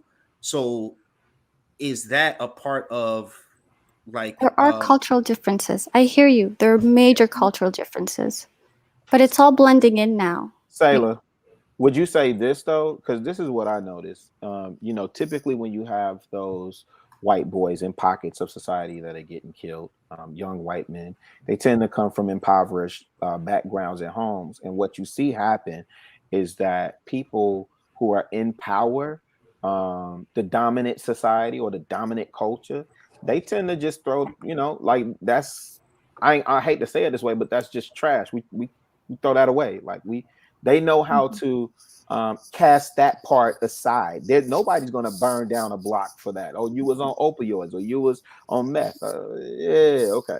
They completely ignored us with the opioid epidemic. I think they view, and I'm sorry to say this, but boys are not viewed as valuable in our society. That's not that we don't value them, but there is a culture that men without resources, without means, are useless. And women who have no fertility, no beauty, no youth are useless. So there's two groups of people. Older women are just kind of disregarded, and young men are used for war, or used for, they're not respected and they're not valued. So, well, I can say that when it comes down to just the whole black and white and liberal versus Republican bullcrap, whatever the heck, right? They're both, it's all a game to them anyways. But the whole situation when it comes down to that is that, you know, it's just to push the black and white divide, you know, so we can even have this conversation. yes. Number one. Number two, take away TV and the BS. We unify, baby. They can't divide. You know what I'm saying? So that's pretty much it. You know. Austin, those things. Yes, that's so true. Hold on, y'all. Those things are definitely tools, right? We know this. They are tools. Yeah. Let's see what Jonathan has to say. What's up, Jonathan? Come off mute. We can't see you. Are you here? I don't know. I've been waiting. Oh, there you go. Can y'all hear me? Yeah, you were on mute for a second. What's up? Y'all can hear me? Yeah. Yeah. All right. So I got to touch on what Sayla was talking about, because I respectfully, I almost feel like I'm losing brain cells. Okay. How is, if a man is trying to have sex with you and you say no, what is that? What is that called? You don't have to put a G before the word, if you know what I'm referring to here. The R word. Wait, could you ask that again? You were kind of low on. If you do not consent to sex, isn't there a word for that? That if the man essentially forces you to have sex with him? Yeah. Well, not just a man, but anyone. It could be a woman too. Okay, but let's just say with male to female, male and female relationship. Yes, that's the context of this conversation. Okay, so it's literally that simple. Like, I don't even understand all the, like, it's not that deep. Like, it's that simple, right? Let's not minimize and go through this too. Hold up. No, hold up. Break it down for me. Hold up. It is hold up. It is literally that around who controls access to sex. That's what he's referencing. Yes. Women control access to sex. And physically, if you're saying physically, but I'm not talking about physically, I'm talking about overall picture. Women wouldn't behave. hold up. But that's literally the only thing that matters if we're talking about essentially creating baby mama, right? Because if you close your legs, right? If you just, can y'all let me finish? If you actually just close your legs and exercise better discretion in terms of the people that you're allowing to enter you, then you will get better results. And in fact, here's another aspect of this that makes that even more true, right? It's not the majority of men in any community, but even so in the Black community, the majority of men are not contributing to this baby mama situation. It's a minority. This is a fact. Guess right? what, This is a John? fact. I agree with you. I completely agree. Wait, what's the small fact? minority of Black men that have children, but guess what? It's only a small minority of Black women that have children. The majority of Black women don't have children. Even after they get married, they're the least likely to have children compared to any other demographic. You're right. Women control access to sex. They're accusing men of things that just recently there was a man that was released for 16 years. He spent 16 years in prison for a crime that he didn't even commit. So yes, women are in control of their bodies, but guess what? They're using their bodies as currency. You're paying for it. You're paying for everything. I hate to tell but again, you. those are all her choices. Those are all her choices. She has how many forms of birth control? She has full control. Unless if she the moments when she doesn't have full control, it's literally against the law, right? So in every case here, you hold the woman accountable. Sure, I'm completely. Jonathan, the point that she made. Okay. I'll go right after. Hold up, bro. Hold up. I disagree with you. I think she made a good point. Can you let me one at a time? Go ahead. I am completely on board with us telling men to have better dick discipline. Like, I'm completely on board with that. But when we're talking on this topic, it is literally the control of the woman. We can't move goalposts with this. The full control is in your hand. You decide whether you open your legs or not. You decide to get on birth control or not. You have how many forms of it, right? You get to decide, even in terms of bringing the child into the world, right? You get to decide whether you keep it or not. The man has no control over that. You have control over every aspect of this, right? Facts. And so if we end up with this scenario where we have this baby mama problem in the Black community, it falls on the women. This does not mean that the men should not. This does not mean that the men should not have better dick discipline. I am completely on board with that, but it falls on the women. We cannot move the goalposts on this. It's literally that simple. She's not moving the goalposts. I'm telling you to pull the rug from underneath their feet. I'm telling you to pull out the knife in your back and plunge it into their chest. I'm not telling you that the women are not accountable. You're paying for it. Every single penny. You're paying for it. No one should give away their power. I don't get what she means when she say you're paying for it. Like you're paying for it. You are paying for it. If you're paying for, you're paying. What you mean, like paying for the dates that lead up to the, like paying for the things? She has a safety net, a safety net. She knows she will be okay if she has children out of wedlock. But a lot of women aren't okay. What do you? What? That is not. Yeah, that's why I'm like, where is she from? Because that's not true at all. Women out here bogus. Women having children out of wedlock is the number one thing that leads to women being poor and in poverty. I don't know what you're talking about. She will be okay. Women having kids out of wedlock without men there taking care of them is the reason why women are poor and disadvantaged. Yes. Because if she was on her own, she can figure it out. But having children, what are you talking about? She will be okay. No. Once she has children, she will descend into the depths of poverty. But she will not pay die. for it as in she's going to suffer for it. That's what she's saying. Suffer for it. I'm not saying she's going to pay for it and she's going to get a check. I see what she's saying. Places where I guarantee that she'll get a check though. Yes, but I went to places not getting checks. No. It's guaranteed pay for it like she she's will going get to a check. suffer for it. No, it's guaranteed that a woman will get a check. Kayla, I went to trashy third world banana republics where women don't behave this way because they're not going to get any sort of benefits, not from the government, not from men, not from their communities. And you're going to see them literally on the streets. I have to stop you there. The poorest countries have some of the higher birth rates. Because they getting raped. No. They have the highest birth rates, but they're not having. They're not having. You gotta put the G in front of the word. Hey, they're not having children. You gotta put the G in front of the word. Let's just not. Hey, you can't say that word. They're Don't not say the R word at all. They're not having children out of wedlock. They need a man. They need a man for every step of the way. I think that She we has might be going a little far into a topic that is not, because when we're trying to talk about who does what based on what they're going to get in money and whatnot, that is just untrue, because the poorest people have more kids. So like just across the globe, across the country, But Kayla, hold on, Lee. Sorry. This is not a situation where we're going to try to say, oh, these women are just having kids because they're getting so much money, so many benefits. No, in the places where people have little to no benefits at all. And I'm not talking about just this country. I'm talking about globally. That is the case. Globally. Okay, so I'm saying that I hear you. And I agree with you. But I have to tell you, this is the most liberal country in the world. Most liberal country in the world. And the Black community is the most liberal of the communities here. And outside of the world, it's very conservative. What? People What are you don't talking have about? children. Sorry, Sayla, I gotta Okay, stop. let me tell you this. That's just not true. Back in the 70s, in the 60s, How is it Black not people true, were Kayla? the most conservative that they have Yes. ever been. I Yeah, never we're We said talking have about that been in today. the 70s. Hold on. Let We're me. talking about today. the number I one agree. people We're talking about conservative. today, Kayla. She's But right. outside of America, it's very conservative, extremely conservative. You go to Congo, you think people are having children out of wedlock? No.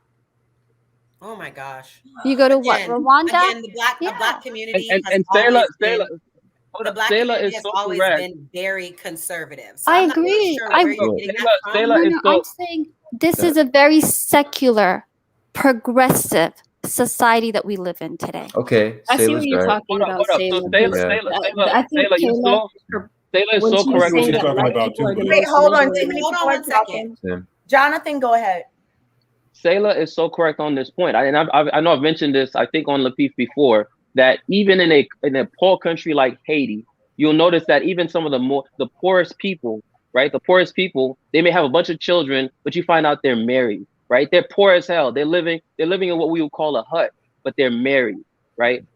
So she's absolutely correct on this, because it is frowned upon heavily. It is frowned upon heavily to have children out of wedlock. Heavily. This is not to say that we do not have you do not have baby mamas in a country like Haiti. I'm just saying that it's a minority of cases, and people take that stuff. Women exercise better discretion. They exercise better discretion. They close their legs, open it only after a man has married them. And in fact, here's another aspect of holding, because the women exercise better discretion. When a man decides to go and act recklessly, you know what a lot of Haitians will do? They will force that man to marry her. They will literally force it. There are lots of men in Haiti who are married because they were forced to marry the woman because he made her pregnant, right? But that's literally a minority of the cases. And the other That's the men, point she's making. Is the perfect point. Other men are holding these men accountable. Yes, that's why she said. Men don't want to pay for other men's mistakes. Hold on one second. Right. Right. And in America, we have birth control. We have other things. We have a bunch of other things that make it wider. Rightly. Exactly. It actually incentivizes having a kid. Hold on, Lee. Whether it's incentivized or not, the whole point is whether it's incentivized or not, people are going to have children. Poor, rich, people are going to have kids. And just globally, people who don't have the most money end up having the most kids. So it's not about the incentive. I think that's where it is about the incentive. No, because if you're not incentivized at all, but people still have children. That's not true. She just gave a perfect analogy of in the third world countries where they do not get all of these benefits, they will not have a kid. They like, heck no. Now, Lee, you don't know what you're talking about. Now you don't know. Now you're just saying things. I'm just saying. Hold on one second. I wanted to hear Alex what she was going to say really quick. Yeah. Oh, okay. So I was basically going to say, Kay, adding to your point that basically could you repeat what you just last said? About incentives. So yeah. I don't think it's about incentives, because globally, people who are not incentivized, people who are on the lower end of it in terms of socioeconomic status and whatnot, have more kids than people who have more money. This is not my opinion. So That's true. knowing that this hold on, Sailor. What does that mean? I thought you were done. Knowing that this is the case, can we really make the argument that it's about incentives? Because whether there's an incentive there or not, people are going to be having kids, especially people who aren't extremely well off. I agree with your point, but at the same time, I just kind of think like just relative to history in America, back when women didn't have those benefits, they had to rely on the man in the home, because if they didn't have a man, they were a widow, you know, they were divorced, or and they could barely live on their own unless they were all previously married. And if their husband died, they were just left to their own devices pretty much. So I feel like that's why the point that Sayla's trying to make is the fact that we have these things now. It's not like, of course, people are always going to have children, but when you pay for what you do, when you have consequences to your actions, then you're less likely to do it if you know what that consequence is negatively going to affect you or your children. But when you have the incentives that kind of take that accountability away, then you can blame anything and anyone for whatever you do. That's why it's more liberal and free. You can just do whatever you want and expect everything to you're just entitled to everything just because you feel like you deserve it. So if women stop having sex, is that going to make, in America in 2022, because, you know, it's in like 5 minutes, are Black men going to start marrying Black women? Because right now, 70% of Black women are unmarried. And I'm here, you know, the conversation is going towards, well, if women close their legs, then that'll incentivize men to marry them. If women started doing this tomorrow, some women, because we know that there are going to be women that are never going to do that. The daddy issues, there are women that want attention that will let men treat them however, and that's how it's going to be. But if some of the women, the quality women, stop having sex and close their legs until they're married, is that going to make men in 2022 marry women? You can't just say I that. don't know. Okay. I mean, no one has a quick yes. It's a cultural thing. It's just too many. It's too dynamic to just say yes. There's a lot of things that come into play. You can't just say just because you would have a good effect. It would have an effect. It would It would have an effect. Yes, it would definitely have a positive effect on birth rate. But the point that I was going to bring up was like what Jonathan was saying, like in Haiti, like I was in that conversation too, and both of us was talking. Well, for me, both my grandparents were married twice. Like marriage is going to happen one way or the other. As far like both my grandparents on both sides of my family, like it's like 8 people all married twice. Like we're gonna like somehow, some way, we look at marriage a certain way that even it being a so quote unquote third world country, that those values being there are what's important, and having a man that leads is important, and those traditional values are important to the fact that I personally would prefer to have a wife from here, but I know I could go to Haiti and find someone that's going to be just like me culturally, cook the what I want to eat, be there for me, and be able to joke and laugh with me, dance with me, like have the romance and everything in Haiti as well. It's just a matter of what over here is the difference between over there, which are those incentives. Those incentives do matter. All right, Sayla. Can I say something, everybody? Wait, yes, hold on. Sayla and Lee's last point so we can rotate them off. Okay, so this is the last point I want to say. In Africa, South Africa is a very liberal country. It has the highest rates of HIV/AIDS. A small group of men are burning through the women. It's not the large group of men. It's a really small group of men who are older, who are wealthier, and they're getting with younger women. And the disease is spreading through the community. My point is, Congo is the #1 country that has the highest assaults on women, a certain type of assault. But they have the lowest rates of disease, extremely low, because it's a very conservative Christian society where people they don't have this sexual freedom. They don't have this culture of secularism where you could do as you please. It's very, very Christian. There's no incentive. Basically, what I'm trying to tell you is that billions of dollars pours into South Africa every year to help them with this epidemic, with the foster care, with the orphanages, with the women that need to have assistance with the disease.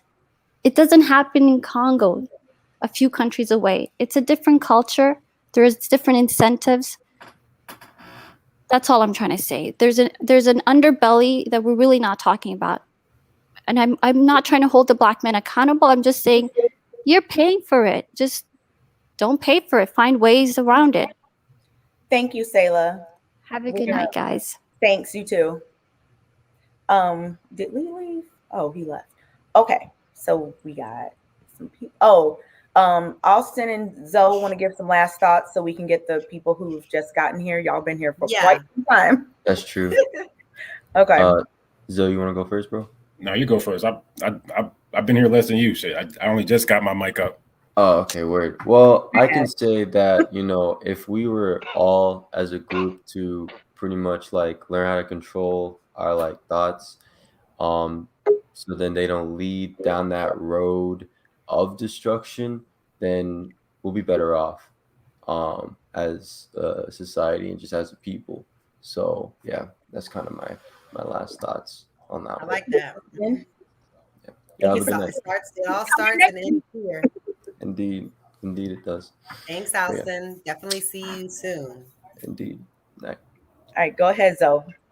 Oh, I was gonna say, dang, the original thing I came up here to call about was so long ago, but it was a good point Kayla made earlier.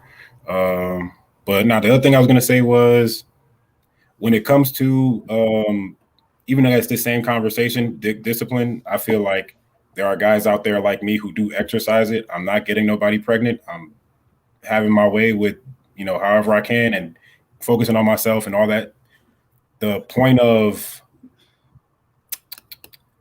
when y'all say,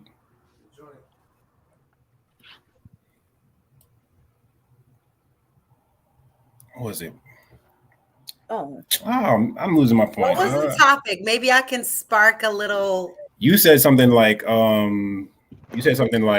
there are these guys out here that are, getting women pregnant and then not being responsible for them. But my point was that there are guys like me who are not getting these women pregnant and are exercising dick discipline. So if we keep exercising this dick discipline, that is an effort on the male side versus what I think you were asking about. If women actually did keep their leg closed, it would have an effect. And that's kind of the point I wanted to make when I said I don't know, and then I said I think it will be a positive effect. It's like what I'm doing, I guess, is having a positive effect to some degree. I'm just, going through my double standard, but I'm not like making babies out here. Like, and I believe in that. But women not having babies as well, I think would also help. But just hearing Sayla's argument just now made me think like, well, maybe we should look more at the incentives, because even if women did look at, restricting sex as well as much, like I said, I could just go to Haiti and if I wanted to, if that was the case, I could be like, oh, I'm not going to stand for this and I'll just take off, or I go like guys go to other countries and stuff like that. So it wouldn't really be a full solution on both parts if we both did discipline and whatever pum discipline. So the other thing to look at after that would be the incentives, because in this capitalist society, that is, you have to expect that people are going to take advantage of their incentives. So that's all. Thank you, Zoe. You're Appreciate it, Zoe. But Zoe, what you're doing is what most men are doing. That's the point I was making earlier, is that the overwhelming majority of men are not contributing to the baby mama situation. So in other words, I do not have. Yes. So in other words, we do not have to be held responsible for what the minority of men are doing. That's just basic, understanding of data and statistics. Now, this is not to say that we shouldn't continue exercising dick discipline, but it's just to say that, again, if a minority of men are contributing to this, yes, we should look at why are they contributing to this. But this says nothing about Black men at large and society at large. Well, that's why Sayla's point was important, because the question Rilla asked originally was, who controls access to sex? And I strongly sided with Rilla on that. I was like, nah, women control access to sex on that basic level that you gave a description of. When you gave that explanation of it, I was just like, yeah, it's women. But what Sayla's point does is it takes it into a more cultural space of the same topic. Because even though women can do that, if they're not, that doesn't solve the problem. You know what I'm saying? So what solves the problem is an example given like what she did, where she said she went out to Africa and saw the man get his ass beat for getting a woman pregnant. Like you and I both know what happened in Haiti the same way. like, so to say that, I'm just like, yeah, I know, I can relate. I understand why that worked, because now he's actually being physically reprimanded and then his family's being reprimanded. Like, everyone's taking some form of accountability at the lowest level possible. That doesn't become a child support issue. It doesn't become a alimony issue. It doesn't become a another kid more prone to crime or being in a low family income. Like, you know what I'm saying? It stops the problem at the root. We gotta rotate some people out. Okay. Good to see I'm okay you, with so. leaving. I just know I was making my point. That's all. No. And it also speaks to the point that I was making with that. If you guys are saying that majority of men are not baby daddies, majority of men are exercising dick discipline, majority of men are treating women well, and blah blah blah, then why are 70% of Black women unmarried? Why are people not getting married? Oh, why are people not getting married? I'm not Y'all getting men are doing it right. I can answer that question. Right? Why are people? I'll tell you why I'm not married, because question. I'm doing the dick discipline. Jonathan's doing dick discipline. Go ahead. No, she said Black. They want me out of here. I'll leave. I'll kill that. What's the purpose Hold of it down, Jonathan. discipline, right? To preserve yourself for actually being married and being with the right person, right? That's the purpose of the dick discipline. I want to answer that question. Yeah. So when are men gonna start getting married? But it's not only for me. I don't know if y'all can hear me. For me, I'll be out of here quickly. For me, it's not only on the Black men. Look how these women are acting nowadays. These women are not acting like wives. These women are acting more manly than these men. So it's not only about sex. And that's why I had to come on here, because look at the city girls, all this independent BS. And that's not how the role is supposed to play. Like, how do you expect to be married and wifed up and you don't even want the men to lead? Like, so that's why there's not a lot of married women out here, because everybody got that independent little attitude and they don't have morals. Let's go back to the sex part. They don't have morals. They don't stand on it.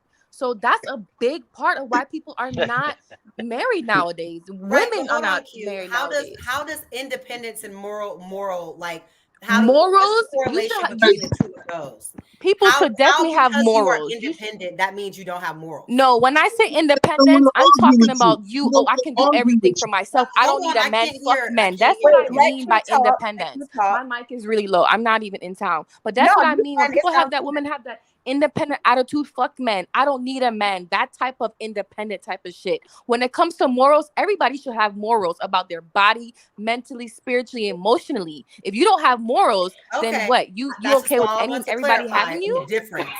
They're not okay. We actually talked about earlier that point about how harmful it is, the whole I don't need a man and I'm the ruler of the house. Like, these things are absolutely, I'm speaking specifically for the Black community, they are definitely harmful. So I agree with you on that. We also talked about the lack of leadership, and that if you want women to do things as a man, you lead by example. You lead. So telling women, if women do it, then men will do it. Kayla, why? There are men that do that. We just gotta choose better men. That's the problem. There are men doing that. You know what? Everybody needs to be. I don't get it. Everybody's great. Responsible. All the men are doing dick discipline. All the I never said that. What's the problem then? I never said all men are doing that. No, I'm being facetious. But what I'm saying is that that's not what you said. People, come on. Okay. Like, I have no kids, so I do show dick discipline. And then on the marriage point, no man wants to come home and argue with a strong-headed woman. So that's why Black women nowadays are not getting married. It's not because that we'll have sex with you. I'll be the number one person to tell you. We'll have sex. Doing dick discipline. Dick discipline means that I'm trying my best not to impregnate you, because if I can't really deal with you, I'm not gonna stay with you. So it's cool to have frivolous sex as long as you're not impregnating anybody. That's dick discipline. For me, yeah. I have this argument with Anton and Jonathan and everybody else. Sex with women, but we're not marrying women. I am. I'll be the culprit. I'll be the culprit. There's two different ideas of dick discipline. Hold on. I subscribe. I could. Hold on, real quick. I'm not going to argue with you. Hold on. For the people in the a back, real man is not going to argue with you, because hold on. it's going to get into a fight. Carlo, Carlo, wait, hold because there's on. a lot of people in the back, and I just want to say something. If you are not on camera, you will not be brought on unless you are someone that we, know and have talked to, like Jonathan, Q, Sayla. We've talked to them a lot. But if you're someone we have not talked to and you're not on camera, you will not be brought up. So make sure that you are cammed up if you would like to be added to the stream. Okay, Carlos, go ahead. Sorry. All my Zoes. Okay, so what I'm trying to explain to you is that yes, men out here, yeah, we're gonna have sex. We're gonna have sex for our pleasure. But at the end of the day, if I have to come home and argue with you because you strong-headed and you don't want to listen and you don't want to compromise and play your role, of course I'm not gonna marry you. You understand? So at the end of the day, someone who fit into your plan. And Carlo, say that again? but you can't say that I'm a man and I'm gonna get my pleasure and I'm gonna do whatever, but you have dick discipline. No, that's not how it works, because it's not practical for you to say that this is how women get pregnant. Like you can, there's no 100%. There's no 100% nowhere. There's no 100% nowhere where it doesn't matter. Every time you have sex, you're taking a risk at getting somebody pregnant. Every single time you have sex. Kayla, so you don't have no sex. You don't have no sex at all. So you are you're talking about your dick discipline. You're telling me you have dick discipline, but then you're telling me you get your pleasure. Okay, Kayla, if I have dick discipline, right? What about your pussy discipline? You still have to have. We're talking about dick discipline. So if the woman is not good enough to marry, then why are you putting your penis in her? You don't get to come and you can't advocate for men that men are upstanding and men are this and men are that and men are disciplined, but men are still slinging their dick with women that they have no intention of being with, they have no intention of marrying, they have no intention of being in any kind of relationship with. What are you talking about? There's condoms, there's birth control, there's lots of. This right here is y'all think that that's the solution. The solution isn't stop having sex with women that you're not truly interested in. That's not the solution. The solution, if y'all, is just keep having sex with women, just wear a condom and just don't make babies. And that's the solution. So Kayla, how many women? It's not leading to women wanting to be submissive to you and follow you. If that's like you. No woman is. I'm not following a man that's telling me that he's gonna lay down with hoes or whoever, and then tell me that he's gonna be a good husband and that I need to be a particular way. No, either you're an upstanding man or you're not. So just because I'm having sex, are you not? Hold on, Carlo. You got a lot to say. Hold on. Let's get to Can I say something? You're not answering the question. Can I chime in for a minute? Everyone needs to practice discipline. Everyone needs to be smart. That's not a man thing or a woman thing. And I think that we're chartering into dangerous territory to make it seem like it's the fault, whether it be men or women, of one or the other. Everyone needs to be discerning. Everyone needs to protect themselves. Everyone needs to be safe. Everyone needs to be healthy. That we should not even, how can we disagree on that? How is it? Oh, it's me. No, everybody, come on. Like, we can't do that. Come on, Canadian born. Come on, Canadian born. What's going on? Because you had your hand up, and then we're going to get to other people. You got a finger up first. Go ahead, bro. You're on mute. Oh, no, Canadian. Here we go again with this. Nope, we can't hear you. Nope. Hop off and come back in, and I'll let you in right away. So while we're trying to get him back in, Kirk, what were you trying to say? I know you've been waiting patiently. Good night, everybody. How are you guys doing? Hi, how are you? I think when it comes down to man and woman having babies, I think what the brother was trying to explain to the argument just now was that there's a choice of woman that you can choose to have a child with, but still there's a next set of women you can have sex with that you don't want to have a child with, and only because that person can be just like woman. A woman can say that I will talk to a guy, but I won't give him a child, or I'll talk to a guy, but I won't move in with him. It's all based on the choices that each and every one of us want to, like, make So what he was trying to say a while ago is not that he's saying that lay with a woman, but don't wife her up. He was basically saying that he will lay with a woman, or my understanding. I don't want to say he was trying to say that. Correct me if I'm wrong, Carlo. But basically, there's some women that you would sleep with, but you won't get them pregnant. And there's another set of women, once you meet them, that's your baby mama right there. You will wife her, you would meet, you get what I'm saying? So it all based on the type of woman. It based on how she carry herself. It based on how she you know how temperament she Your is. If baby she's mama a or wife wife? material, all of those stuff is what us man judge, and that's why we have this big issue with Kevin Samuel, because there's a standard. Even if it's the lowest standard, as a dog, it's still a standard. You get what I'm saying? And so us as the black community, we gotta just start to man and woman. That's all we gotta start to do. And that's like the young lady was just saying, these women running around calling themselves boss chick. I was a cable technician in Atlanta, and I've met a lot of boss chicks. And I tell you, they complain about an $80 bill more than anybody else out here. You get what I'm saying? So I think that overall, us as black people just need to raise our standard, have a certain standard, work on ourselves. That way, when you come together with someone, it's easy for you to have a child. It's easy for you to get married. It's easy for you to have a relationship and communication and so forth. But what we find is that everybody's trying to be their own bosses, and there's no leadership across the black community, and it's just a bunch of confusion. Another thing they were saying early on about Caribbean people, I'm from the island. In the island, or the reason why most women are married in the island is not because of that's something that is instilled in them from their mom and their dad. My mom was married, my mom is married, my dad is married.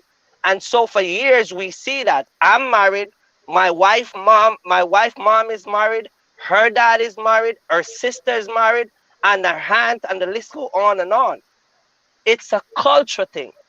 And what the lady was saying earlier, Sanya or something like that, when she was saying, I'm a brother here, when they were saying that people in Haiti and other country, they can have we have higher marriage rate, is because we are more disciplined, we are more taught, and we are more humble, and we don't have a choice growing up like a lot of these people over here in America, that they think that when they reach, they get to choose what kind of sneakers they want to wear and clothes and all of that stuff. But when we're growing up, we don't have choices to make. So we got to just take what was given to us. And I think that's the reason why we have a better outcome in the third world country, even though we don't have the resource like you guys, in terms of getting pregnant and then have a child support system or have a welfare system. Or if you get pregnant back home and your mom find out that you get pregnant, I bet you best believe that is going to be some huge problem. And it's not no huge problem like they'll run it down with a machete, like that type of problem. You get what I'm saying? Absolutely. You know what? Thank you for sharing your opinion, your experience, and your observations. We absolutely, there's 10 people. We cannot bring any more until some people get off. So we have to go with the people who've kind of been here. Alexandria, I know you've been here a while. If you have any closing thoughts, then we'll go to Kirk. Closing thoughts. There's some people who haven't even talked yet. Zoe, we've been trying to get your closing thoughts for the past. And I'm back. 40 minutes. I didn't mean to start all this. You're all good, Zoe. We love you. I can give my closing thoughts, and then I'll just go. I'll just give my closing thoughts, and then I go. But what I'm saying is that this country is full of a lot of resources. Whether it's black or white, I think this country, we as a society in America, I think we waste a lot of resources and nonsense. And we need to stop doing that. Because when you go to other European countries, they do not waste a lot of resources that this country wastes. We waste food, We waste unnecessary spending, even in our personal life. We just waste too much. And all this conversation about man and women, there are resources out there to make us better, but we're too busy wasting other energy and time and stuff that is never going to get us anywhere. So that's what I want to say for my final talk. I love you guys. Have a good night, everybody. I appreciate you guys to let me on. And, you know, one love. All right? Come back next week. Thank you, Kirk. I will. All right. Thank you. Bye. All right, Alexandria, closing thoughts. We're going to bring more people. Yeah, I just wanted to add on to Kirk's point, and I think I agree with what he was saying about how in other countries they have more discipline and they're more humble, and it's because they actually like have consequences for the actions that they take. And like I said, over here, there's less like we're not really holding ourselves accountable for what we do as an individual. So, and then it's happening like when you see someone else get away with doing something that's bad, you're like, oh, then why can't I do it? You know? So I do agree with him. Like if more men actually would like, if it were like culturally acceptable to beat up a man that decided to leave a woman that he impregnated, that we would actually have like homes where marriages, the man and wife are in union, and more men would have discipline, and women would also have more discipline with their bodies as well, because there's actually consequences to the actions that we take. So yeah, that's all. Do you think that will ever be implemented in the community? Because I remember even back in the day, someone said on a room I was in one time that like back in the day, dads would like get their shotgun if like somebody impregnated somebody and then, you know, wanted to run off, and that was like in our lifetime. But with the direction that society is going now, I kind of hope that will happen, to be honest, because I feel like we're kind of like leading ourselves to our own demise with the direction we're going now. But do you think realistically it'll actually happen that men and women will start holding each other accountable?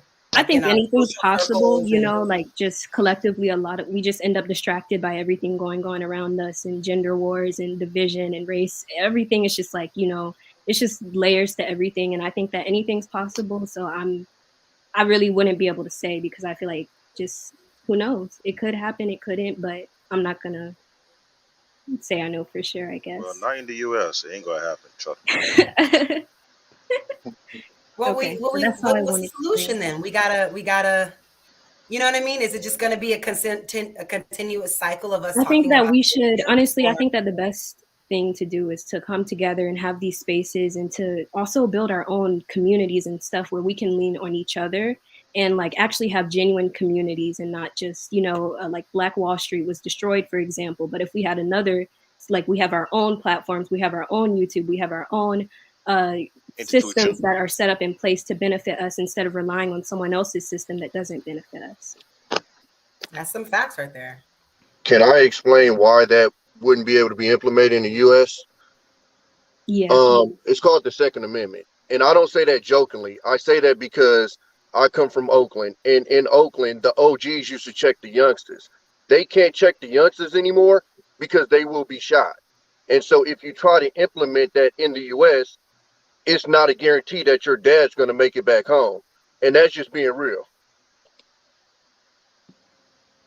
Esty, I don't think that you're wrong in that, but at the same time, if we don't do anything, then like, if we don't try, then we can't I just don't feel like it's realistic for me to bring my child or any child, for example, into the world knowing that like I didn't at least try to create spaces, or I didn't try to bring them into a better community and offer those solutions. The solution is to get rid of the incentive. That's what it comes right back to, okay? Because again, here's why in the third world countries, they're able to do what they do, because the woman knows, right? And if somebody has an echo, yeah, can you mute up, Tommy? I don't know, it's some kind of echo. So the reason why, and for example, I remember when I lived in Haiti, when we went to Port-au-Prince, my dad, one of the first things my dad told me was, hey, if I know you're not going to listen to me if I tell you don't have sex. So if you're going to have sex, please understand you can't be reckless here, because if you're reckless here, right, and you impregnate somebody, okay, they will force you to marry her. My father told me that, right?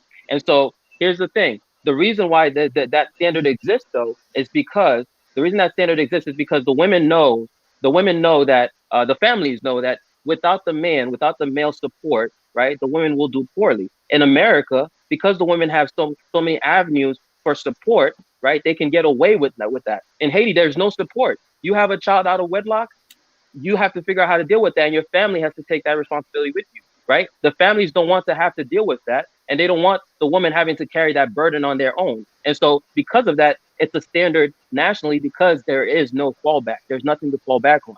When there's a lot to fall back on, you're able to make reckless decisions. It's really that simple. So do you think here in this country, women that have kids out of wedlock, do you think that they're doing better than poorly? Nope. What? The women in this country that you say all these incentives that women have, excuse me, all these incentives that women have in this country. Do you think the women in this country that have all these baby fathers and these kids out of wedlock, do you think that they're doing poorly? Yes, they are. Yeah. Okay. Yeah. So Kayla, they are doing poorly, even with the incentives. So you think they're doing better here than they are in third world countries? Kayla, they're doing poorly. They are.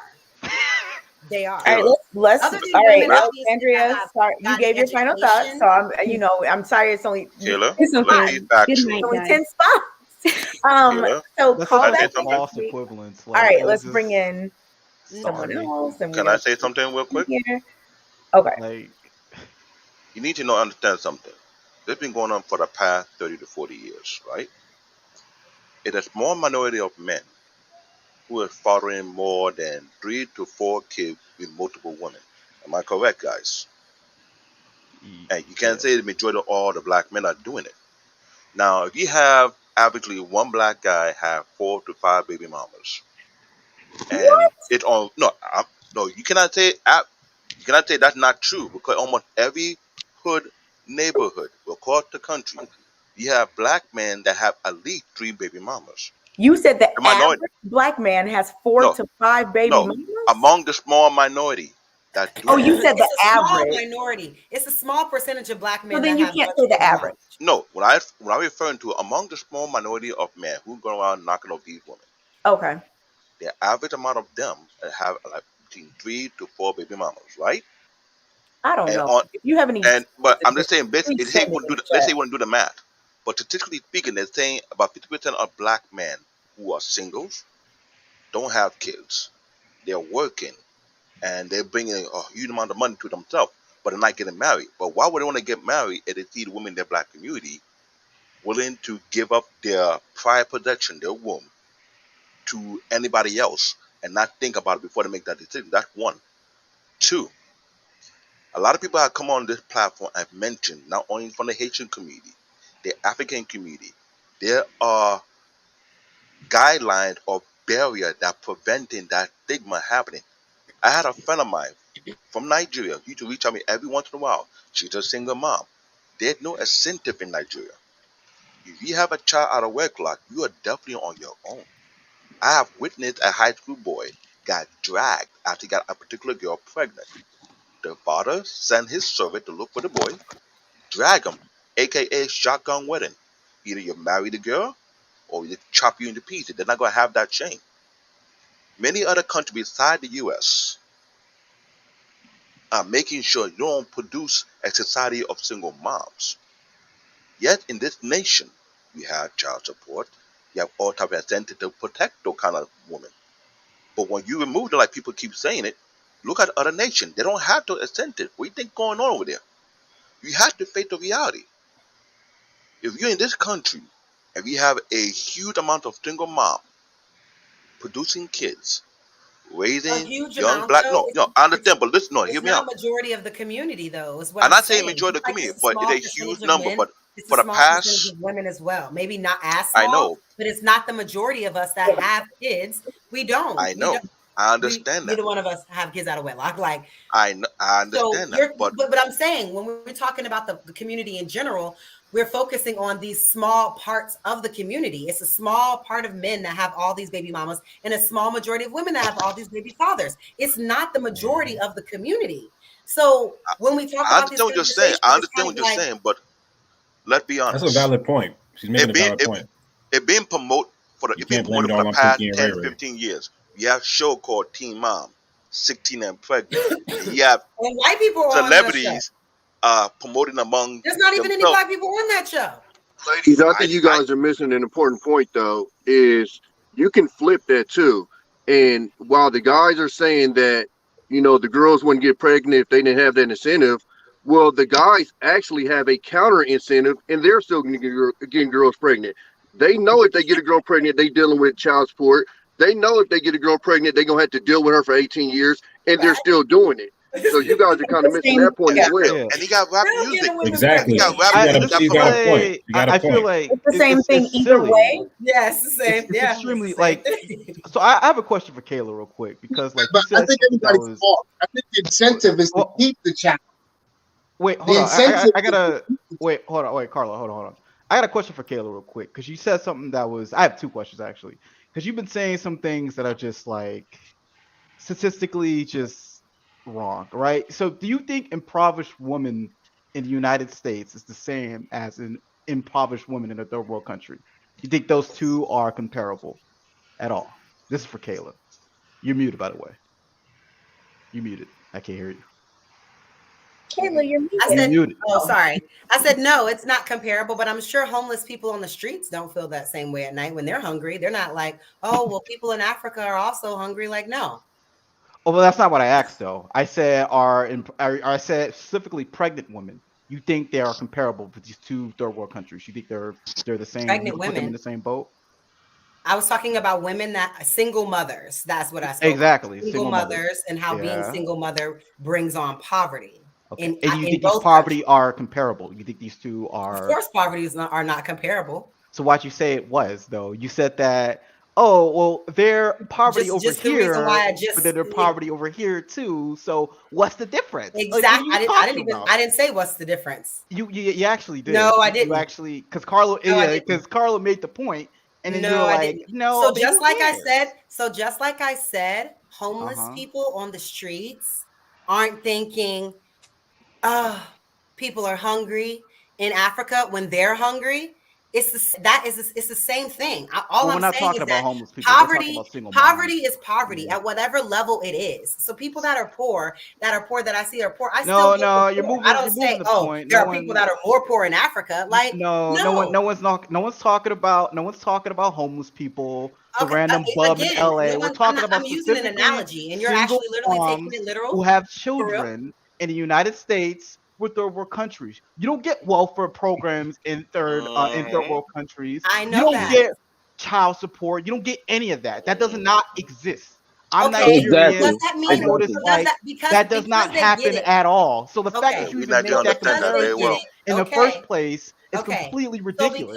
So stop trying to run away with the point. They're homeless. Oh, it's not the same. Because they get it just here admit in this that you're country, completely wrong, and yet they're still living in poverty. Are you done? Yeah, I'm done. Go ahead. Okay. So like I said, if with them living in this country, with them being impoverished, I don't think that it's time for us to play victim awards on like who's more who's more in poverty, who's more poor. The people that are on those Kayla, that's literally not the point. Okay, that was the whole point here in this country. What? That was the whole point. We live here. To make. We the live reason why here. That culture doesn't happen of single motherhood in Africa is because they don't have government support systems. They don't have a culture that supports that. Governments don't do that. You don't get child support. That was the whole point. Okay, so how does that help us fix the issue here and now? How does that help us fix the issue here and now? This is complete nonsense. Come on. How does that help us fix the issue here and now since you have helps all the answers? What's the answer? It helps. Well, I actually do have an answer. What's the answer It's actually pretty simple. Not You want to know the answer? It's actually extremely simple. You want to know the answers? I got something for you. It's gonna blow your mind. Opinion. That's what I got to blow your mind right now. Yes, give your opinion. If you want to have sex, use birth control. Use Plan B. Use condoms. Spermicide. Oh my gosh. Simple. Or if you don't believe in abortion or none of that, wait till marriage, then have sex. Done. Easy. Or that's all you need. Make it mandatory. Make it mandatory. How about this one? Have every woman have their two ties. That's all. If you want to have kids, make sure you get married so the husband can sign the right to have the two untied. Again, Again, what?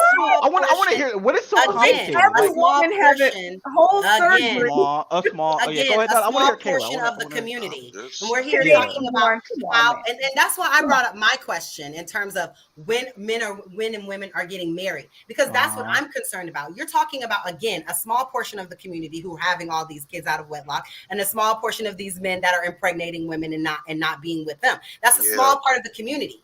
That particular issue, I don't think is fixing the issue that we're having in interpersonal relationships. In those communities, that wasn't even the topic. The topic is how do we stop black families having birth out of wedlock? That's not the question. That's not the question. That literally was the question. Well, marriage is a part of it. Marriage is a part of it. Marriage is a part of it. Can I get this? Yeah. The answer to your question. The answer to your question is to make sure that you are married before you have children, to have more family structures where kids are coming up in households where people are married. It's relationships. This comes back to my final point. How we're building relationships or so have we can get condoms to on that. standby. Well, okay, so that was rhetorical. You didn't really. We just wanted to talk. Solution. I mean, that's okay. Well, because you're trying to like bipedal like. It's natural for people to have sex. Because at the end of the day, what I'm saying is people are gonna have sex issue. You said how do we make sure the lack of interpersonal relationships, and men and women are not getting married, and men and women are not establishing the family structure. And I'm trying to figure out how to fix that. And you want to talk about the small community of women that are having babies out of wedlock. Oh my God! My original point. Pedaling the I think the root. You want to go? I think the root of this problem. I let y'all rock so long. And Carlo, wait a minute, Carlo. I think the root of the problem is a I can't hear.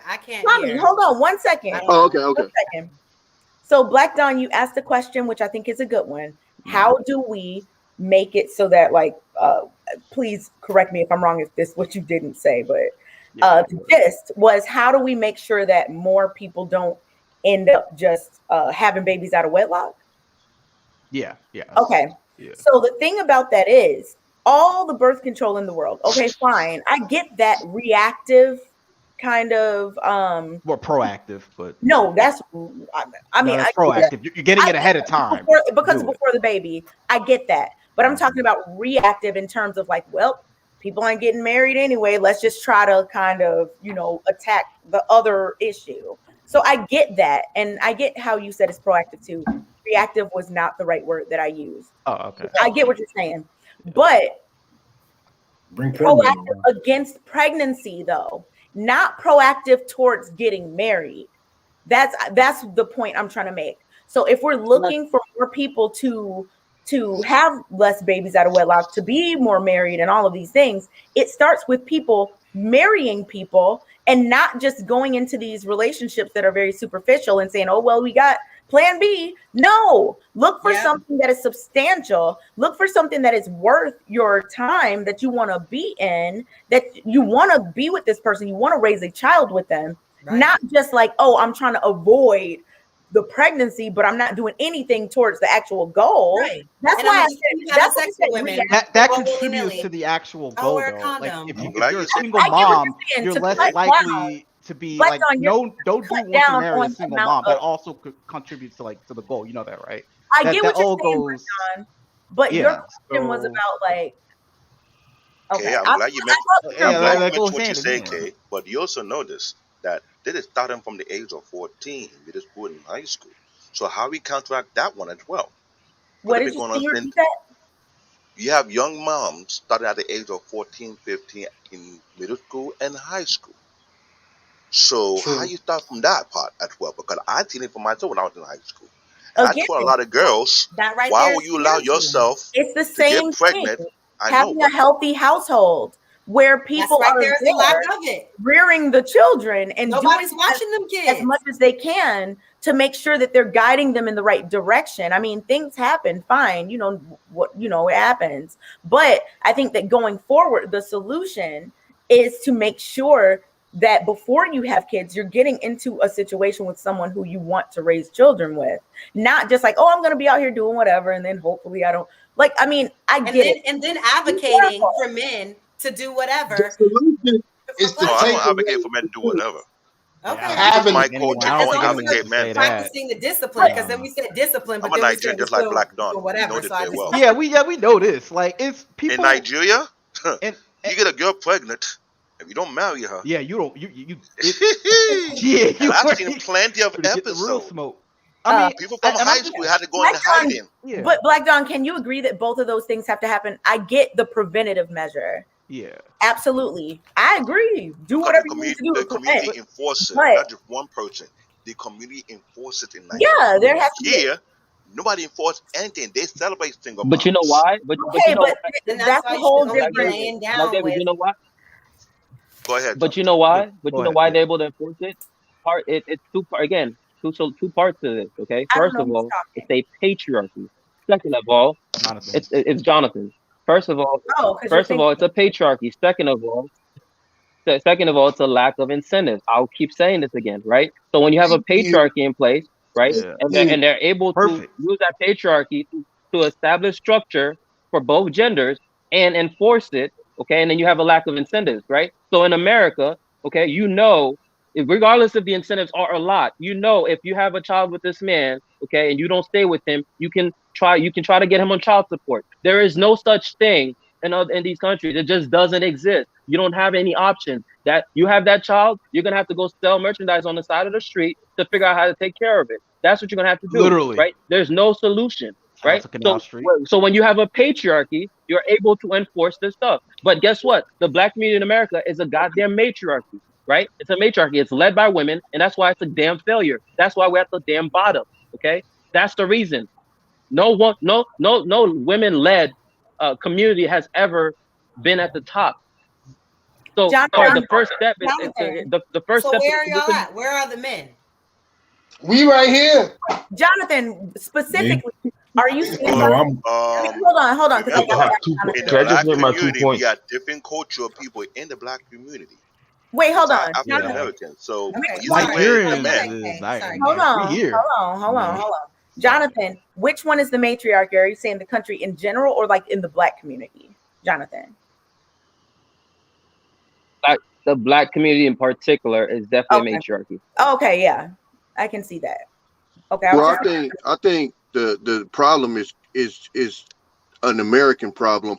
I think in other countries, and you guys can correct me if I'm wrong, when you turn 18, you're actually an adult. In America, when you turn 18, you're still a kid. We accept you being an idiot still. And I think that's also a major problem is, you're in college and you're actually able to have sex, and you still get to act like an idiot. You're getting drunk, you're having these parties. It's basically an orgy in college.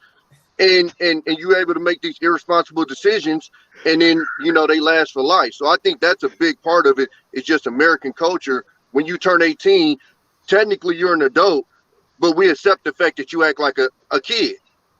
But Tommy, in Nigeria, guess what? 18 is not a universal age of adulthood. Any Nigerian guy will tell you this. There's a huge amount of fear. They kill us when we show our faces. Let me play that. Any Nigerian man know that very well in Nigeria. There's a huge amount of fear to go anywhere and get any girl. The moment you get a girl pregnant, that guy is in total fear because he know why. If that family is a wealthy or well-known family, he's doomed. And that family have a huge amount of people in their family, they are doomed. And that person don't have the money to take care of that child, they are doomed because there's a huge amount of pressure that apply on both the male and the female. So it's not often you see people in our country or many other African or Caribbean countries trying to have kids out of wedlocks. Because of that cultural aspect, though, Chicago. I mean, because of the community. Canadian born. That cultural aspect. I know a lot of Caribbean men that got a lot of damn kids. But Canadian born, I know what you're talking about. There's a reason why I don't have many kids. My dad would, but whatever. So I know your dad will whoop your ass. You get pregnant out of wedlock. That's over for you. But there's that cultural they will disown you there. It's not the same everywhere. Yeah, it's not. Okay, but it needs to So be here though. We can't apply the no, but it needs to be. It needs to be. everyone It needs to be when here. the whole like the it's a whole other country, and you're saying like, okay, but we need to export we know the it's a cultural whole other values country. here to fix the community. But when you make excuses for people, you let them to get away with it. Yeah, like That's the thing about it. we can take those values and just use it over here. Men Like, I and don't women understand. accountable You know how Anton for their is, right? behavior. Anton I said will no hold excuse. women accountable for picking men that aren't quality men and then getting mad at all men when that men they're not in the gang act right. But what I'm saying is, for 20 years, I pick on women the same way. Stop laying down with women that you have no intention of being with, that you know you don't even like. Stop.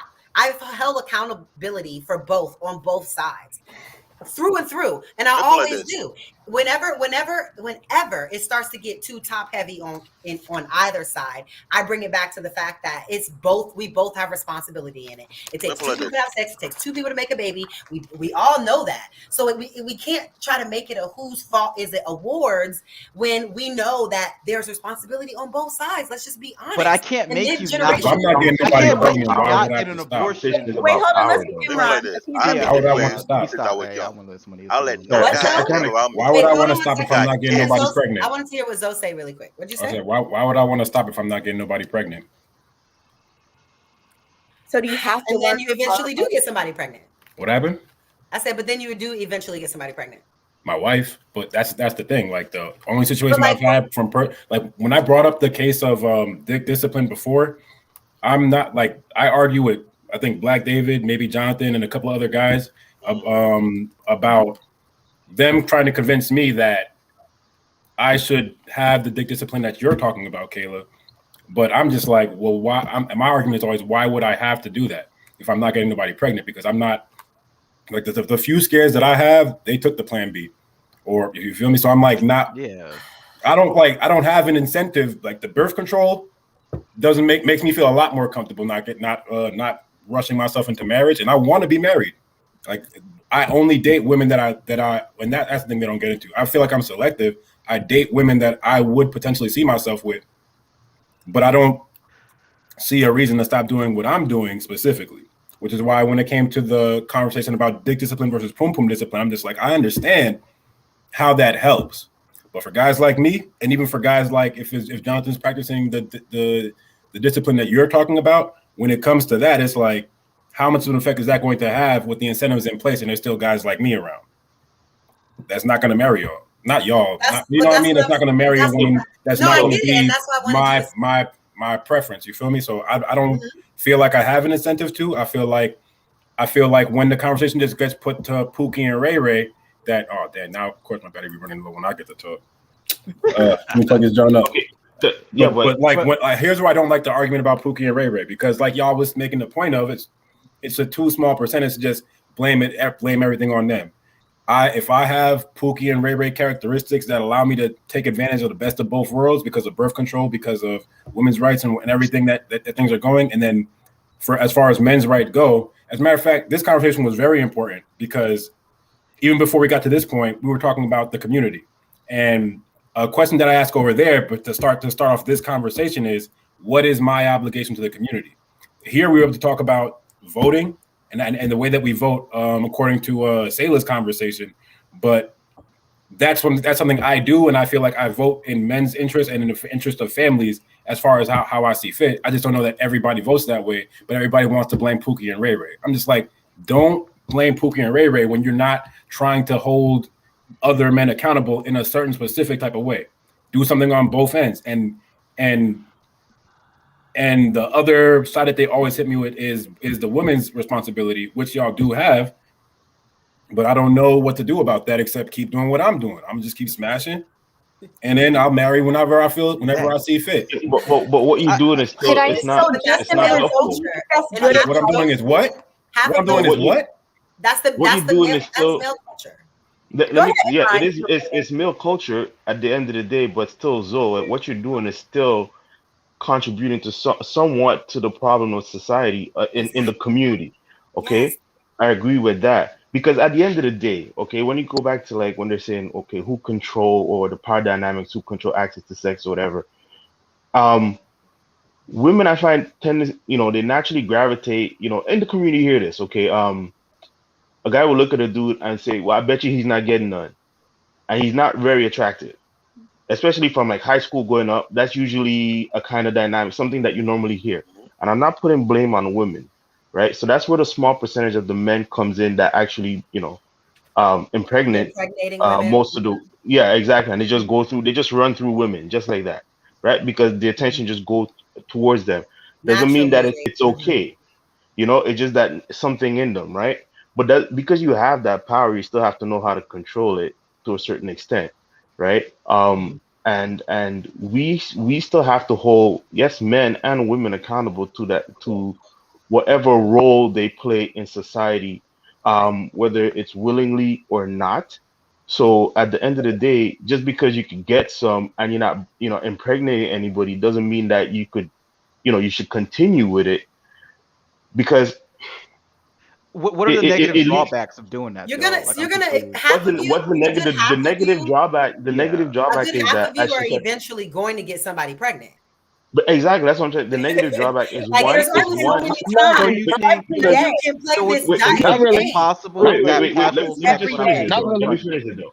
Like as Taylor was saying, like, well, if you're conservative and you're more of you have more of a foundation, right? You have to have certain standards. You have to have a foundation to stand on your standards, right? So if promiscuity is your thing, it's nothing good. Just going around and sleeping with anybody, it's nothing good either way. So you have to have some sort of morals at the end of the day. And if you're talking about marriage is a vow between man and God, right? So it's not. So you have to. And in the Bible, it talks against being, like sleeping around, right? You can't just whore around at the end of the day. So either you're gonna you value marriage and say, well, I'm gonna save that, my child when I get married, or and then in the meantime I'm just gonna go sleep around. Just don't get married at the end of the day, because the vow of marriage has nothing for you. It doesn't do anything to you. I think y'all misunderstand. You can't talk. No, but you can't. I think y'all misunderstand. Go ahead. I think y'all misunderstand. I think y'all misunderstand Dick Discipline though, because while I'll be honest, I'm not fully on board with just another Zoe's strategy. But Dick Discipline is not about being abstinent, right? It's about not being reckless. It's about not being reckless. It's about, first of all, you should, as a man, you should have so much to do. Like, I don't get where sometimes I don't get where these guys get all this time to smash all these women in the first place, right? So you should be on your purpose enough that you don't even have the time to be dealing with, a female left and right. Right. And then when you do have sex, you make sure that you have some level of discernment of who you're having sex with, and also making sure that, okay, you're practicing a safe sex, you're pulling out, you're doing all the things necessary to make sure you don't end up with a baby. Now, again, sure, we can say in terms of statistics, you can't really guarantee that you'll never impregnate a woman. But let's just be real here. Like, if you practice safe sex and you're not reckless, okay, you're not trying to knock down several chicks a week or some silly scenario like that. You can pretty much, like, I don't want to say it's a virtual guarantee, but you could do pretty well. I'm 27 and I have not had a scare even. Okay, but I also don't have enough time to deal with women, like just women left and right. You know what I'm saying? So I think the discipline is less about abstinence and more about just not being reckless. That being said, if you can be abstinent, I would think that's obviously the best option. I got a question, and I just have to I completely just reject this idea that, oh, men and women they're both in charge of having a baby. And I want to ask this directly to the woman on the panel, right? So let's just say that you have sex with a guy and you're pregnant or whatever. Can he make you not get an abortion? Kay or Kayla could take that. I don't. Women have the power over whether or not to get an abortion. I see where you're going. I've had this conversation more times than you can. I've seen this conversation on social media. That's always not always, but many times the argument that people give, well, women are the ones with the ultimate say. So how is it not them? Okay.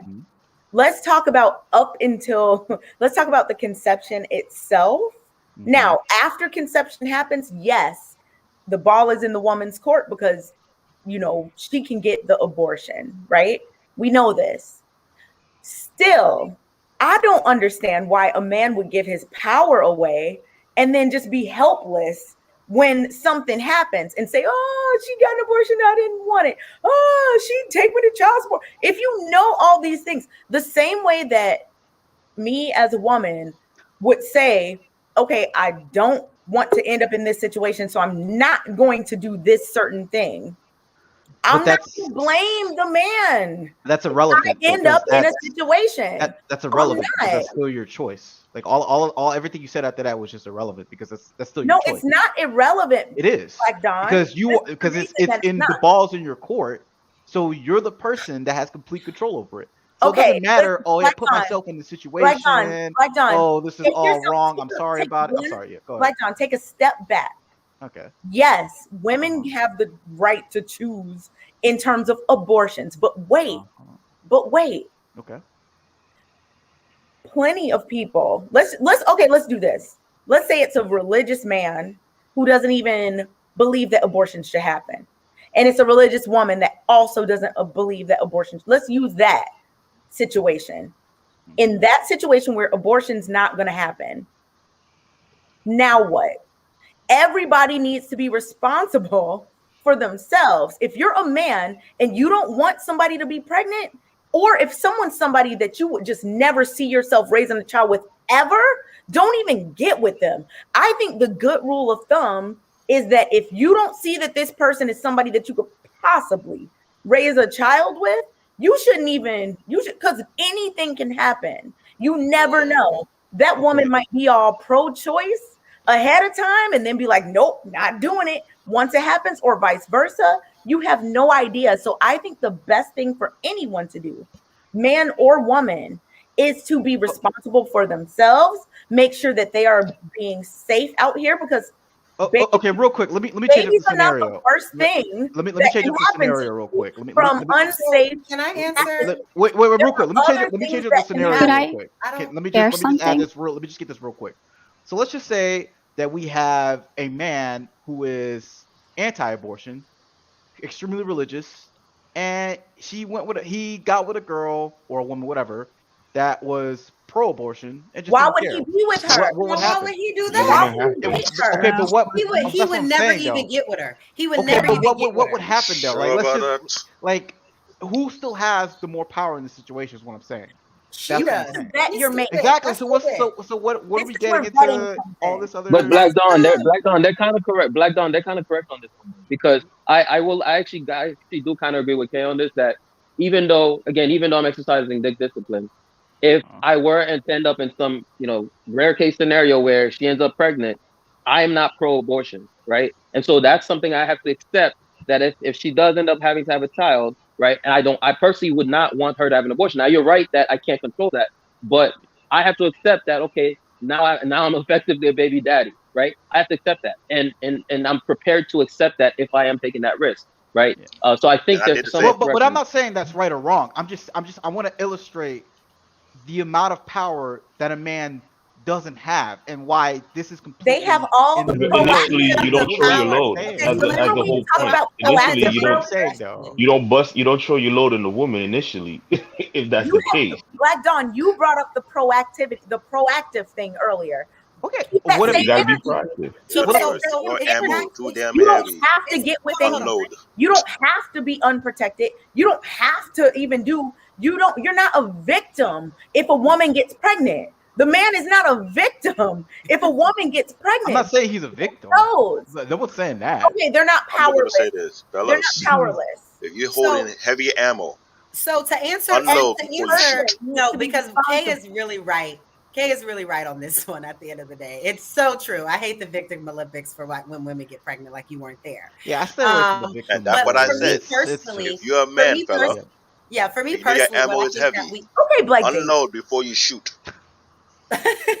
For me personally, what I think that we should be practicing, and to answer the question, I would do. I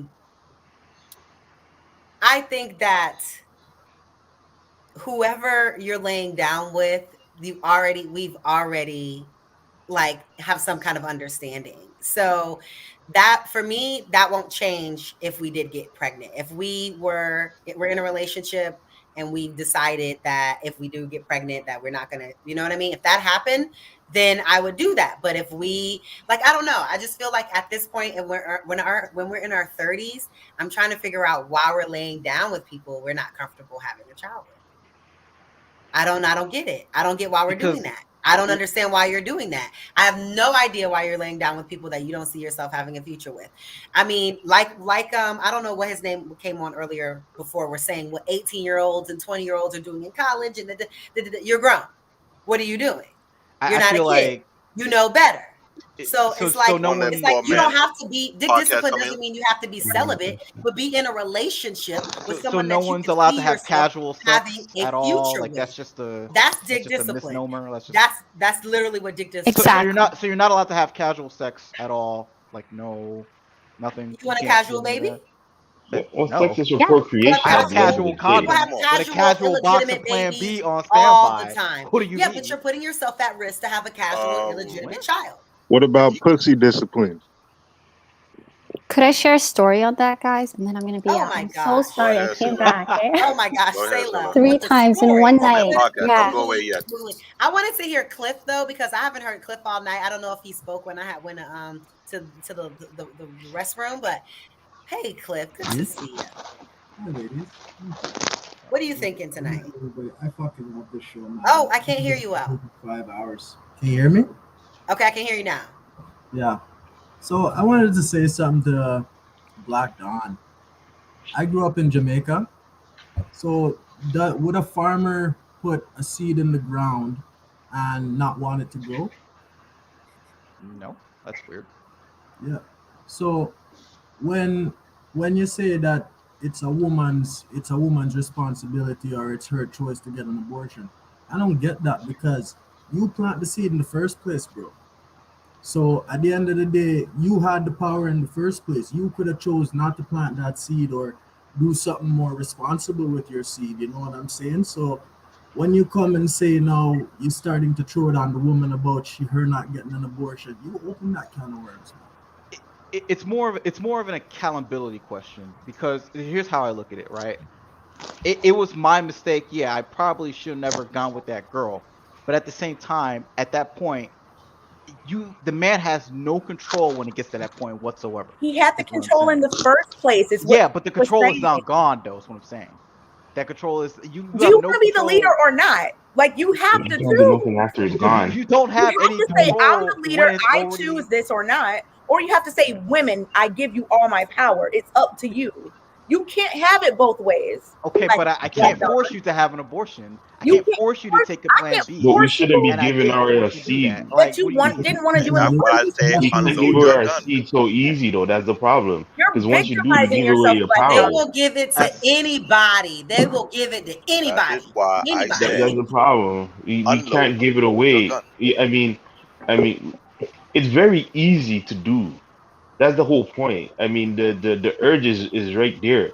But I mean, the accountability is on us. You know, as Cliff said. I mean, we plant that seed. We can't give it away. Once we give it away, then it's like if you your money, you buy something with it, then that storekeeper could do whatever they want with it. Or like let's say if you give your money to someone, once you give that, or you give someone a gift, right? Whatever they do with it after, you have no say.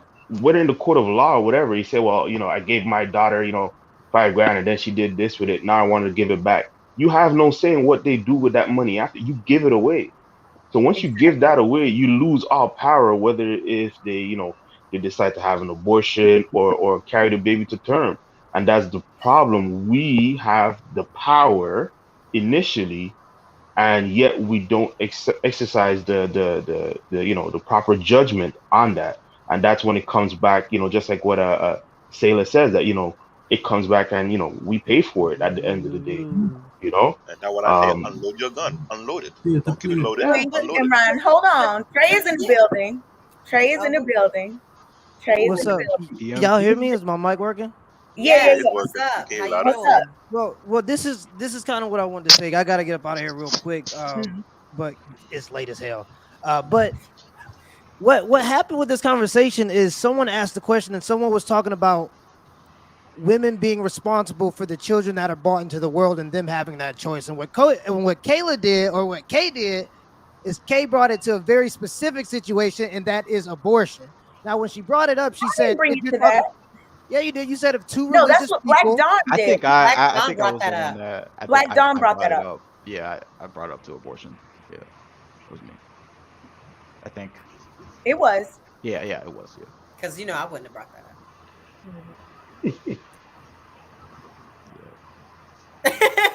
Black David. I'm not mad at it. I'm just saying. Go ahead, poor man. Keep your gun unloaded. What that mean? What do you mean by that? What do you mean unload your gun? What I mean, if you know you got a bus, take it up before you shoot. Is he there though? Is he there? Look, David, stop with these analogies and this just. But you guys, you know what? Culturally, it's really men had to keep that responsible because you don't want to get one pregnant. But is responsible behavior honestly what's being pushed? I mean, irresponsible behavior is what's being pushed across every in society today. Yeah, and I mean, that's what we need to I mean, we know it's wrong, but literally, it's in the music, it's in the TV, it's everywhere. So that's another part of the solution. No, and yet we support these things. And I'm speaking for myself because I was at a Cardi B thing. So guess what? Before I married my wife, I got my wife pregnant. I said, you know what? I'm not having no child out of wedlock. So I end up marrying her. I say, me, if I did it, it's my responsibility. I'll hold myself accountable to it. I told my wife right off the back, we ain't having no child on the way. I'm gonna marry you. I'm gonna take care of that child. I'm gonna take care of you.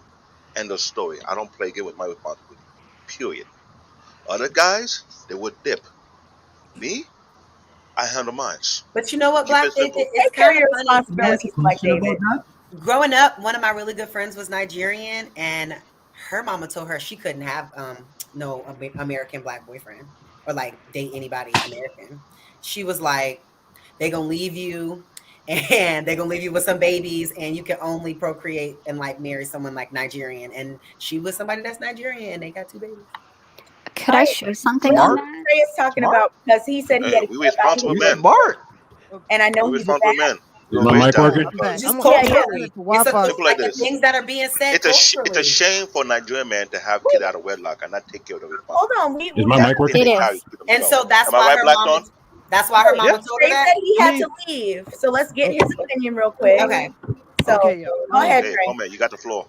Yeah, if we're talking about religious people, because I just know somebody brought up the fact that there was a religious couple, and so they're against abortion. Well, if you're religious enough, you already shouldn't be sleeping without marriage in the first place. So you wouldn't have to worry about that.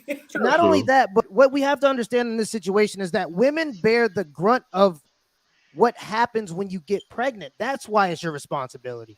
You're the one that's going to, statistically speaking, become a single mother. You're the one that's going to have the hardships left behind if you have a child out of wedlock. And a lot of people like to talk about the patriarchy as being a bad thing, but historically speaking, sex has been dangerous. You know what I mean? Like syphilis swept all throughout Europe and killed hundreds, tens of millions of people in Europe. So it's always been dangerous. Now with modern technology, we're moving into a situation where women have more openness and women have more options. So women are allowing that to happen. But sex is a very dangerous activity that we're just acting all liberal with now as if it's not dangerous. The truth of the matter is, and it's pretty extreme, but women have to stop trying to sleep with men that don't want to take care of their kids. And I think somebody spoke about this earlier when we're talking about if you're starting to prefer. I think part of this problem comes with women earning more money. When women earn more money, they no longer want average men because they want men that make equal to or more than them. When you make $60K as a woman, now you want a man that makes equal to or more than you. That is an above average man. You're going to want a man that, historically speaking, makes more. And men that are above average tend to not be committed as often. So what you have to do as a woman is make sure you secure a ring before you're even doing that in the first place. And if you're not going to do that, don't jump all the way to the extreme example of abortion. Let's talk about all the options in between. Get yourself on birth control. Stop allowing yourself to have kids before you get married, because you as a woman bear the grunt of all of what happens behind that. Now, when we have these social welfare programs And I don't think it's a surprise that as soon as the social welfare programs were boosted in the 60s, this is when you see women start to have more children out of wedlock. It's because you have nothing to lose as a woman if you have children out of wedlock. And we like to act like this doesn't happen, but a lot of women will sleep with men that they know are out of their league. And when that man says, I don't want to have a child, that woman will carry that child to term because she thinks that that's going to make that man stay. And largely it doesn't when you're dealing with these types of men. That is your responsibility as a woman. That's your gift. That's your gift to a man. You can't just be liberal with that. Now, I don't even think you should be giving the coochie away, but let's just be completely honest. People go and sleep with each other. That's why I say birth control is the best option. People that's what said casual sex happens. I think that they should probably not, but that's just the truth of the matter. That's going to happen in 2021. So at least make sure we're on some kind of birth control so we're not having kids out of wedlock. Make sure you get married before you have kids, especially if you're a woman, because you're the one that's going to deal with what comes with that. That's just nature. And that's the part when we talk about this, are we equal versus same type thing? I already talked to you about we are equal, but not the same. And that's the 2 + 2 = 4, but 3 + 1 also equals 4. We can be equal, but not the same. And we're not the same. Nature has a thing called pregnancy. And when we talk about sex, the brunt of what happens in sex comes, the burden is on women when you talk about sex. It just is because nature has pregnancy. What'd you say? Right. Women have to child. Right. Women have to do all the yes. So if you understand that women bear the grunt of the burden or the most of that burden, then you should also understand that that's the reason by and large, that women have most of the contraceptives. That's the reason why most of it is targeted towards women. It's so that women can have the option to not give birth. So if you have so many options as a woman because you bear that grunt, and that's been brought by the patriarchy, by the way. These are all things that have been created. The birth control bill, all this stuff has been created for options for women to be sexually liberal. So you have that right now. You have the ability to do that. But now you got to be responsible. You got to be responsible with that. And so, with all these welfare programs and women not really having to be as responsible, because worst case scenario, that man is going to be forced to take care of that child via child support in some kind of way. So a lot of these women it's just. How do you feel politically though when it comes to the community voting? Because I don't think it's just one. You don't want to what? I don't want to beat the dead horse, but I'm hoping y'all get what I'm saying right now. No, I understand. Address the community though. Hold on, y'all. Address the community, PMP. Okay, so hold on. I'm sorry. Trey, you made absolute sense. Everything you're saying, I feel like you were absolutely correct. I think the only place where the disconnect kind of was that Black Dawn was kind of saying, well, if women do this, then men wouldn't, like kind of putting that responsibility onto women as it relates to the man. Now, I agree. As a woman, I was talking about this to Mr. Palmer like a while ago. Shout out to Mr. Palmer. That as a woman, I would always recommend to anyone, make sure you're stable, make sure you're married, make sure this and that before you have a child. Do the best you can to make sure that's your situation. And like I said earlier, a baby is not the worst thing that can happen to you from, these types of activities. So protection and being safe is extremely important. And I think sometimes that gets lost. And so, Trey, when you brought up the whole like syphilis thing and all of that, I was like, because I think people forget that there are other dangers that come along with this that are actually more common and more likely than a pregnancy. So at the end of the day, like, it's just a lot of stuff that could happen to you. So I think that you're correct. Women should be on top of their reproductive, responsibility.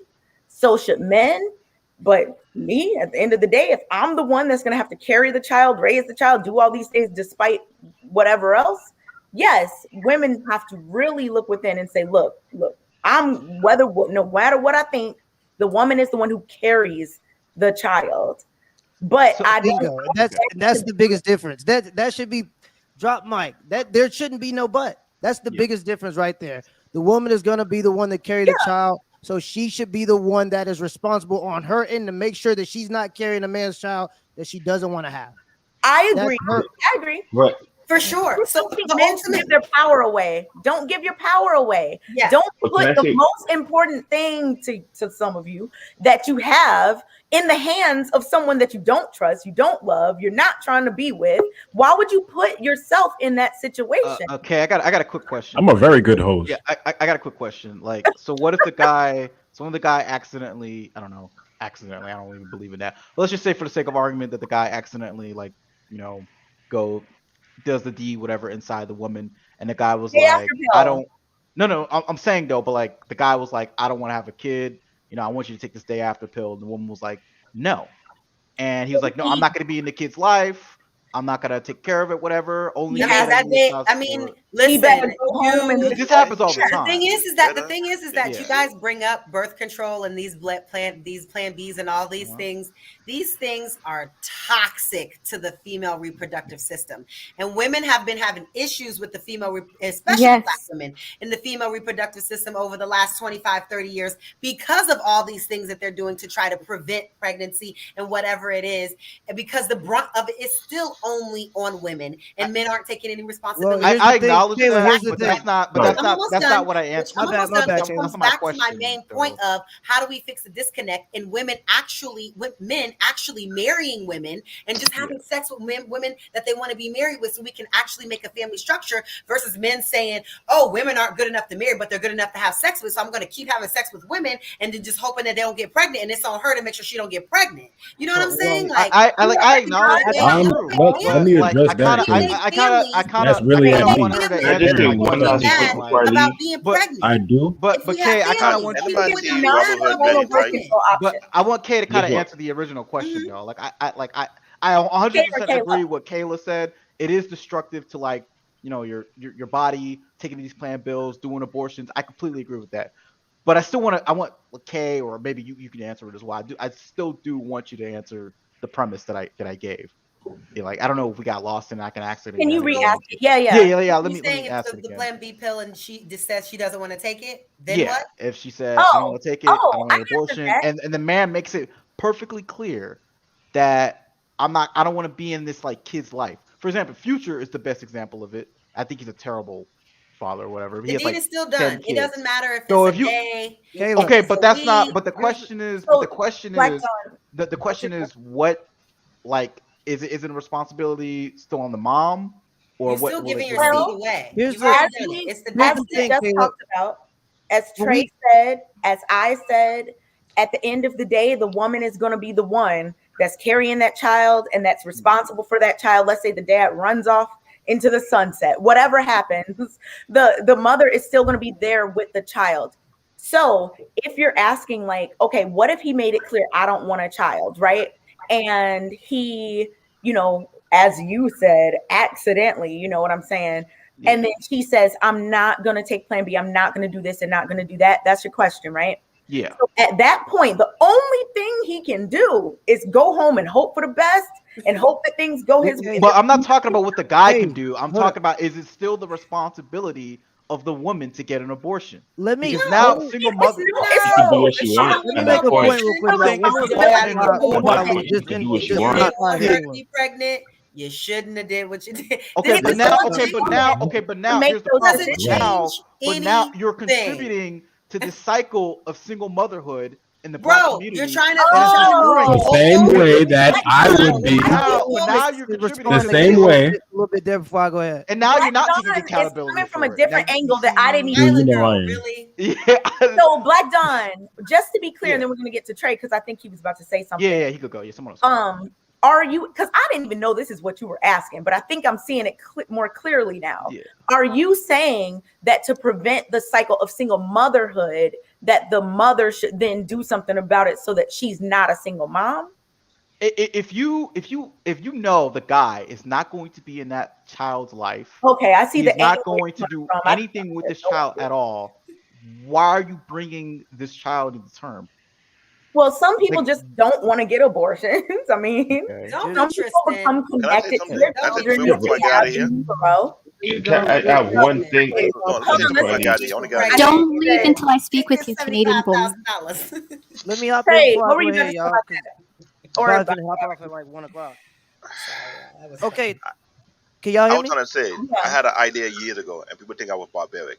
Have anybody seen the movie called Robin Hood Men in Tights? Yo. Yes, Can y'all hear hold me? on, Black David. Hold We on. hear you, PMP. Hold on, Black David. Okay, I'm making sure. I'm like, cause you know my Wi-Fi be bad It was out a here in little bit Texas. I low, don't know what's actually. going on. It was a little bit low, but go It's ahead. a little low. Go It's ahead, a little Trey. low. It's a little bit low. It is. But go ahead, Trey. We'll just be quiet so we can hear you. Yeah. It's low. Okay. But just to kind of respond to Kayla, what Kayla said there, I think it's very interesting, especially since like literally like a week ago, the last show we was on, we were talking about obesity, and when we talk about things that are destructive to Black women, all the time we're talking about something important like birth control, but we never talking about obesity.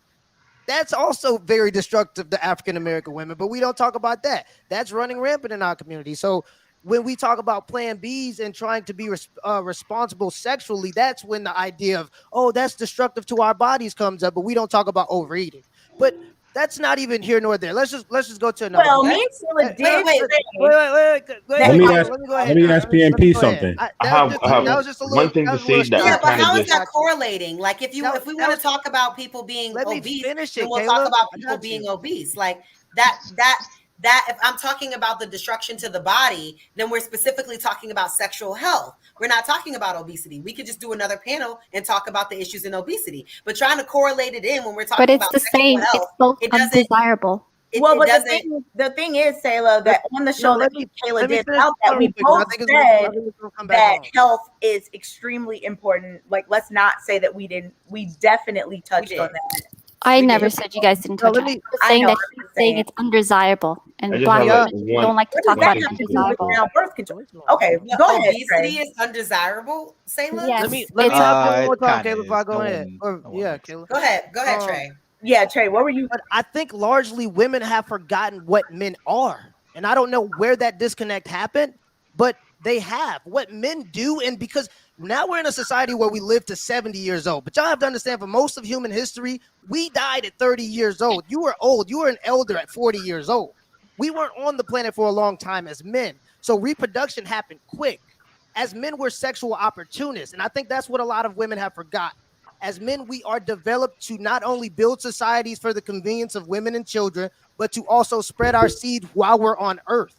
We don't have very many opportunities, or historically speaking, when women were disciplined with sex, we didn't have very many sexual opportunities. So largely our bodies have developed to not be as sexually disciplined as we should be in the modern era. And I think a lot of people forget what men are by nature, right? So when women were holding back on sex, your job as a woman, your responsibility is to not allow men to just be having sex with you. That's your responsibility. Your responsibility is to decide the next generation of society builders. That is your burden to society. A man's burden is to spread his seed while he's on earth, if he can, if he adds enough value, by building and developing societies to help women and children. And a woman's burden to that society is to choose the correct men to be the next generation of society builders. That's what your burden is. So when we're talking about, oh, men have to be more sexually disciplined, that is not what a man is by nature. Now, should we try to change that and have more discipline in the modern area and in the modern era to combat what's going on? Yes, but we all have to understand, when we're talking about hormones, a lot of women understand hormones when we're talking about periods. A lot of women can become very, oh, I understand you may be emotional now because you're on your period, but there's another hormone called testosterone. That's what men have. And that is another, and that's nothing that we can't do anything about that. That comes out of our body naturally, and that makes us more sexually urgent. And I think that that's a natural thing because we didn't live to 70 years old. You had to get it while you was here. And if you a woman and you just giving it out to every man, understand that there's a reason why you can call every man in your phone and he gonna sleep with you. He's willing to do it. It's because that's what we naturally are. That's what we are as a being. So what women have to do is to be more disciplined in that area. Now, like I say again, men should practice more discipline in the modern era. I agree with you, but understand naturally men aren't created to be as disciplined as women when it comes. I disagree with you. I don't agree with that either. I think men I'm so sorry, and I'm on your side. They are the disciplinarians. I don't know what it is that you're saying that men are created to be disciplined. That is just that's talking, blasphemous. Kayla, I'm talking about specifically sexually. Well, I'm speaking in general. How you do one thing is how you do everything. Like I don't know. I mean, that is a pillar that real not necessarily. Yes, it like, is. I don't work like I don't work like I have sex. Like that's kind of is. Yes, it is. No, wait a minute. Very reckless, undisciplined. I do. So in other parts of their life. All I'm saying is, if that all of this responsibility is on the women, because heavy is the head that wears the crown. Just say that women are the leaders then. Like, I don't think that. I think men are fully capable. I think men are fully capable of being the leaders. Women are the leaders in the black community. We're going to keep going in circles. Jonathan, you just said earlier that was detrimental. So if that's detrimental, then why are we encouraging this same school of thought as women should be the ones controlling and doing this? You can't control. I can't hear. Yeah, John, your mic is like somebody's really mic. bad. It's like killing me in my headphones. Okay. Do you think followers can't pick the people like to lead them? You think followers are incapable of picking leaders? Like, why is this such a weird binary thing? The reason that it's weird to me is that if you're saying, oh, men are, the leaders and men are this and men are that, and men are the ones who are logical and women are emotional and men are this and women are that, fine. But you can't also then turn around and say, well, we can't control ourselves when it comes to this. Women, please lead the way. You just did that and went to a whole different spot. That is the thing that grows the entire, like, for the thing that causes the offspring, come on. I think you're confused with you understand, man. Hey, I got a about legacy and how legacy is so important to them and how it's the fundamentals and all of that. But then they're advocating for just having their seed wherever and putting the responsibility of that seed on the woman. It does make sense for a dude like me who will have sex with women but not married. That makes sense to me. That makes sense for a dude that'll have sex with you but not married. That makes sense for a dude that'll have sex with you but not married. But I mean, she's arguing a straw man. No one has ever advocated for just nutting in any type. I'm not doing that. I'm not doing that. Hold on, y'all. Hold on. So Trade go first, Imran. Trade and Imran, then Black David. Yeah, let's get Trade and Imran, then Black David, I think. Yes. So would you think that we are different from any other species in terms of the female part being the one, or any other mammal? I'll say the female in any mammal is always designed to be more selective because, like I said earlier, and that's why I started it there, because women bear they hold the burden when it comes to pregnancy. That's why you have to be more sexually selective. That's why when I talk about nature, I say men aren't designed to be as disciplined when it comes specifically to sex. Y'all talking about all this leadership stuff. We have built a society. What more do you want? We do everything for y'all. We literally give y'all anything y'all want. All y'all have to do is choose the right men to build to be the next generation. That's all y'all responsibility. That's y'all responsibility to society. But right? Men, so that's Trey, do you your really power think away? Are men marrying women? Because that brings it back to my original point: is that men that want sex get a wife can have sex with? Why are men not marrying women? If y'all are telling me that the issue is it just doesn't make logical Kayla, sense. listen, I got you. Why would I? You have sex readily available for you whenever, yet men are not marrying women, and women are 70% of Black women are unmarried. Kayla, you conflating there's a disconnect. Let him respond. The issue isn't the fatherless kids that are already here. We're talking about how we're going to fix the disconnect so that we can build actual family unit structures to prevent this from happening in the future. That is the whole thing. Not telling men like, oh, it's fine for you not to be disciplined, because eventually some of these men are going to have babies with women they're not with. With wives. My wife, not women I'm not with. Yeah, Maybe my wife. get a wife. Let Then him you don't have to respond to worry her about when if she she gets pregnant. That's what we should be encouraging. Men, get a wife. That's what we should be encouraging. Not, oh, men shouldn't have to be disciplined because y'all should just have more pussy management. Like, what about women want to be married? Women want covering for men. Women want men. Okay, so Kayla. Why aren't y'all marrying these women and then just having legitimate children instead of saying, I'm just gonna do my thing on the side, and then statistically y'all are gonna have kids out of wedlock anyway. It's for the same reason. Some of them are too aggressive. Some of them are too independent. Some of them are too. Oh, hold on. Let him respond, please. Thank you. It's for the reason you just said. It's because men have access to sex without needing a commitment. If y'all are out giving men, and the only time that started to happen, that's a very modern thing. You see single motherhood skyrocket the same time you see the burden of sexuality being taken away. Yes, when you that's see correct. more implements of disease, preventative diseases, when you see more implements of the birth control pill, that's when you see it happening. When women are offering free sex without commitments, you look at virginity and marriage in the 60s. They're both about equal. As soon as women are less likely, or as soon as women start giving it up, men stop committing. There were shotgun weddings in this time. You were expected as a man that if you got a woman pregnant or you was laying down with a woman, that you better stay with that woman, right? But now when we in this matriarchal thing where we're trying to do free sex and women should be as free and liberated, the only problem with that is nature does not agree with that concept. It just doesn't. You got a lot of women both running. Not true, Trey? And then Imran, are both not true? Are both yes, not because true? my battery almost dying, so I just want to say this quick. Women need to be more selective and only be, and men need to, are they both not true, or is only one gonna fix the problem? If women are selective and if women are giving the box to men that they marry, we don't have the problem. If you give away free sex, you're not going to get a man to commit with you. And just being out here with women, that's what? Women will be holding sex. She's asking you if it's supposed to be a double standard.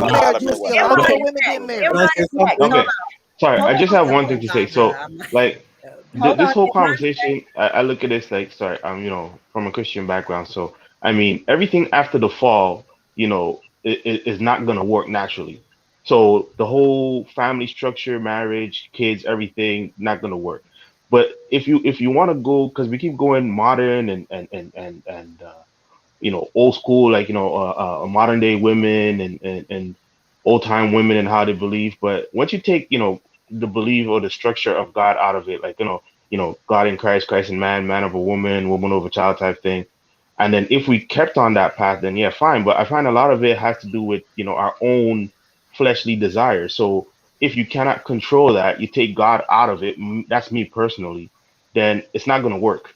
Like, personally, society's not going to work, and we're going to keep going around in this cycle. It's not going to fix. It's never going to fix, period. And it's not meant to fix because the fall happened. Perfection is done. So if you can't disagree, it's like, well, for me personally, it's in the Bible. It's written, I disagree. So it's not going to fix. Black David is coming next. Listen, if you don't believe and if you don't have a Christian faith, then that's you. But personally, I mean, that's the way I look at it, that this problem is never going to fix. And yes, some is going to get married. Many are called, but chosen are few. Like, I mean, there's only a few that's going to get married. And it's not, marriage and kids is not promised unto everybody. It's not. So whether you want it as bad as you say you do or not, some people, but you're not going to get it. It's not called for everybody to have. So me after the fall, in the Garden of Eden, nothing is promised, and we are gonna, sin is there, promiscuity, lust is there, and everything is gonna happen. So this cycle is never gonna fix as much as we talk about it, but if you don't have, as I said, some sort of standards, and just gonna go sleep around and whatever, it's not gonna fix the problem. Period. You're gonna have children out of wedlock. You're gonna still have people who are not gonna be married because as you see another tail pass by, we're gonna go after it. Women, as they see another man who are more of a high, income earner, they're gonna lust after him. It's just, and we're meant to fall. We're not perfect. So this problem is never gonna fix. But all you could do, is try to live up to the word. Yeah. That's it. I just want to ask one quick, Black Don, one super. I swear, I know Kay, it's hard. No, Kay, I I know love it's you. hard. Trust me, I know. Please, I feel it. I feel you. I feel you, Black Don. I know it's really hard. Trust me, I've been there. But we're gonna go to Black David. I'm sorry. Thank you, my brother. Thank you, my brother. Have patience. Peace, my brother. You're right. That's what I was trying to say. You're right. I used to have a lot of crazy ideas. in the past. And really, I had no crazy idea because, like, people are saying, you can keep making these excuses and let there any restriction. What Emma was saying is totally correct. When there are lack of structure, when there are lack of order in a household, when there's no foundation, where do you think men get their foundation from? From the belief system. It'll be by their faith or by the culture, right? If you take out the belief out of the household, you take out the culture out of the household, what thing will hold that household together? It's like saying you burn a house with a weak foundation. Nobody in history was able to keep a house strong on a weak foundation. It has been proven throughout history. End of story. Either you like it or you don't. If you're not ready to have structure and order in your household, when it comes to raising these kids, don't even think of trying it. I was telling people when they have the movie called Robin Hood Men in Tight. If I had my way, if I had a daughter, I'll put a society belt, put a lock, keep that key. If you want my damn daughter, you have to work for this key. That should be my mindset. That's exactly but what the problem is, people don't realize why a lot of culture outside this country have that mentality to keep men and women in check.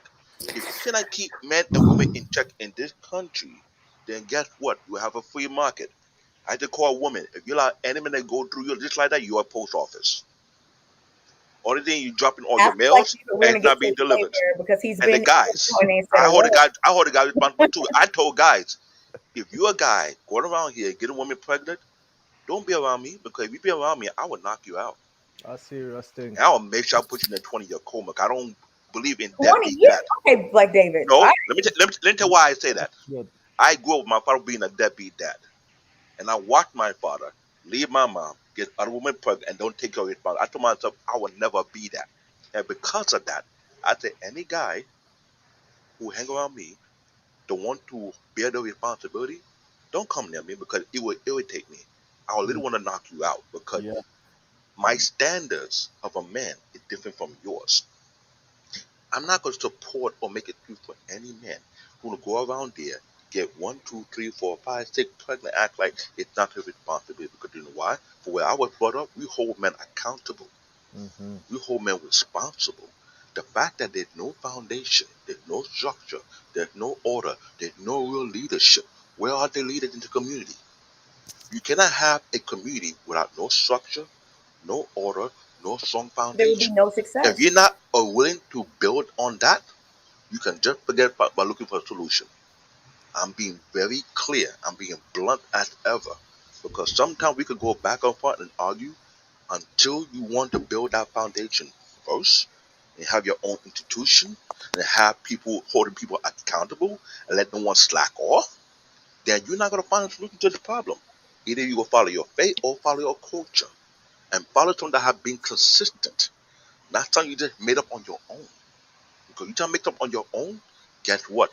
That thing you made up your own have a weak foundation. When the storm hit, it's gonna fall. Either you like it or not. Thank Other you, than that, David. let me get out of here. No, wait, Because- Black David. I want to talk to you. Hold on, Kayla, because you've been on 3 times. We gotta no, get that's okay. Stay, Black David. Black David, yes, you're absolutely correct. There is a need for a social infrastructure that has to be there to support certain things to be the norm, right? I 100% agree with what you just said. Xavier, thank you for being so patient. You have been in and out. You have not said a word. Come on. No, I mean, first of all, is it good morning or good afternoon? I mean, but I think I'm the youngest one here to say, and I really respect the conversation that you guys are having, and I just want to thank you guys for having this kind of conversation. But I did have a question concerning the question that Black Dawn, I believe Black Dawn asked concerning you said something like I don't know if I remembered it correctly, but it was like if women had the full responsibility after. I don't know if you could ask the same question again because I had a different perspective on it. The one that he asked me? Yeah. Okay, go ahead, Black Dawn. I know you've been waiting to say something. Go ahead and re-ask your question. I can't remember exactly. It was around. Basically, you don't remember for real? Well, I think I remember. I think it was it with the accidental like mishap? Yeah. You okay. Were So what would happen if the woman was just like, nah? Yeah. That. Go ahead, Black Dawn. Say it again. So what would happen, if you accidentally, did it inside her, and then the guy wanted to get an abortion, he didn't want to have the child, and the girl was like, nah, I want to keep this child, and the guy made it very abundantly clear that he does not want to be in this child's life. He does not care at all what happens with the child, and the mom still, chooses to keep it.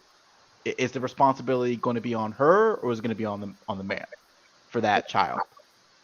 When I thought about that question, I believe that in that situation overall, in my personal opinion, I think it will be the man and the woman fault, but mostly the man because he had a choice before. Like before the whole interaction happened, he could have wrapped up. I mean, that was clear. He decided not to. Now, by him making that choice of deciding not to wrap up, the consequences of that is what? The child coming.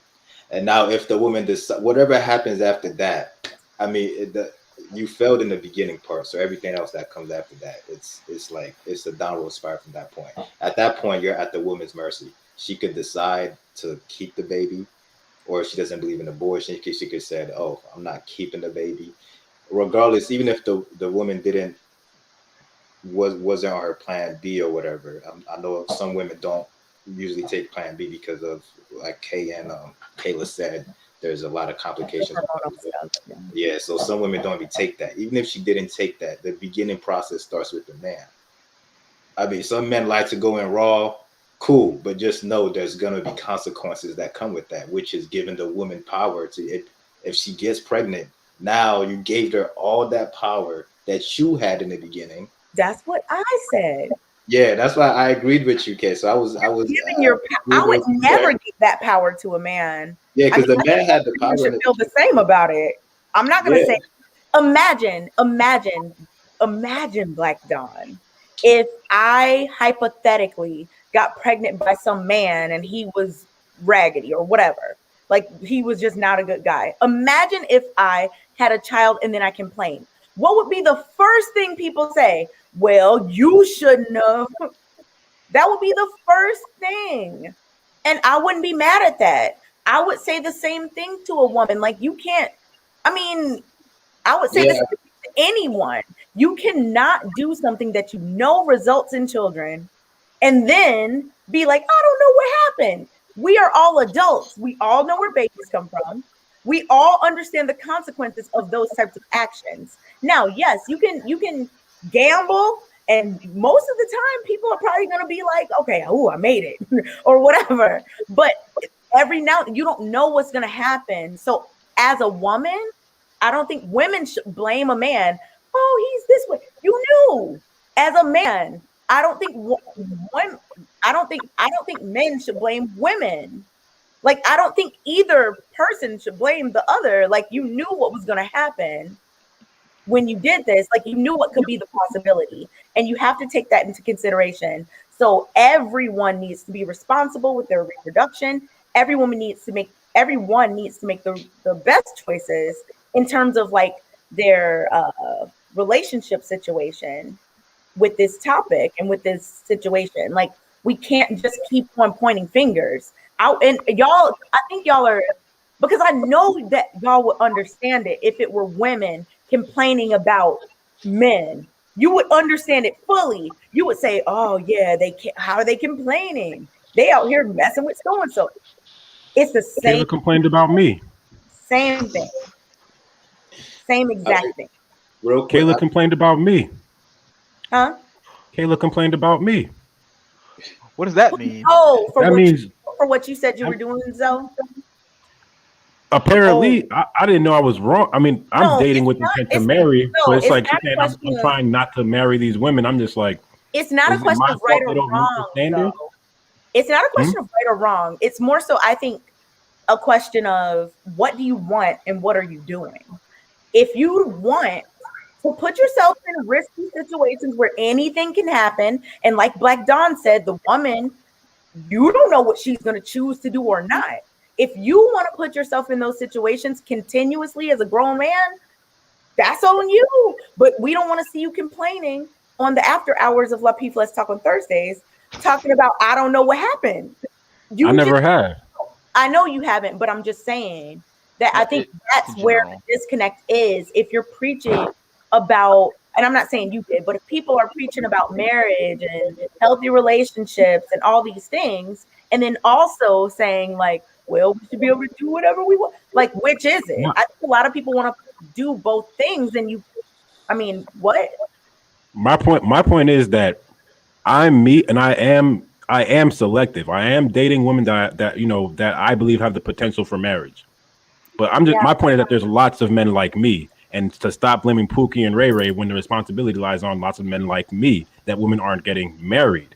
To say that women aren't getting pregnant or whatever is a different thing. But for me to say women aren't getting married, I'm like, I understand why women aren't getting married because I know what I'm dealing with. I know what it is that makes me as a person. And I know that there's a lot of men out there like me in particular. So are you pointing out that it's not like a stereotypical, the way that some people look at certain people? You're saying that you're just a guy who people wouldn't necessarily look at that way, but you're still out here doing whatever you're doing out here.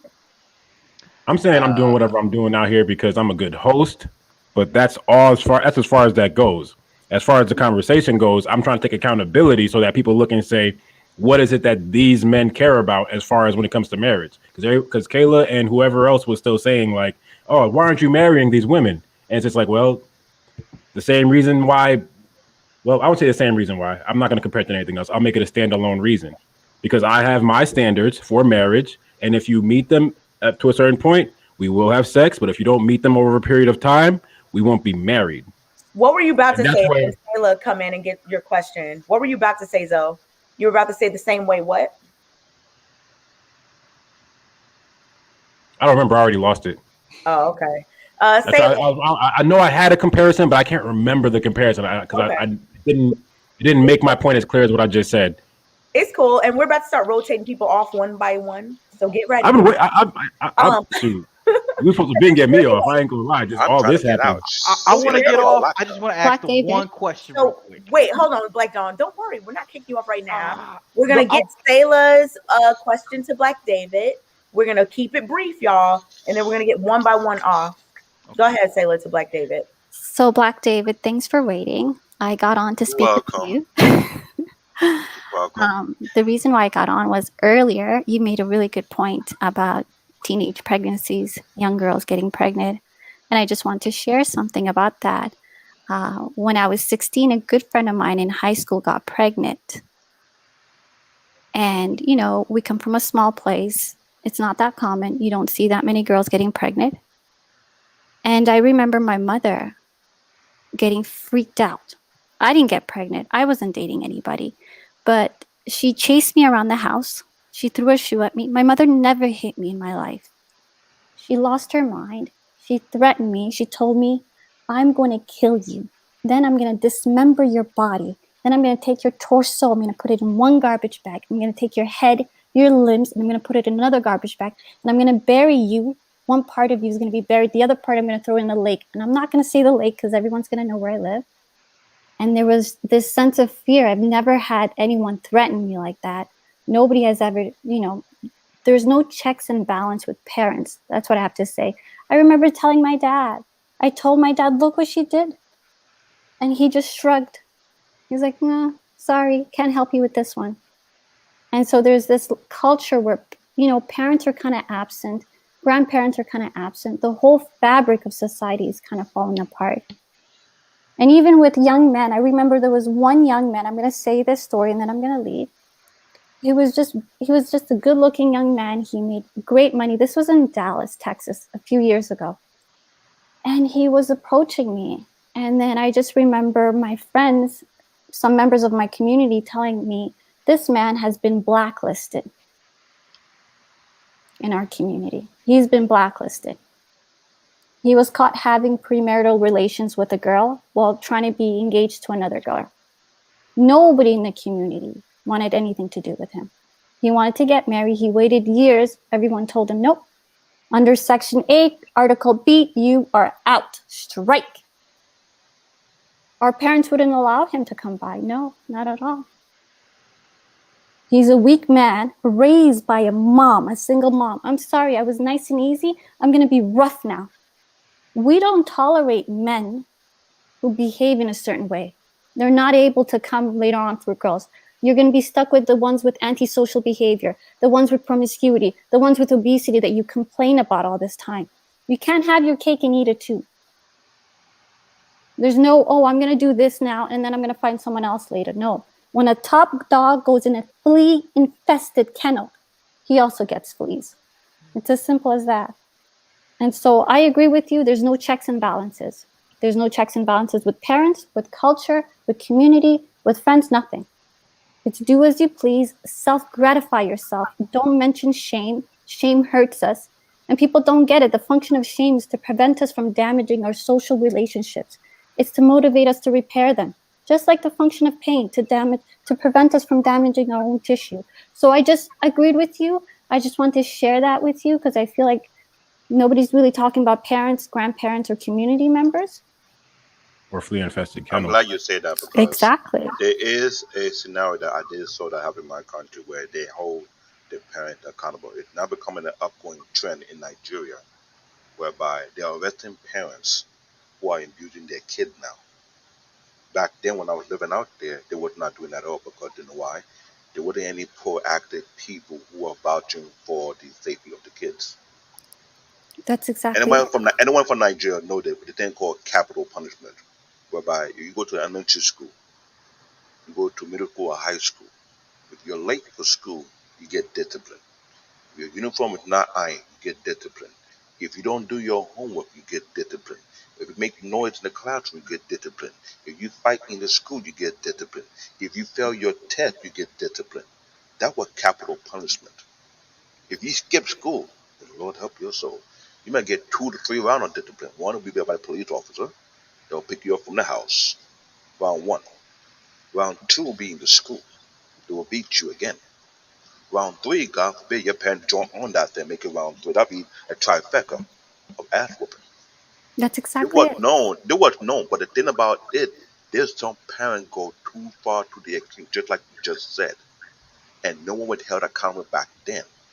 Now, they're realizing that the reason why they need to change some part of their code because they find out parents are going to the extreme is because it was done to them as well. My father and my mom did the same thing to me. Yeah, because you know why?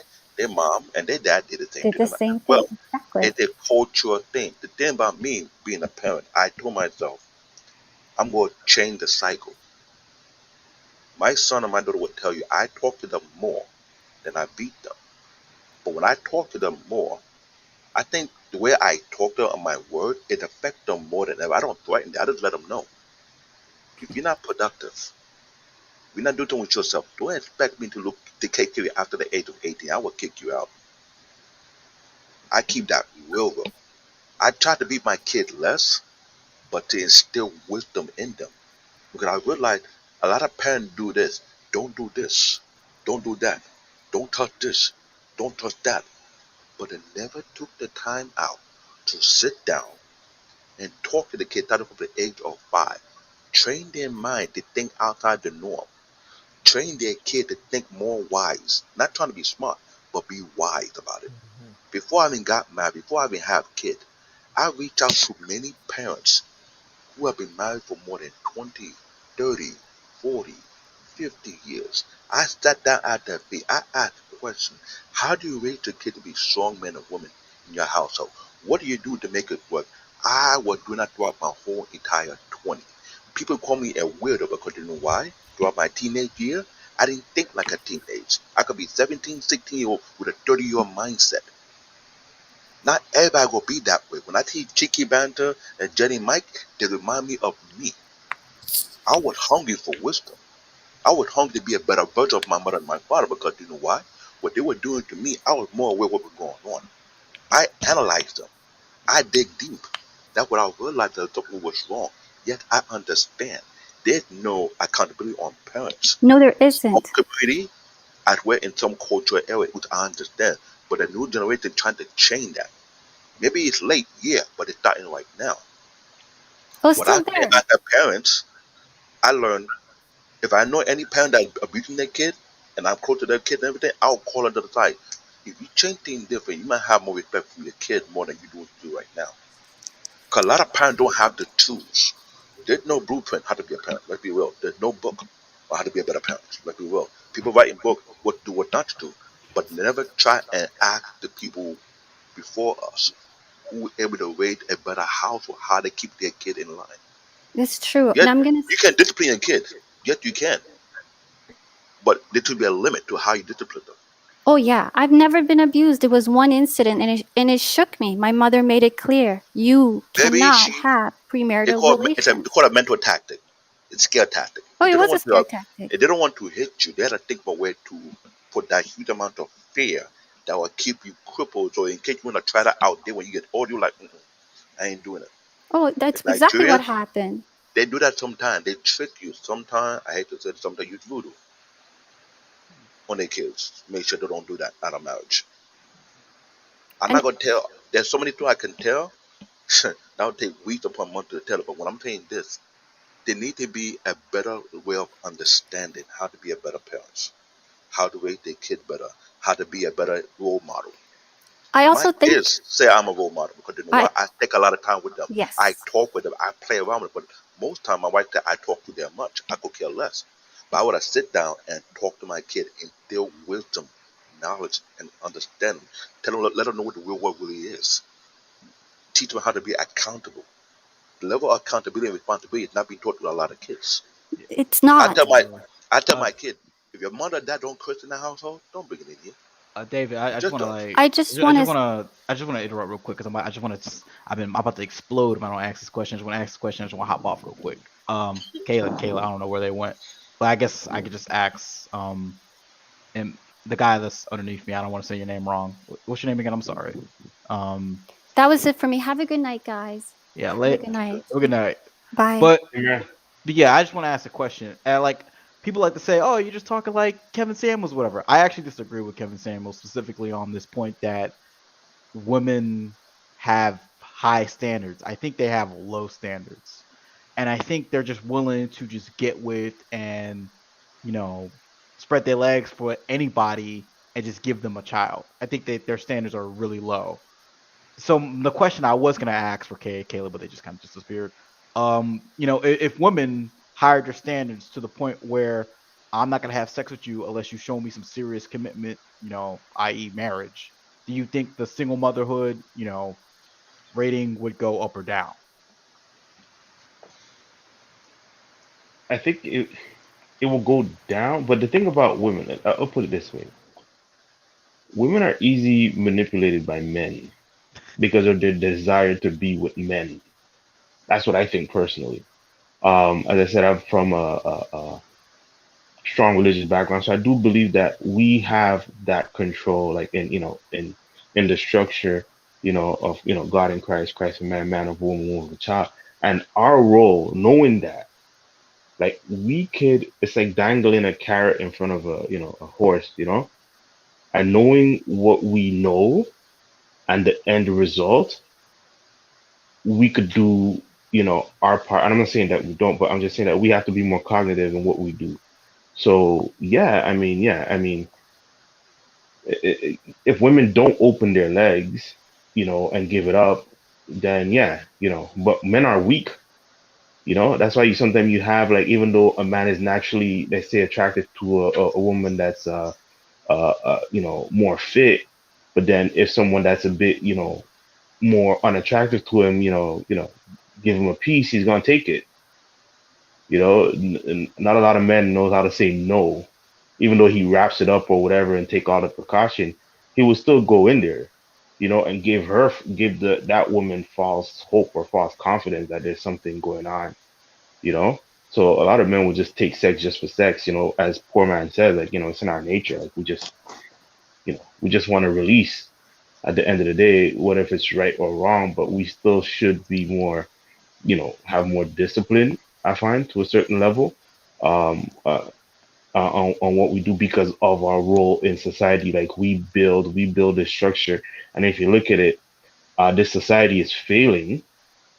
So if we build it up to the point where it is right now, and we see that it's failing, it's our duty to correct, to put it back on a proper path, as those that came before us that built and had some sort of structure, in terms of marriage. It's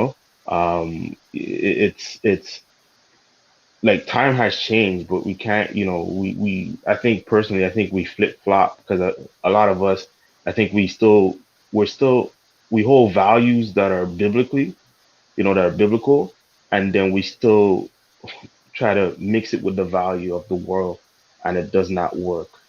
Remember, That's what you're saying what right I now, see. sorry to interrupt, what you're saying right now, I'm afraid I can say for the past couple of years. People are treating the Bible like it's a Chinese buffet. They pick and choose what they want to follow and leave the rest out. Either they're a Christian or they're a Muslim or whatever faith they. The problem is, you can't just pick one and leave out the rest. That's why I said we got to have a strong foundation. To have a strong foundation, to have all the principles that keep you and your household in order from top to bottom. That is the fact.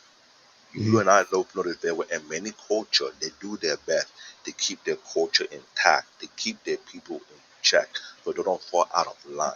Because the reason why they want to follow other communities. Let's look at New York City, for example. We have multiple ethnic groups in this city, but certain ethnic groups rise above other ethnic groups. It's not the Jewish people, it's the Chinese people. It's not the Chinese people, it's the Japanese people. It's not the Japanese people, it's the Italian people. We look at the ethnic group, they're rising to the top. What do you think they do within their own community? Like Heather just said, she came up from a particular community whereby they have a bylaw. If a man is considered to be blacklisted, he's not allowed. The Amish community is no different. The problem with our black community is more like a boiling pot, because we don't have just one culture within the black community. We have people from the Caribbean, we have people from Africa, the African diaspora, people from the UK coming in here who also from the African diaspora. People bringing their own view. Then we don't get along very well. But when situations happen, you notice the black community divide themselves among themselves. The Nigerian keep it themselves, the Haitian keep it themselves, the Caribbean keep it themselves. They leave everyone out and say, "Oh, that's not us." I think that for the past 30, 40 years that I've been in this country, I'm 43. For 30 years of my life, I've seen that, and I've been asking myself the same question. When it comes to political issue, you won't be united. But when it comes to more within the community, you are divided. Let's I keep that agree. simple. I'm not gonna beat around the bush. I don't believe in doing that. I would be blunt. I could care less I hurt your feeling. But let the truth help you get out of that the ditch that you in, and get you out on the right road. Because at the end of the day, we're not doing good making excuses unless we will keep holding ourselves accountable. True. If we have a circle of men who want to step up and be strong, moral, they did a book called Maximize Manhood.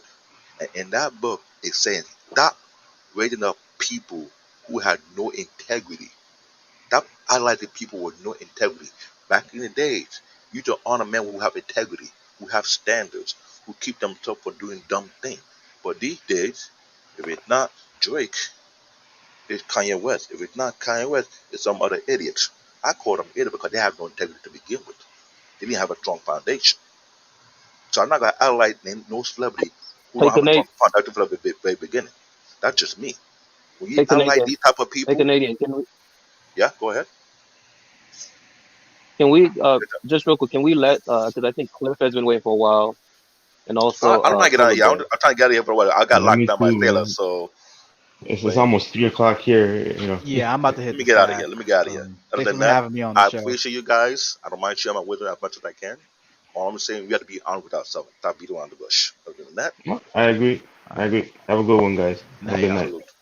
Bless up. Later, Lapeef. Hello. What's up, Cliff? Hey, what's up, man? So originally I came on to, talk about something that Kayla was saying. Like, she was asking a question like, why aren't marriages happening? And it's not necessarily that there. I understand that there might be a group of guys that don't necessarily want to get married. They just want to grab and smash and go. But every guy's not like that. I just want to ask a quick question. There's four guys on here, including myself. 5 guys.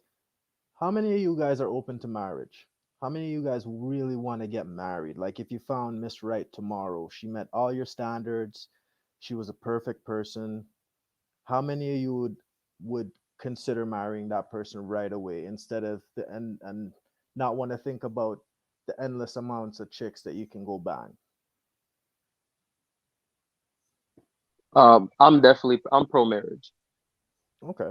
Polar Bear, I know you're an older guy. I still want to get your take. Put yourself in. Sure. Well, thanks. I didn't want to interrupt or anything, but thanks for asking me. I'm going to give you 2 answers if that's okay. The one is if I were younger, the man I was when I was younger versus where I am now in my life. If I was younger, yeah, I'd love to be married. Have a good woman, have children together, we could build together and raise our children, have those memories, have our life together where we know that we have each other is the confidant to the other person. And if one gets sick, the other one's there, to watch after the other. I've been married twice. I've been divorced twice. My perspective on marriage for myself, individually speaking, not trying to broadcast it on anyone else. To me, it's like believing in Santa Claus now, at least living in the U.S. family court system. It is highly dangerous for a man in the U.S. family law structure to come out on top from a divorce. Can a few of them? Yeah, they succeed. They get unscathed. They're just a minor few scratches here or there. I'm talking financially and legally. But by and large, we're hit with a nuclear bomb. So if I were to get married again, I would do it in some other country in the world where men aren't destroyed. That's a good answer. So, in saying that, no, can I ask a question about your 2 previous marriages, if you don't mind? Sure. Did who ended both marriages? I ended the first marriage because she got pregnant by somebody else.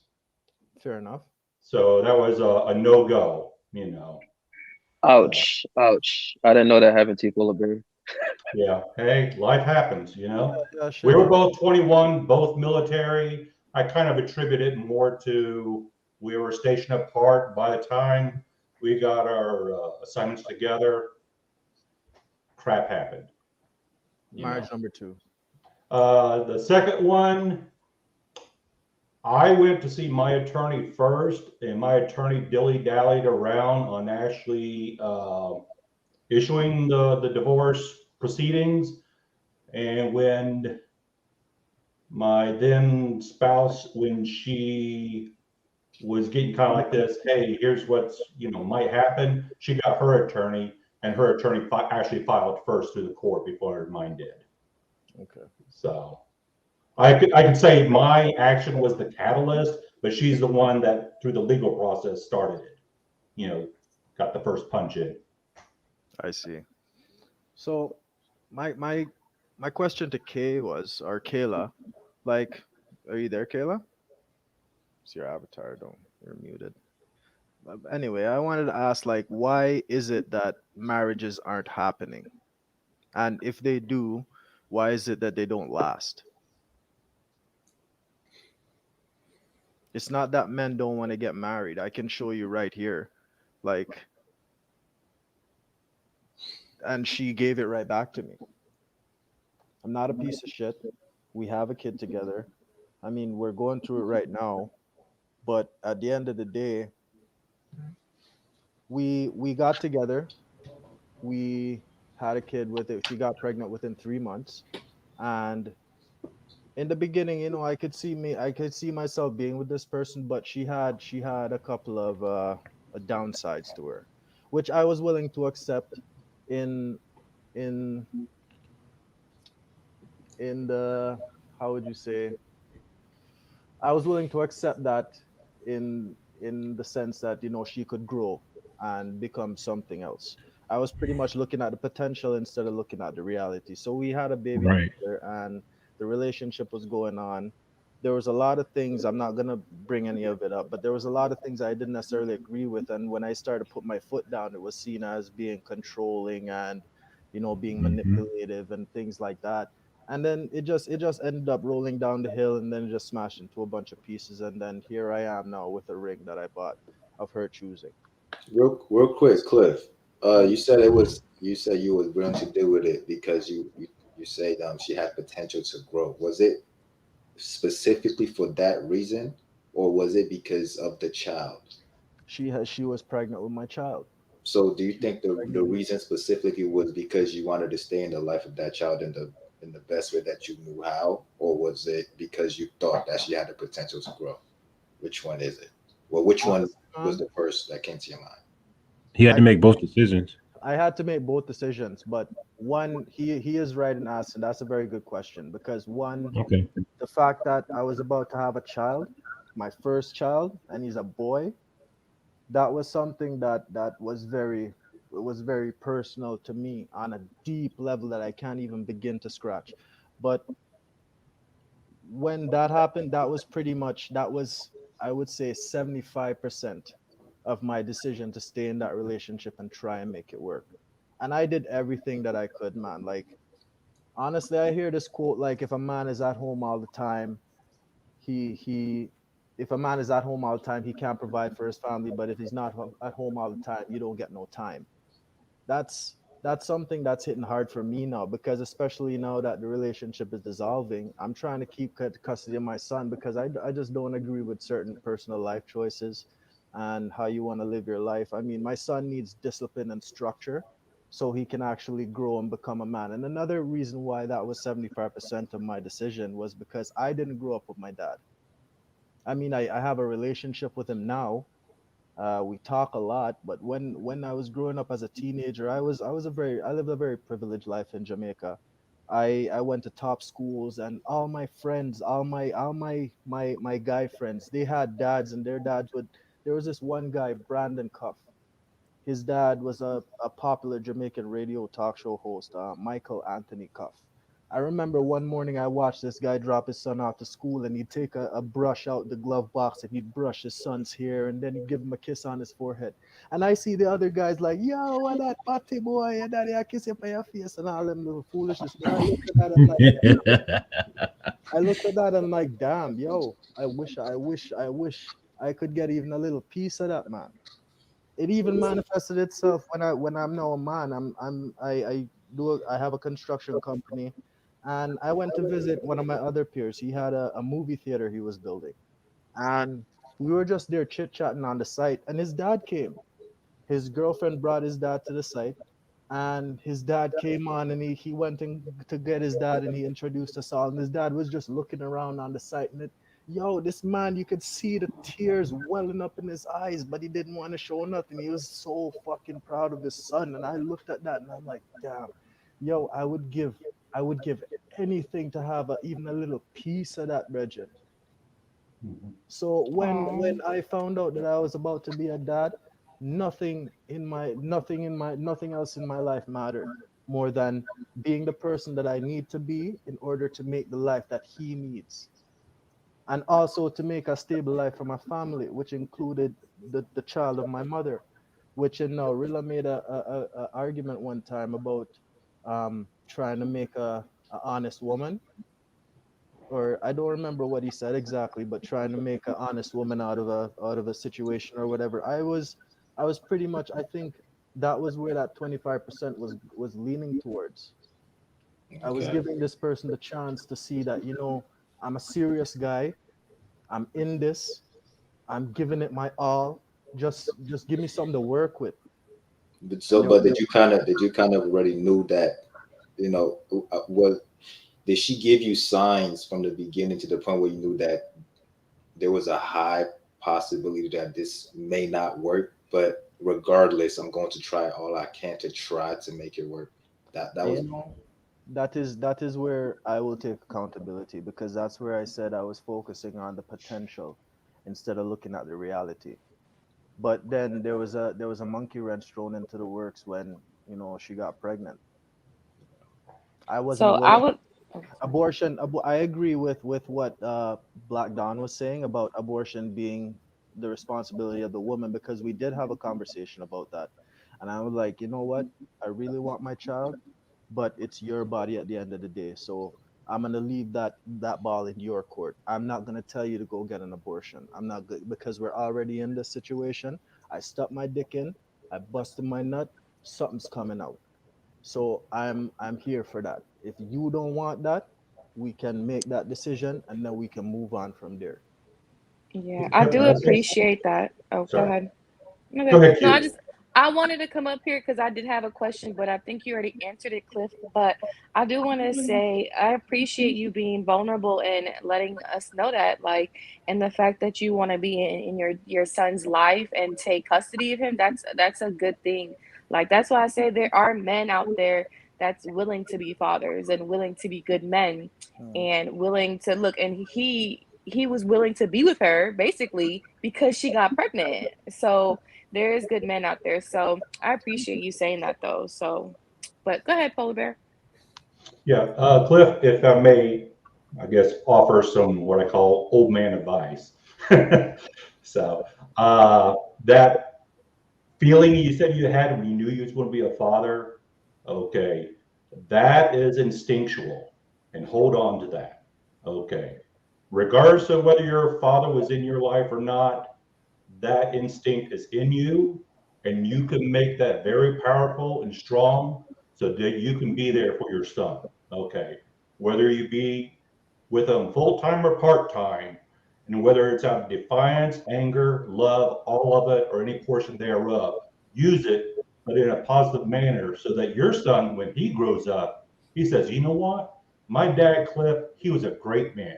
He was there for me, you know. And trust me, with age, you're going to value that. And that you didn't try to say have an abortion or anything, that speaks volumes of the value of the man that you are. I appreciate that. Thank you very much. You're welcome. But my point, Kayla, was that you know there's a percentage of men that you do refer to that kind of fits towards. But also, I want to go back to a point that Rilla made earlier. Rilla said that, you know, he asked the guys a question. He said that if every single woman on the face of the earth withheld the box and said that, you know what, you want what's in this box, you want to come snatch a piece of that, yo, you got to put a ring on it. It would seriously change the whole marketplace. And then all the guys were like, I forget what the concept of the question is, but most of the guys were in disagreements with it. But I didn't answer that question, but I do see the point that she was making, or Arilla was making, and yeah, I would just have to wait until marriage. Yeah, bro. Everybody, but you see, the thing is now, when women do this and then uphold the sister code and hold themselves to a standard, and then they're saying that, you know, we require marriage before you get any of this. And you can see it. You see it in the dress. It looks sexy. It looks nice. It looks round. You just want to grab it and, you know, go do your thing with it. But you can't. You got to wait until she gives you access. True. But I don't think sex is not going to keep a man either. So even though some of that is true, sex is not going to keep a man. He might marry you, but if you're not fulfilling his other needs, if you're not in your feminine nature, if you're not nurturing, if you're not respectful, he's going to find another woman. So that's why I said, okay, it's not only about sex, it's other stuff. And that's the problem. And that's what I said earlier.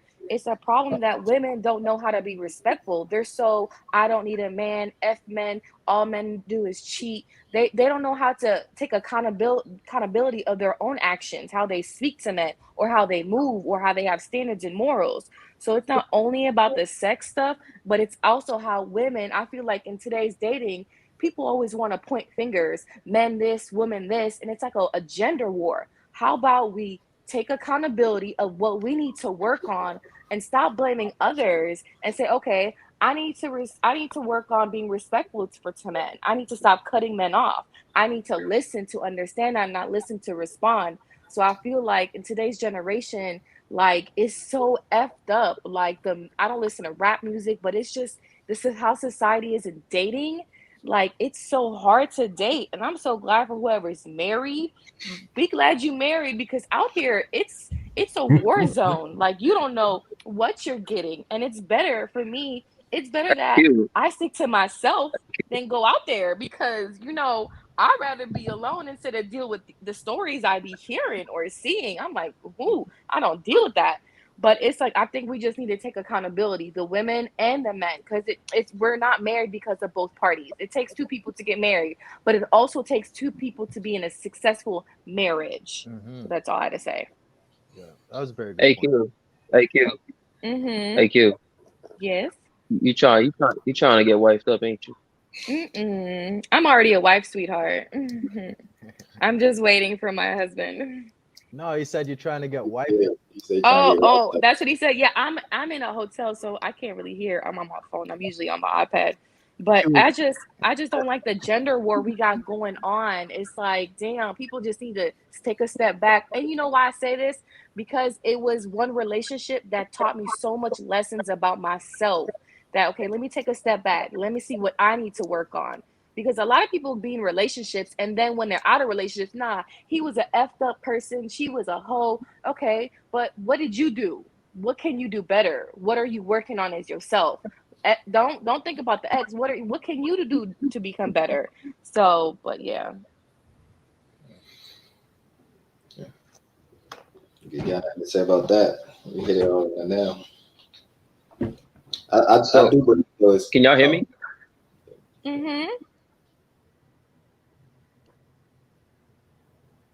Hear who? Who's that, Jonathan? Yeah. Okay, so I had this Jonathan. So I had a question for Polar Bear. So Polar Bear, for somebody like me who wants to get married, right? I feel like this is freezing up for some reason. No, okay. So I said for somebody like me who wants to get married, right? What would you say? Since you said you think it's very dangerous. I want to get married not because of all the Disney stuff, but because I want to have children, and I don't want to have children out of wedlock, right? So let's just say I give you that simple scenario. What would you say to a younger man who comes to you with that proposition?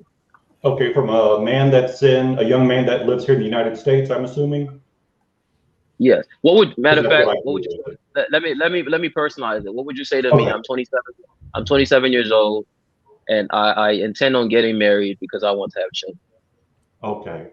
And I'm not going to ask about your salary, but do you have like a full-time regular employment or self-employed where you got something that's steady and kind of you can handle your business well as for financial obligations? You don't have to give me numbers. I don't ask for people on that, but basically. Yeah, financially, I'm more than straight. Okay. Some people may not like what I've got to say. Some of the options I would consider it, because I thought about this. If I were younger and if I could go back in time and tell myself what to do, I would actually invest and be able to, one, have your passport, have the option of, if you still got to stay here in the United States to make your income, you could actually go overseas. Okay. You could get married to a woman over there, have children.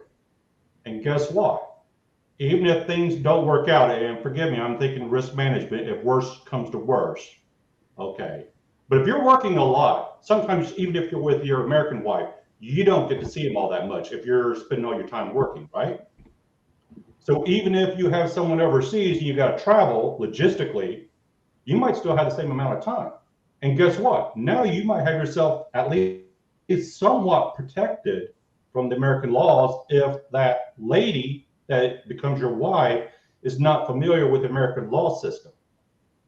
So you could spend as much time with her. You could still have time with your children, go visit them as much as possible and be over there as much as possible. If you're able to relocate, great. Okay, if something bad happens, guess what? If you're married to an American woman, what are the chances of you getting custody? Very slim as an American male. Also, how much money is going to get raked out of you between alimony and child support? A lot. You can still provide better for a spouse or an ex-spouse and your children in many other countries of the world, still living greatly, and still it'd be less money than trying to take care of a child here in the United States and an ex-spouse. So from a financial and legal perspective, that would be my recommendation. Now, there might be other factors like religion or other cultural things where you want to consider that would have to be interplayed into that algorithm that I haven't discussed. But if you're talking about a legal and financial perspective, that would be one option. You may not have your wife with you every day, but if crap hits the fan, you did risk management, you have less fallout. That's my suggestion. Okay, I got you. I actually know a few men who've done what you're saying. Yeah. So I got you. Okay. I don't know if that helped or not. Well, it did. I think it's just unfortunate that this is what we're at now. And the thing is, you're completely right though. It's basically a series of trade-offs at this point. It's just figuring out which one is acceptable. Yeah, and Jonathan, I will say, when I was younger, I never thought like this. I thought, because my parents worked together until they both passed away within less than 6 months of each other. Okay, my mom died first, and less than 6 months later, my dad passed away, who was fully disoriented, not knowing how to cope with life without my mom.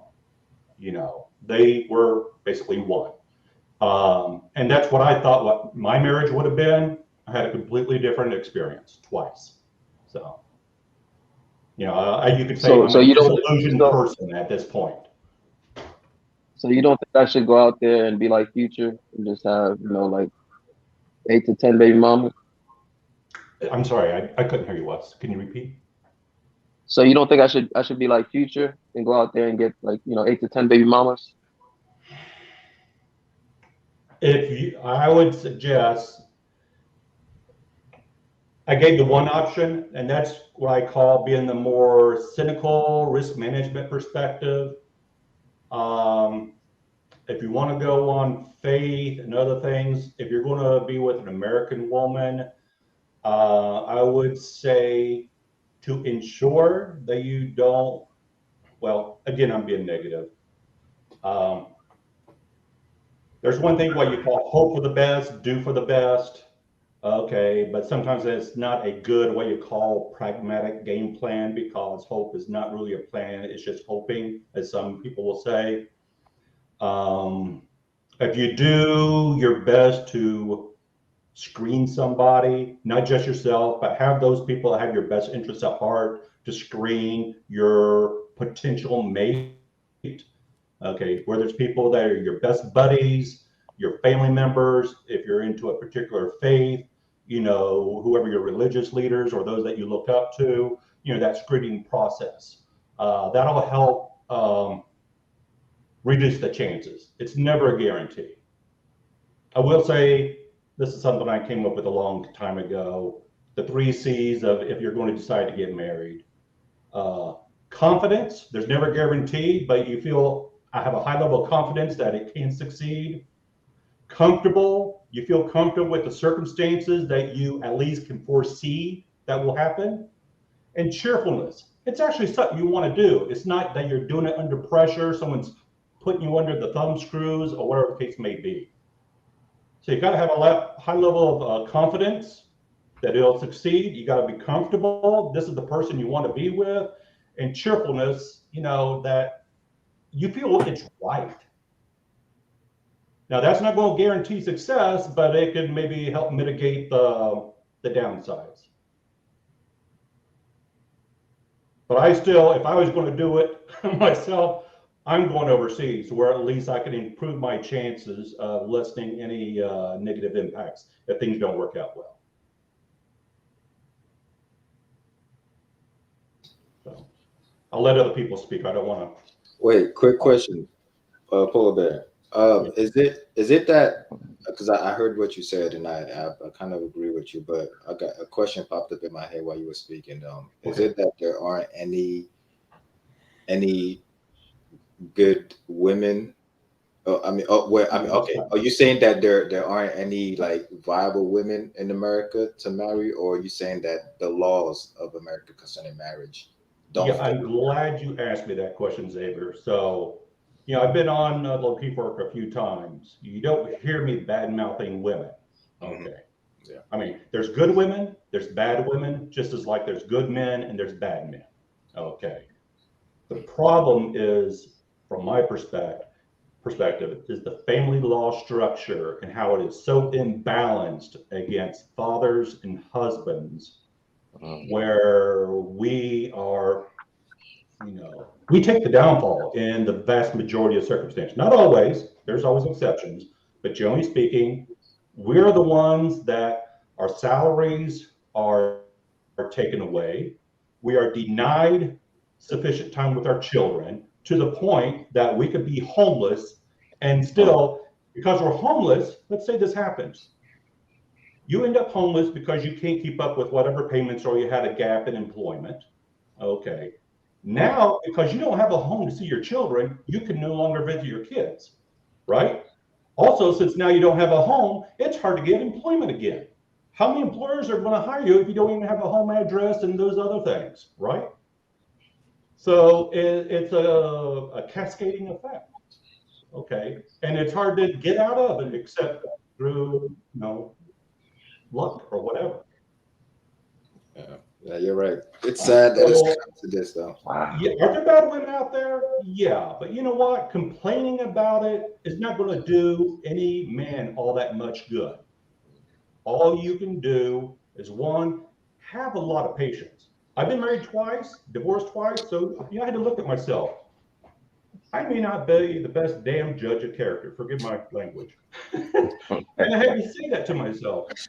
You know, hey, Polar, you know, your mind is frozen. You can't discern who is actually a person of good character or bad character. Now, I'm better with age than I was at that, you know, younger.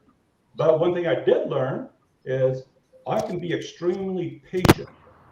And that has been my mainstay on my relationships. Good women will still stay pretty much constant. They'll still be good. The bad women, or those that have an ulterior motive, okay, they can hold up an act for a given duration, but eventually it starts falling away. So the question is, how long can you be patient, or how long do you feel you have to be patient until you actually get to see the real lady? So just some things to consider. And again, I'm not saying all women are bad, or you can't break it up. You guys are all probably too young. Maybe some of the older people that might be in my age category. Back in the early 70s, and forgive me if I'm rattling on, there used to be a commercial for Snickers. And it said, no matter how you slice it, it would actually have like an invisible knife cutting it up and you see the pieces. It said, no matter how you slice it, you come up peanuts.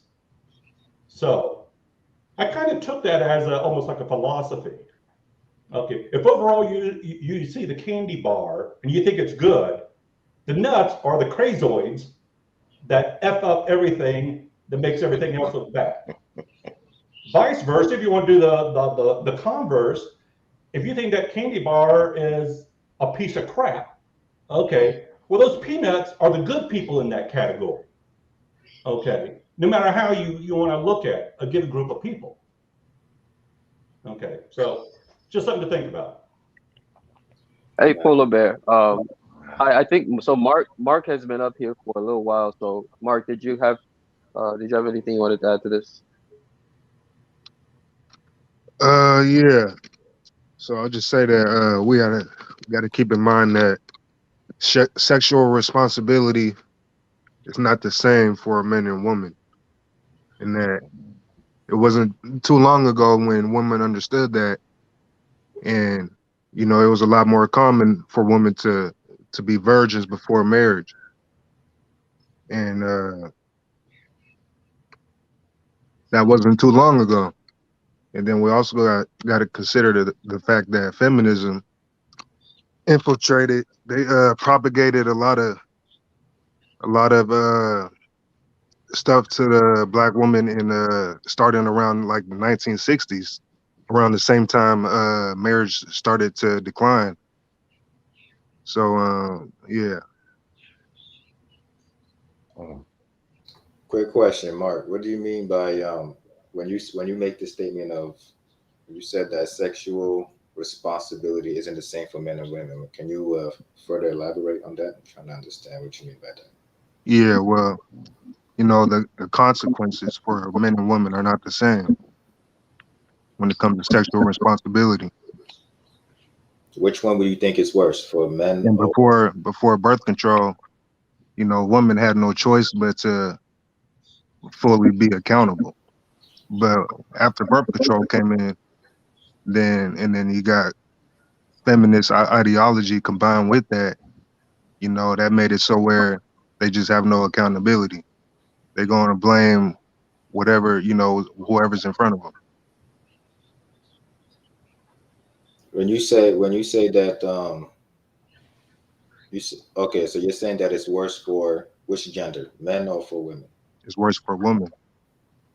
How so? I'm not disagreeing with you. I'm just asking Because questions. a woman she ends up getting pregnant. You end up with a child. You end up with higher body counts.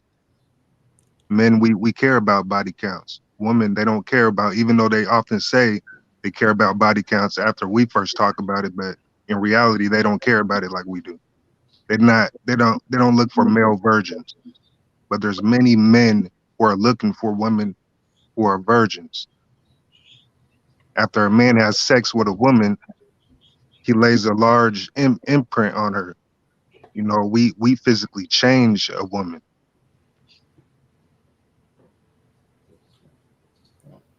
Yeah. Thank you. All right, y'all. We're gonna go ahead and end this live. Definitely appreciate you guys for tuning in tonight. We got King Talk tomorrow. King Talk tomorrow is at 7:30 Central Time, so make sure y'all tune in. Appreciate all the support you guys are giving us, and appreciate y'all holding it down on the K and Kayla's after hours. I appreciate y'all letting me be on here. Thank you, JR. Appreciate it. Thank you. Appreciate Perhaps it. next time. Zay, you did an excellent job hosting, actually, the de facto hosting. You too, Jonathan. Thank you, Jonathan. Yeah, and Jonathan. Oh yeah. Shout out to JB for holding him down. All right, fellas. Appreciate y'all. Make sure y'all tune in. King Talk tomorrow. All right, I'll be there. Have a great night, gentlemen. All right. All right.